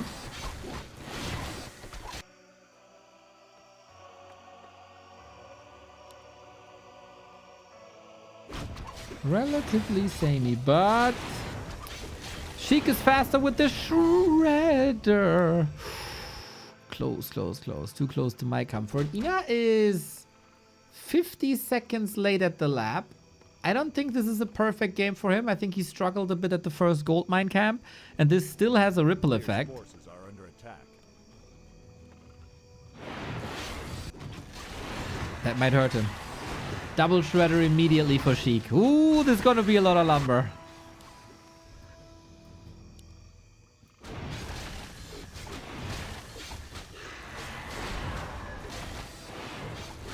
Yeah, looks like a fine, close to flawless game by Shik so far, but half of the prep time is over. Bases will soon be even. Tech to tier 3 has started. Tech to tier 3 has started. Blade Master, Shadow Hunter, TC the combo. A player's forces are What are we gonna get from Shik? That is the question. Dude, with Shik, you never know.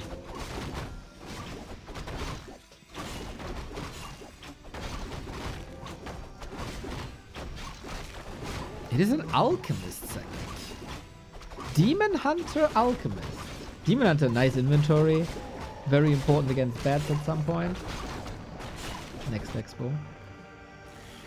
Oh, Ina is not going into bats. Oh, Lodge it is. So, a fighting army then. Some orcs in the group stage thought, okay, I'm gonna be an honorable orc. I'm not going with the bats. No, no, I'm gonna crush you in fights. And then they were destroyed. But let's see how this turns out. Bloodlust, of course, on especially Blade Master, but also like any other unit. Super strong. Witch Doctor is amazing for scouting. Heal wards. Almost impossible to come by later on if you are able to spam them. Alchemist I find interesting. Has an anti-air attack without orb, okay. It shouldn't be a big argument in this mode though.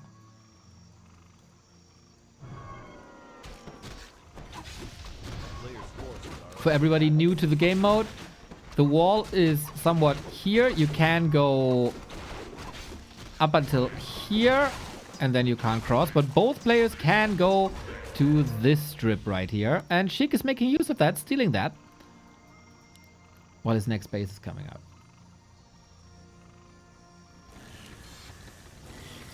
So far, the air prediction looked nice, but there's barely any production buildings for Shik up. And we only have 2 minutes 30. Ina is getting ready for that production. Triple Beastery now. So maybe that lodge was like a semi-fake in case of a scan? Shik has a lot of resources. Mamma mia. Oh, oh, oh, oh, oh, oh, oh! That was the production, right? The enraged jungle stalker. Clock is ticking, Shik. Quad Chimera Roost. Holy. Pretty sure he builds it here. So the scan that Ina is probably going for will end up in the main. Will end up at the expos. It's not there, though.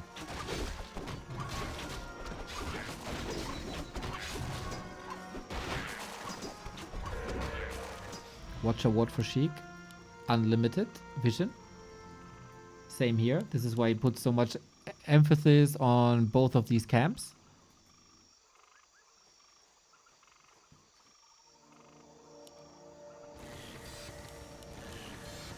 Our player's forces are under attack.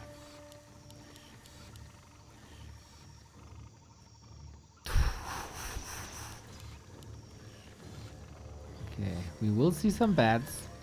Shaman, Witch Doctor, Kodo, no? Stay at 50. Very economically driven game. Both FFA experience, of course. Hoarding gold like Schmauk.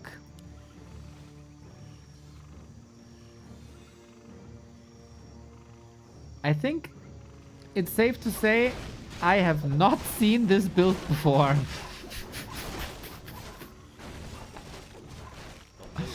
Oh boy. Get ready for a lot of damage.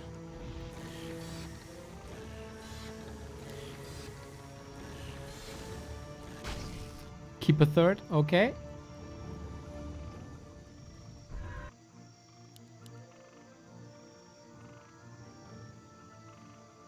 God, that Demon Hunter is disgusting.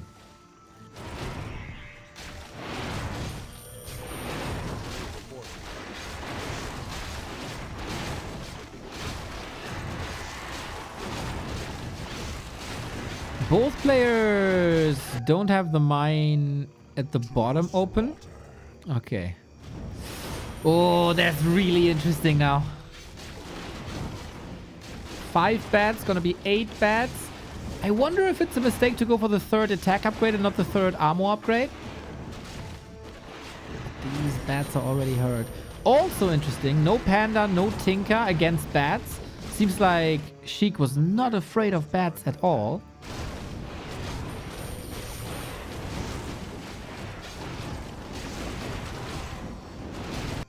And here's the first attack. It's a rather weak attack though. Ina can go from there to there. Crown of Kings. Lecker. Tasty. Who's the favorite to win the tournament? Shik is among them. Hard to say. Very hard to say. Okay, first base under attack. Liquid fire reduces the repair rate by 75%.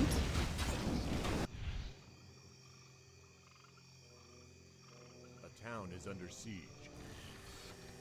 And he's killing a base with pretty much only the heroes. This base is down. Shik rushes to 100. Mamma mia. Only took out the peons. Here are the chimeras. Split. Oh, 2 chimeras down. This one a bit unfortunate. We don't have corrosive breath. That's one home. Could be picked up. Super crucial moments. Who does more damage to the enemy building? Oh, the batting was good. This base is mining again already. And it's only 1 chimera now with corrosive breath. Bat Riders, of course, amazing in tearing down buildings. But we have to say, there's also not too many. It's only 2. Second base down. Ina is making good progress. Trying to get home. Doesn't work. Has to reapply the town portal to the main base, it seems. 1 chimera would do wonders in the middle. This one's getting fortified. A player's forces are under attack. Getting a bit hectic, is it not?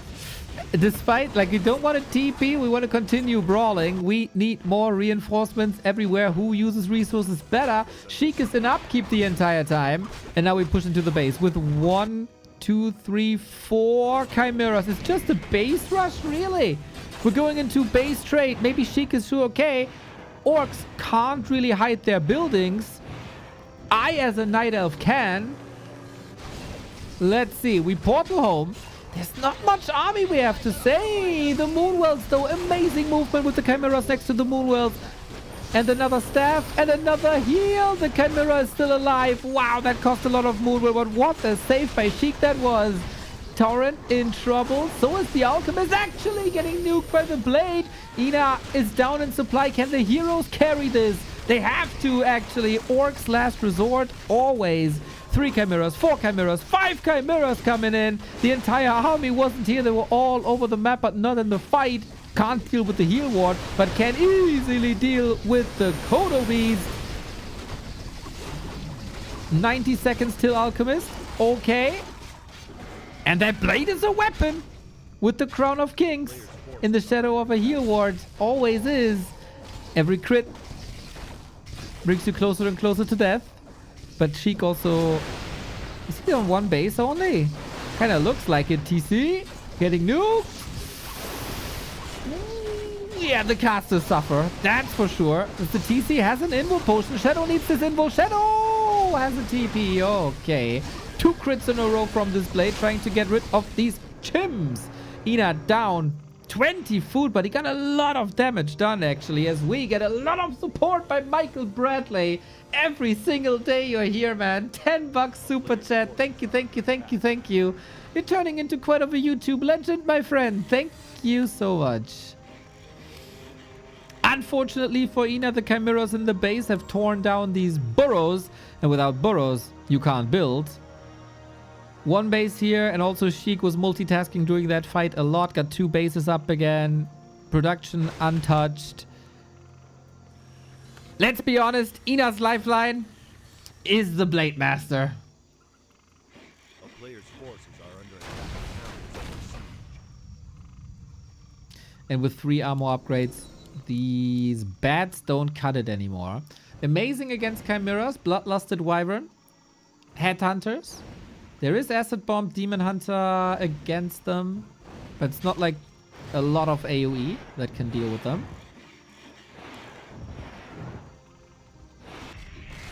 Ina is not one to forfeit easily.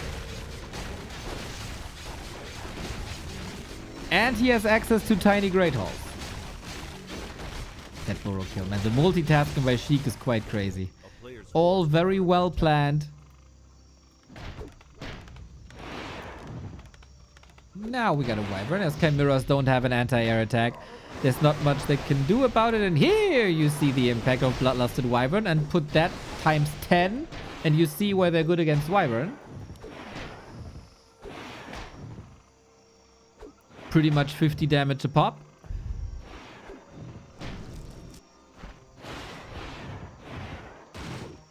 But yeah, Chimeras are there. Shik is also expanding here. And here. The age-old classic in an RTS. When you're ahead, get further ahead. But never count out an orc when the Blade Master is still on the field. 228 critical strike. Noise.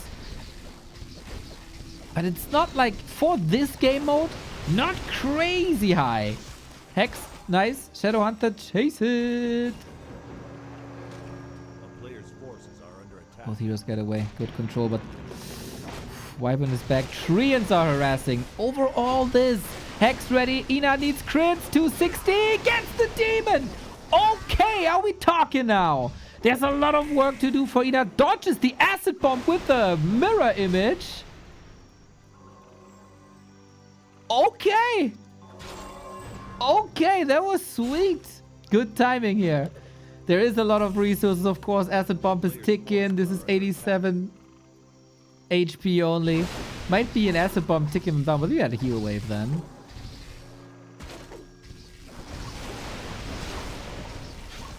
One, two, three, soon to be 4 bases for Shik. 2 for Ina, but the one is not mining. Here it shows a little bit who's boss in FFA and the game mode, and who is very good in this game mode and FFA.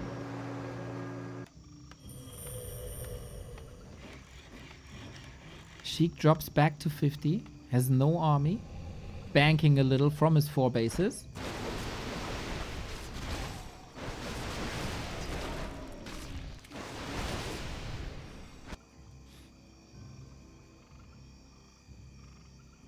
Must notice now, does notice now.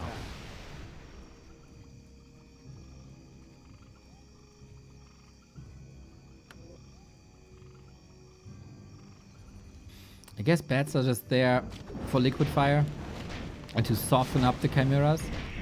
Also, bats help in a way that they don't give XP when they detonate. And I guess you want to prevent the level 6 Demon Hunter. Another kill. And another super chat from Michael Bradley. Thanks for the kind words. Just trying to help. Great content considering how old the game is. Pah!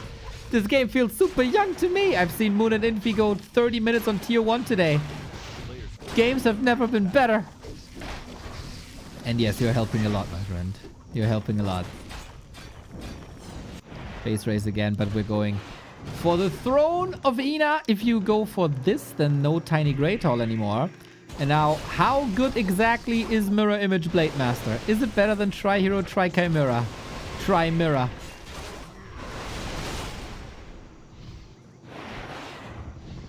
Ina had no TP, was just the staff. He's still ravaging the base. Demon Hunter has to take care of this as Moonwells fall. Similar to how the Chimeras took out the burrows before.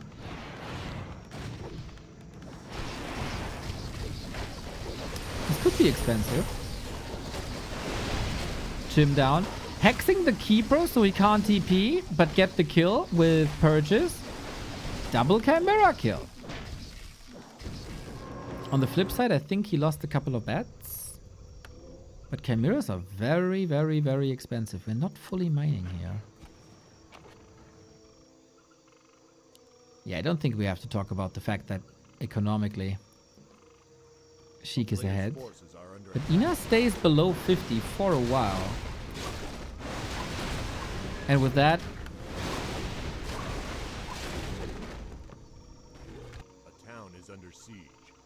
gets a lot of income.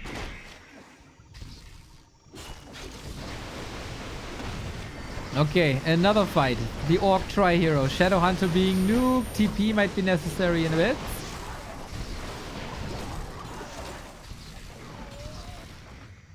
And these Orc heroes are delivering some crazy fights. We have Metamorph up. We could use Fairy Fire. Can the blade just cut through the Metamorph? Is that the plan? Seems like it. Oh no, we go for the units again. Very chaotic. TC, level up! Almost saves him. Keeper falls as well. Blade falls as well. Triple kill for the Metamorph Demon Hunter. Superman runs the show again. And what is left now? 1800 gold for Shik. Shadow Hunter down as well. Level 6, so you can sell all the units. Ka-ching! This game. There is no hope anymore, and the favorite prevails with 1-0 with Night Elf. With the Chimera Rush, multi-prone attack, good fights. Ina holds his ground pretty well, but I feel like in some moments it was somewhat noticeable that he was a little overwhelmed, that Shik was the faster player, the more experienced player, with a bit of a better game plan, I guess. But respect to Ina for these fights. Once again, considering it is underdog versus top dog. In WWE, you would say the big dog. We have no idea how big Shik is, really. So he's the top dog, it seems. It's getting close to midnight. The amount of nonsense is increasing. Is it increasing? Sorry, I just saw a picture of Gideon on my Twitter timeline and it was creeping.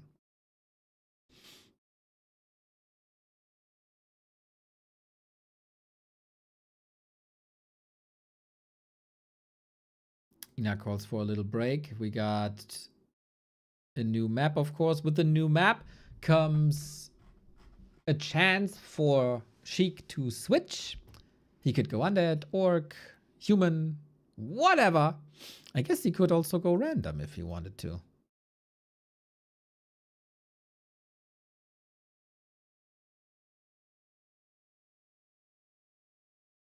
But yeah, is there anyone who was not exposed to this game mode before? We casted most of these games in the afternoon hours or early hours. How do you like it? Is that something you want to see more frequently? Is that something that War 3 Champions should pick up? Is that something that you're interested in playing yourself? Or do you just like the chaos on stream? Yeah, love it. Yes, please, for sure.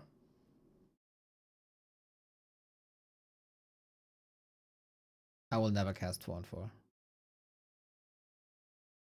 I know a lot of people like that. Not my part of the scene.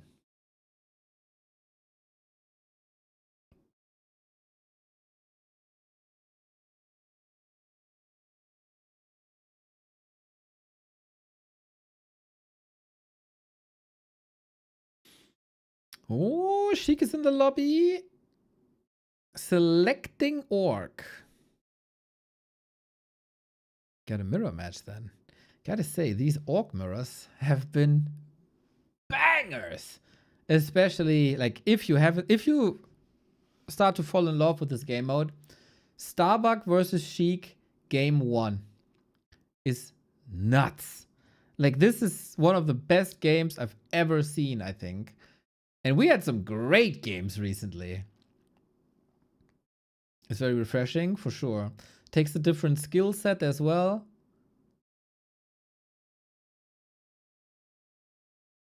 Did I say Shik? Starbuck vs. Still. Starbuck vs. Still. Yeah, that game. Starbuck vs. Shik might happen down the road. They might clash in the final, actually. As it's also like, I love the clashes of one-on-one FFA and hybrid players. The fact that Moon got so good in this game mode so quickly, impressive. Same for Lucy. Also, actually, when I compare Soin's first game to Soin's last games, big improvement. So someone said, who's the favorite? Seiso was really good, but since we've seen him play, it's also a long time that has passed and the meta has developed, so we're not sure. He's definitely the favorite in the round of 16. Moon was good. I wonder if he has the dedication and stamina for best of 5s. Lawlight was really good. I think so far Lawlight has mostly dominated. But he might be up against Shik next. And that's a dream match, man. That is a match that could very, very well be the final. Both players multi-raise, both players amazing one-on-one players. Both players great mind for the game. It's a damn shame that this is only a best of 3. That for sure is a game mode that I would love to see. A matchup that I would love to see in best of 5, best of 7. Starbuck Orkuro, Starbuck favorite, I guess, but he has played some, let's say, own builds. Might be some optimization there. He also had a relatively weak group. Michael39 June, thank you for the gifts up. Let's go. Starbuck can, if dedicated, be an absolute monster in this mode. Dice is, to me, a big favorite. Michael from YouTube. Extra support. As if the YouTube support isn't enough, man. He's got to go through DV, and DV came in with some big builds. And he eliminated Ice Orb. Like, that says something. Have a great one, Michael. Lucy, good. Neutron. Neutron always big talk. But also a couple of lost maps already. We'll see if he is a contender. First, we have to see if Shik goes into the quarterfinal versus Lawlight. If I get my dream match. As I said in game 1, Shik can flawlessly switch between Undead, Orc, Night Elf, Human. Now he has selected Orc, so we get a mirror match. Shik in the blue, left-hand side. And Ina upper right. Facing elimination now. To be fair, Ina in the round of 16 was already quite a surprise. If he goes down here against one of the big favorites, there's no shame in that. He gave Shik a good fight on map 1. Now Orc Mirror. In one-on-one, Ina has defeated some very good players in Orc Mirror, like Tetsta, for example, twice. In one-on-one Orc Mirror, everything seems possible at all times. It's a lot of brawling with high crits. You gotta be ready at all times. But since it's Shik, who knows if he plays it the regular way? With Tri-Hero and Bloodlust and casters and fight.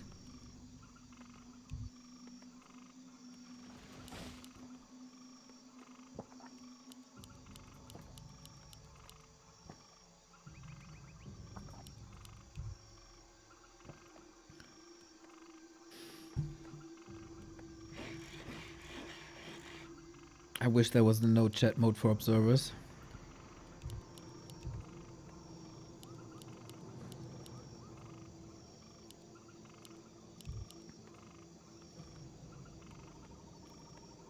It is Blade Master, Blade Master. If you're not playing Blade Master first, I think there is something wrong.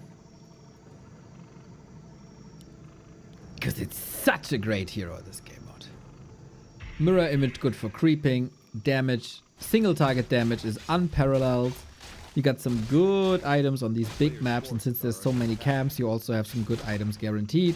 You always end up on level 5 for the 4 times multiplier of crit. So yeah, really no reason to not play a Blade Master.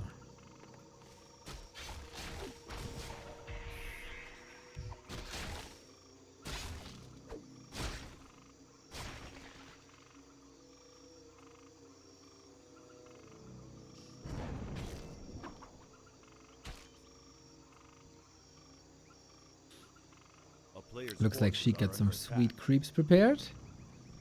Actually, both do.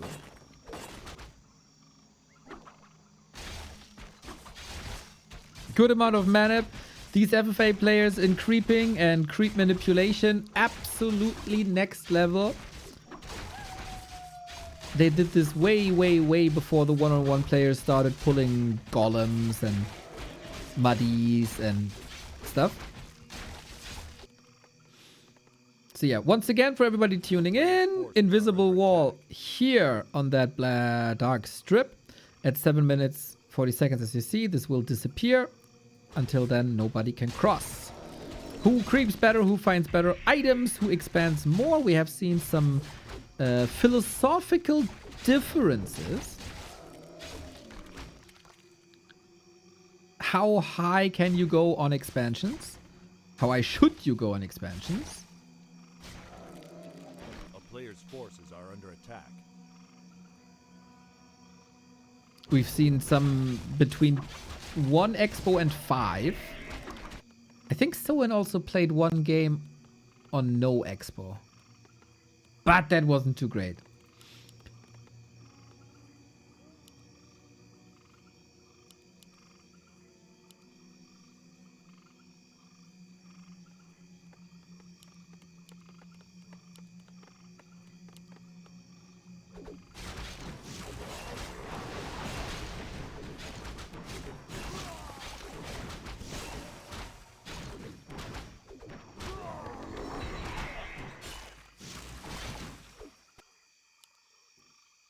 Okay, first expo's coming up. Is there a difference? A minute.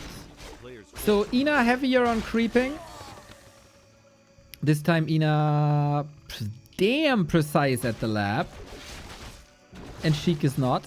He goes for the second expo, therefore tech is later. Yeah, so a lot of differences between the two actually. So Ina faster tech, Ina faster shredder. Only 1 base. Shik 2 bases, slower tech, still no shredder. Players' forces are under attack.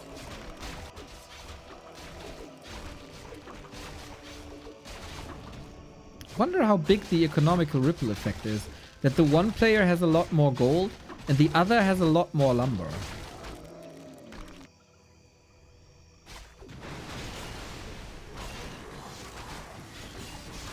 Double claw for Ina.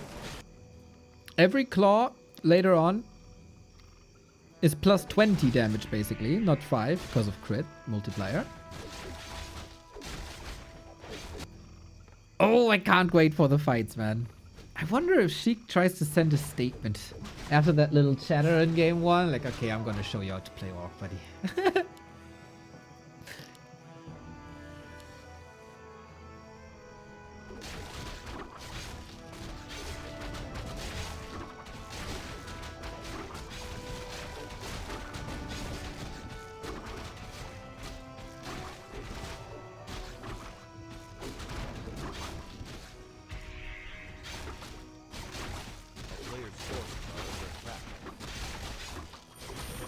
Gotta say, I touted a lot about items always being good because of the big maps and big camps.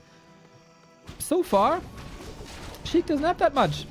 Not much to work with.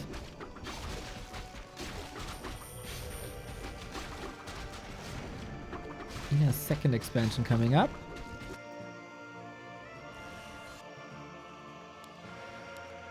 And the tech difference is slowing down a little bit. Shik now also with double shredder. No war mill anywhere.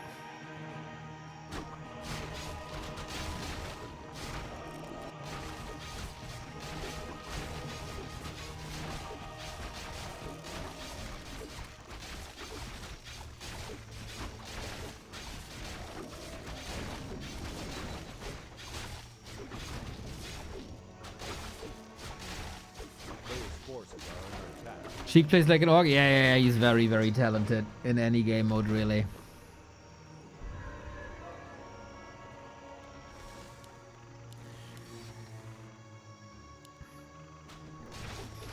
So get the next attack. Whose creep route is better? Ina might be a bit stuck creeping wise as he's on the outskirts of the map. Still gotta go for a mine. Maybe the red as well. As Shik is going for it. Shik is going for one gold mine after the next. And Ina has no TP to relocate.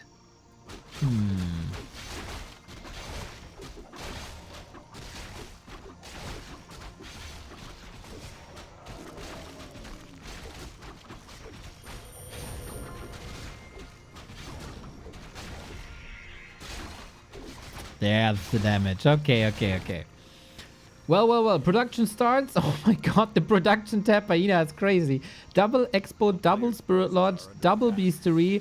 Option with the sub. 58 months. Let's go. Thank you. Sub. Sub. That's what the peon says, right?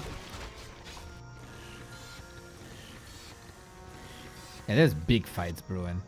What do we got here? Oh, quad beastery, really?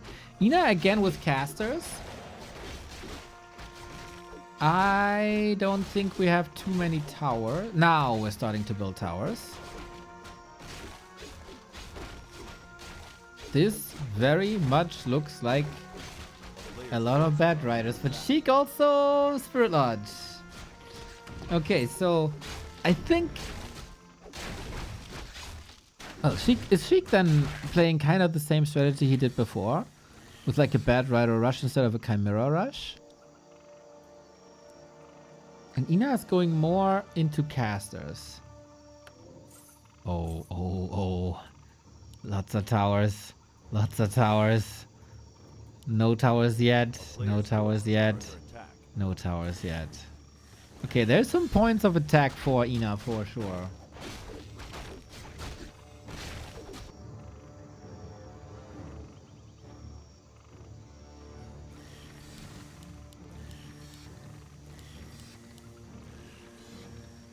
What do we got? 1 minute.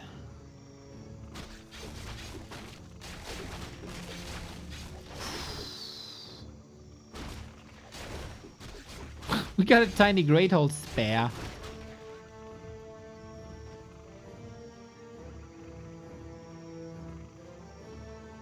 Player's forces are under attack. Oh, you might be putting this here.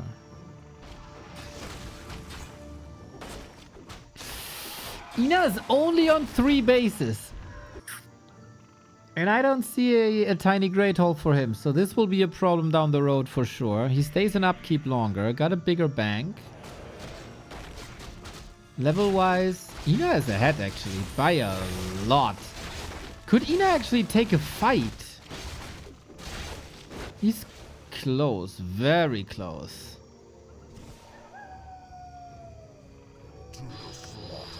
Okay, he evens out the heal wave, but the crit is in favor of Ina. Army optimization? Oh, they're so close to each other. Are we taking this fight?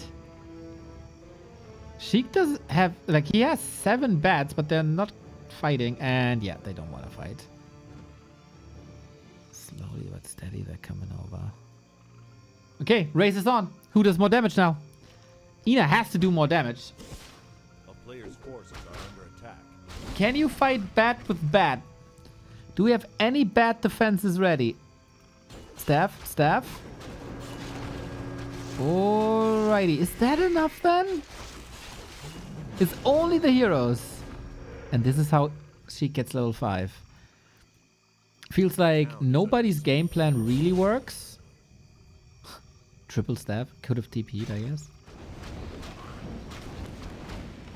A player's forces are under attack. This might be a base. But hey, who wins the fight is the question. Ina running away with the shadow. Oh, dodges the crit with an invo potion. That was super close. Shik TC gets healed up.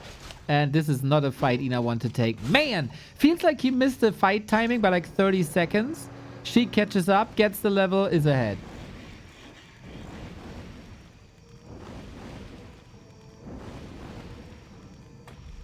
And now more and more bats. More, we got bat mirror A player's forces coming are up. under attack. It's not something you see every day. Oh, but Shik again. We say this many times. I'm sorry if I sound like a broken record. But if you have the initiative in this game mode, if you dictate where the fights are happening, that is a huge advantage. And I feel like Ina's plan didn't go through. Shik, now, yep, we still got some bats on the field. We heard this in the talk of Scour and Neutron, that both players feel like when I play Bat Mirror, I feel like I only lose my bats and I never get XP. But if both players feel that, like, I don't know if there's a secret technique to this or not. Only one Raider, limited and snare. And base-wise, Shik is already ahead. Both pay the same upkeep. This is a crucial expo. Ina may be a little too slow. He is. Another bats can go find another target, I guess. Bat! Bat!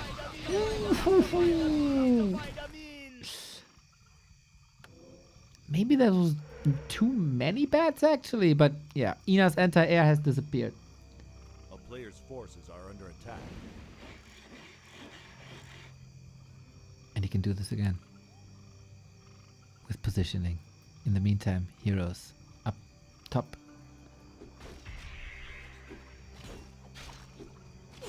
I don't think there's a free gold mine for Shik currently to expand his advantage on.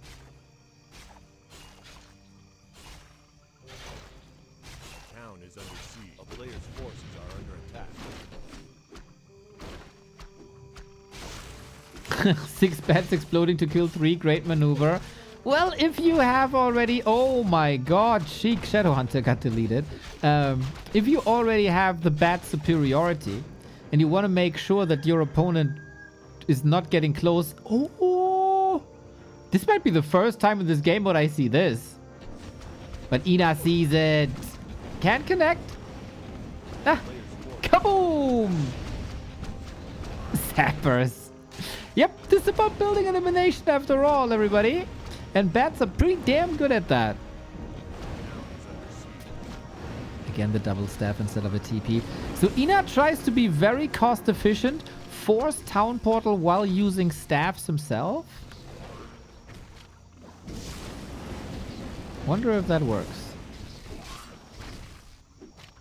A player's forces are under attack.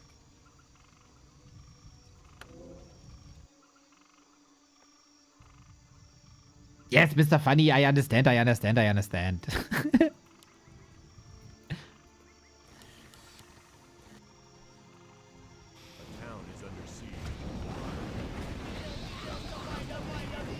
I don't know how Ina is supposed to beat Shik's economic advantage.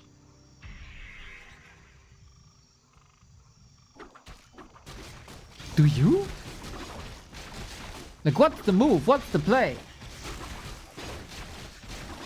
I was looking for big fights, but it looks like it was just like, to boil it down, Shik going more bases, able to put the pressure on Ina. Ina can never really put any pressure on Shik. And then the gold pays dividends.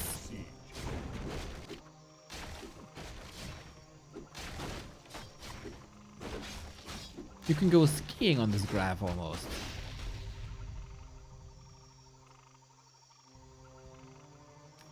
If Ina was at 50, maybe. Shake plays like a champ, man.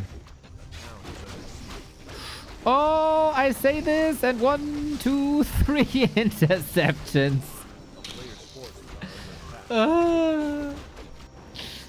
Well, he's gonna do more damage. More sappers. I, at the moment, don't know where they are. Ah, there they are. We see the last two. Kaboom! That's another base gone. 4,000 gold. Nuts. It seems like we're in a base race. Town portal. Blade Master is safe. But Ina holds here, despite the sapper. Sappers. This is such a nasty matchup in this game mode, man. Orc Mirror, Mass Bats, now Sapper. Maybe the occasional Raider, then you got a lot of crits everywhere as well.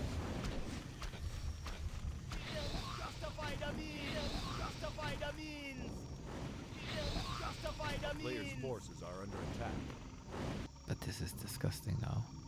2, 3, 4, 5 extra bases.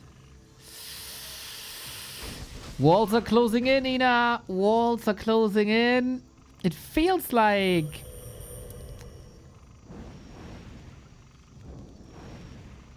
feels like Shik is not forced to show his A game.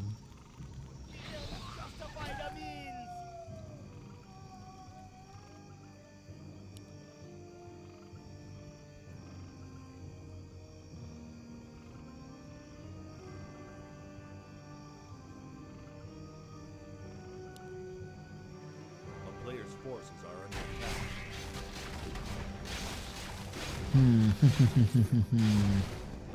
Shadow 5 could still be an advantage.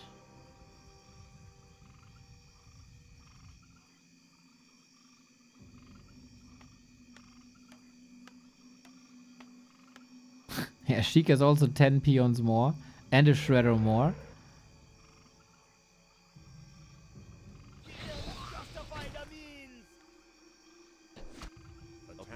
Seems like he's preparing a fighting army with witch doctors up now.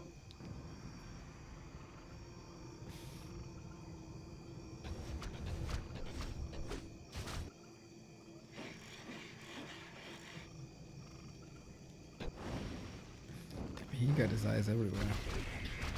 Did Ina already kill a base? Not really, right? Bladestorm can always be a playmaker. Bladestorm can always help tear bases apart, especially those fortified with towers.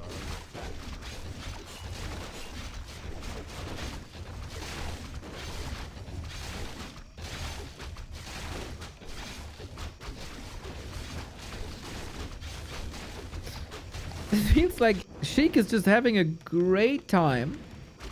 Almost a relaxed time. And Ina not so much. Really? In the best way possible?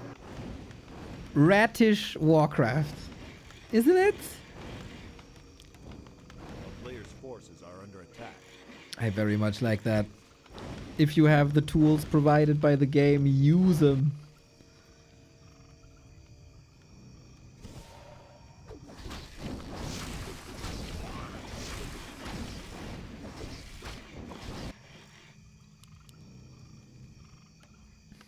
Okay, Ina is now facing an army. Soon. Oh no, it's just bats. A player's He forces spent are under like attack. 2k somewhere. Couple of unnecessary bats, like against a fiercer opponent. You might not be allowed to lose this many.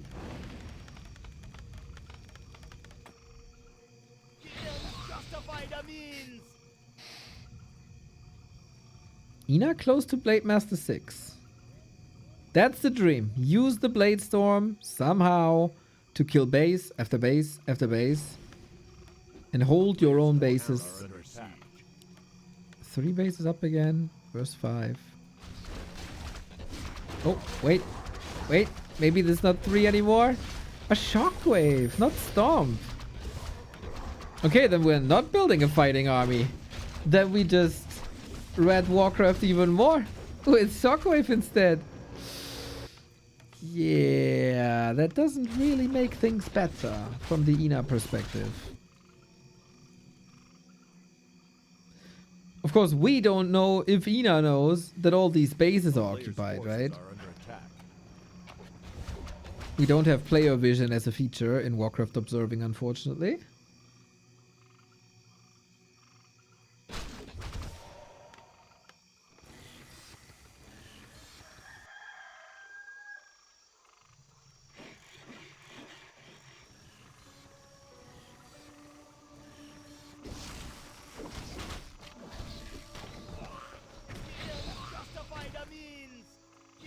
Player's forces are under attack.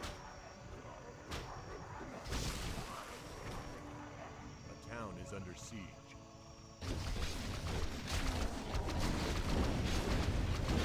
It seems like nothing's really changing. We're just very, very, very, very slowly crawling towards the finish line. Bat lane, TP. Bat lane, TP.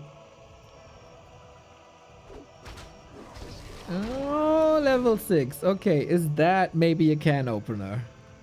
Will that change the dynamic of the game? A player's forces are under attack. A town is under siege. Thing is, currently, Shik could buy 6 tiny Great Halls. That's a bit of an... okay, Bladestone was alright.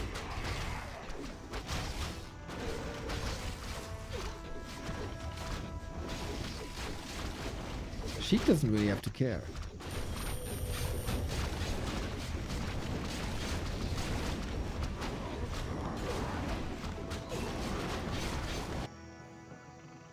So where to go now? Another TP. But where to? A player's forces Main base is soon empty. Half a minute. Then they're done.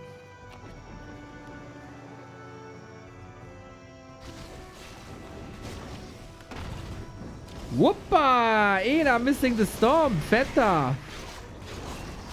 Well, the other doesn't even have a storm, so we have an actual fight for 5 seconds at least.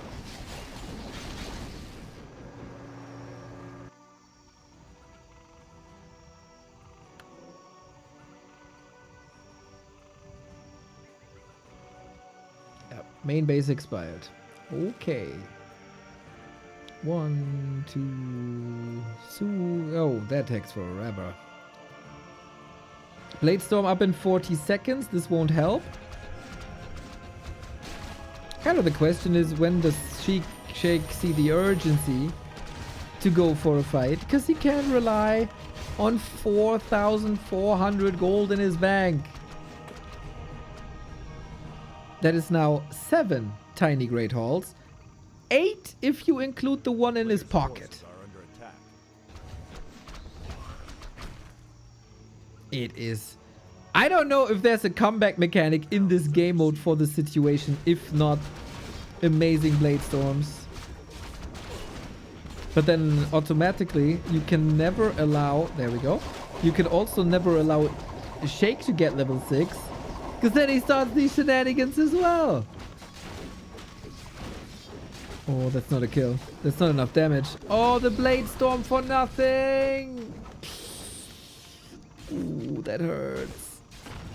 Second stomp missed. Oops. We are approaching Player's midnight. forces are under attack.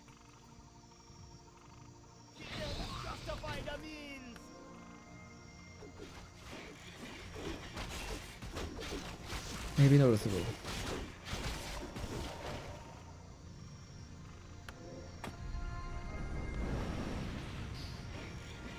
If Ina wins this, it's one of the greatest FFA comebacks of all time.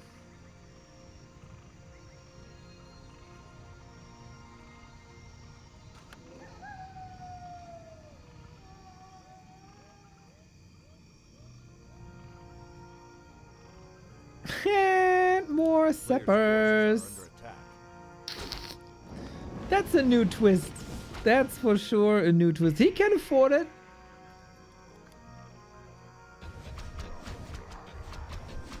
Bloodlusted Sapper. Kaboom! Kaboom! That is also a very rare sight. Now we get level 6. Guys, have you ever seen Bloodlusted Sappers? They're amazing. Shik is having a lot of fun, I think.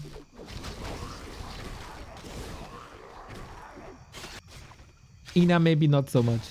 Who knows? The town is under siege. Oh, this stop lands and all of a sudden it's a different situation. But there's also healing. If he took out the Blade Master, we got a Blade Storm by Shik to evacuate and also go for the casters. Multi-kill by Shik into TP. That was a lot of kills that didn't necessarily help Ina.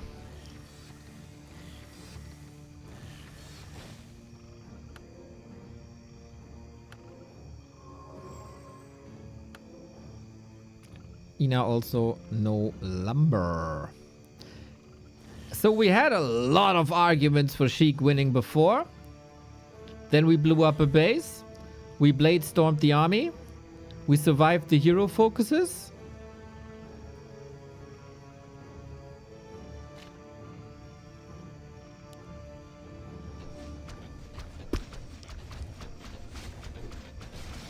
It's not getting better.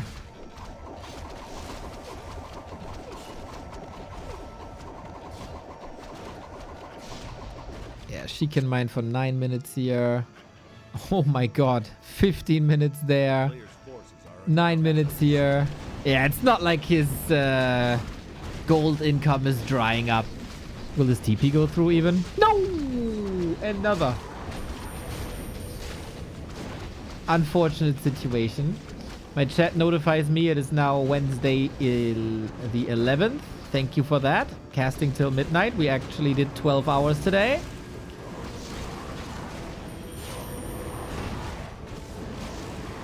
Ina needs hero kills, man. A lot. A lot. But it's his heroes that get killed.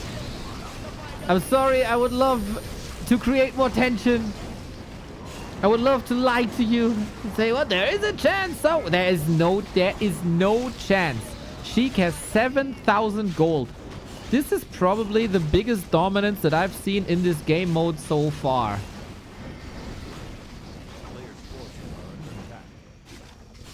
Oh, TC. TP also. Oh, man. The crits don't land with escape with 20.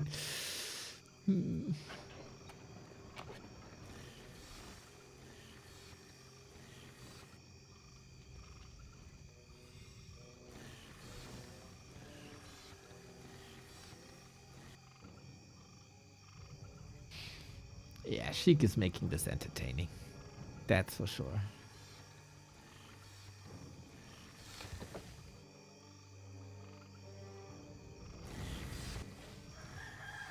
A player's forces are under attack. Oh, he spent 1,200 gold.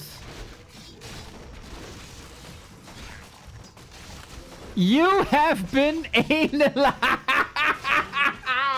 Oh my god.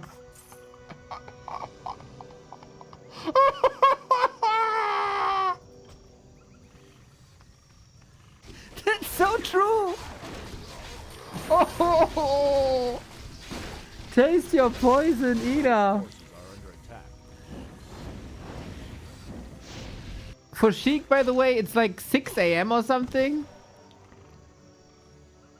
He's living in super far East Russia. I don't know the time zone too well. Or maybe it's not that bad. Maybe it's +4. You have been analyzed. Shik the goat, man. Shik's the goat.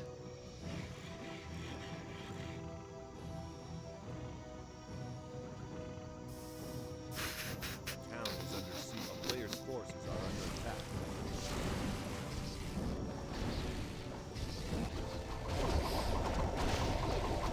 And spin to win. True for the Warden, true for the Blade Master on the appropriate level. You see, there's a lot of blue and very little red.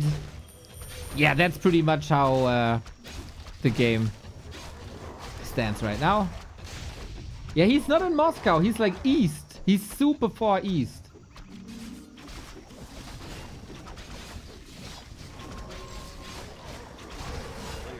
SA each. Okay, the heroes might fall here. We got mirror image, we got TPs, we got it all.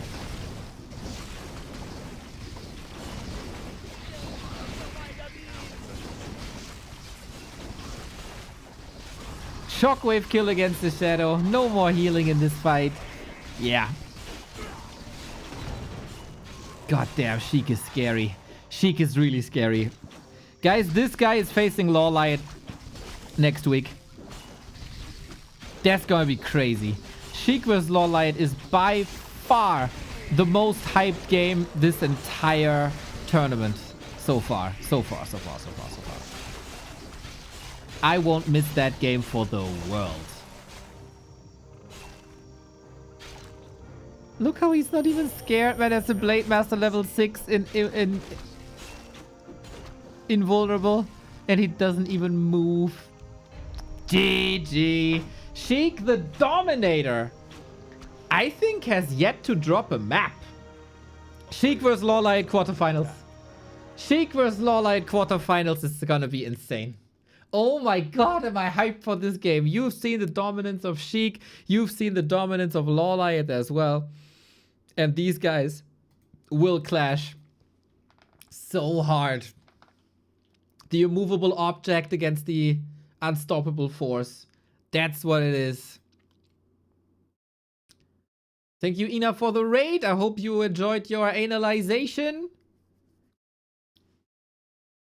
Thanks for waiting. Thanks for hosting. Damn, Shik is a monster. Holy hell. What can we say, man? Good strats. Pretty much perfectly executed. Great fights, 2 different races. Wins the chat as well. Bloodlusted sappers. Krank. Everybody was hyping up Shik going into this. Rightfully so. Here's the bracket, everybody. Seiso versus Sweeby on Sunday. Moon already through. Is up against Seiso or Sweeby. Lawlight versus Shik is set in stone, and we only need a date for this. Hopefully prime time, so everybody will see this. Starbuck War 3 Orc Hero is tomorrow, right? Today, tomorrow, whatever. We'll see what the one-on-one section is. Like, B Cup is going further and further into playoffs, and that will be bonkers as we have Happy vs 1-0 tomorrow. So this might be a replay cast later. Dice vs DV on Thursday. It looks like I can cast this live so far. We'll see. Lucy Neutron needs a date, but I think Neutron goes into this as the favorite. Who's DV? He was formerly known on W3 Arena as Ehrmantraut, if you remember. That's DV. Very cool strats. Very cool strats.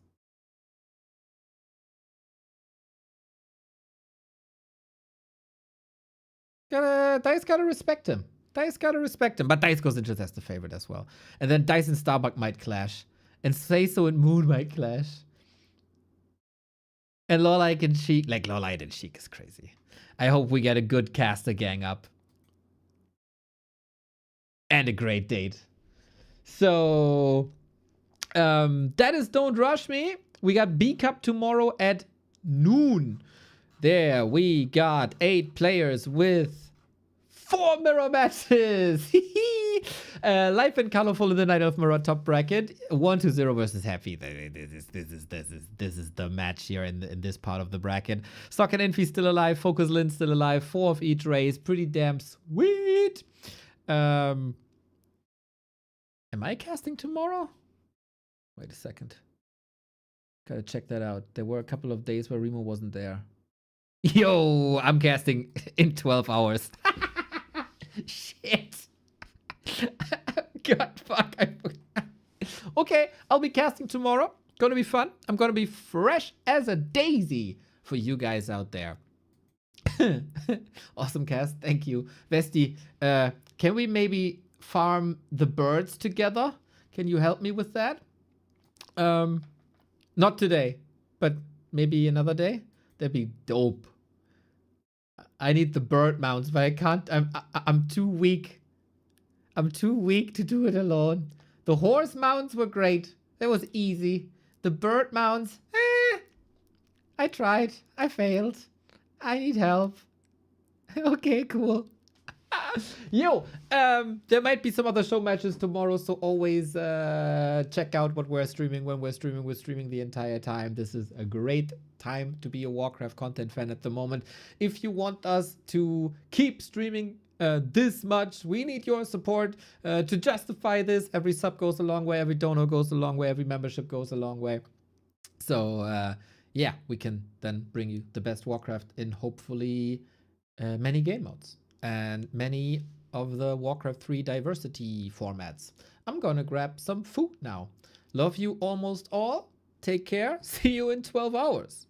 For Happy Birth 120.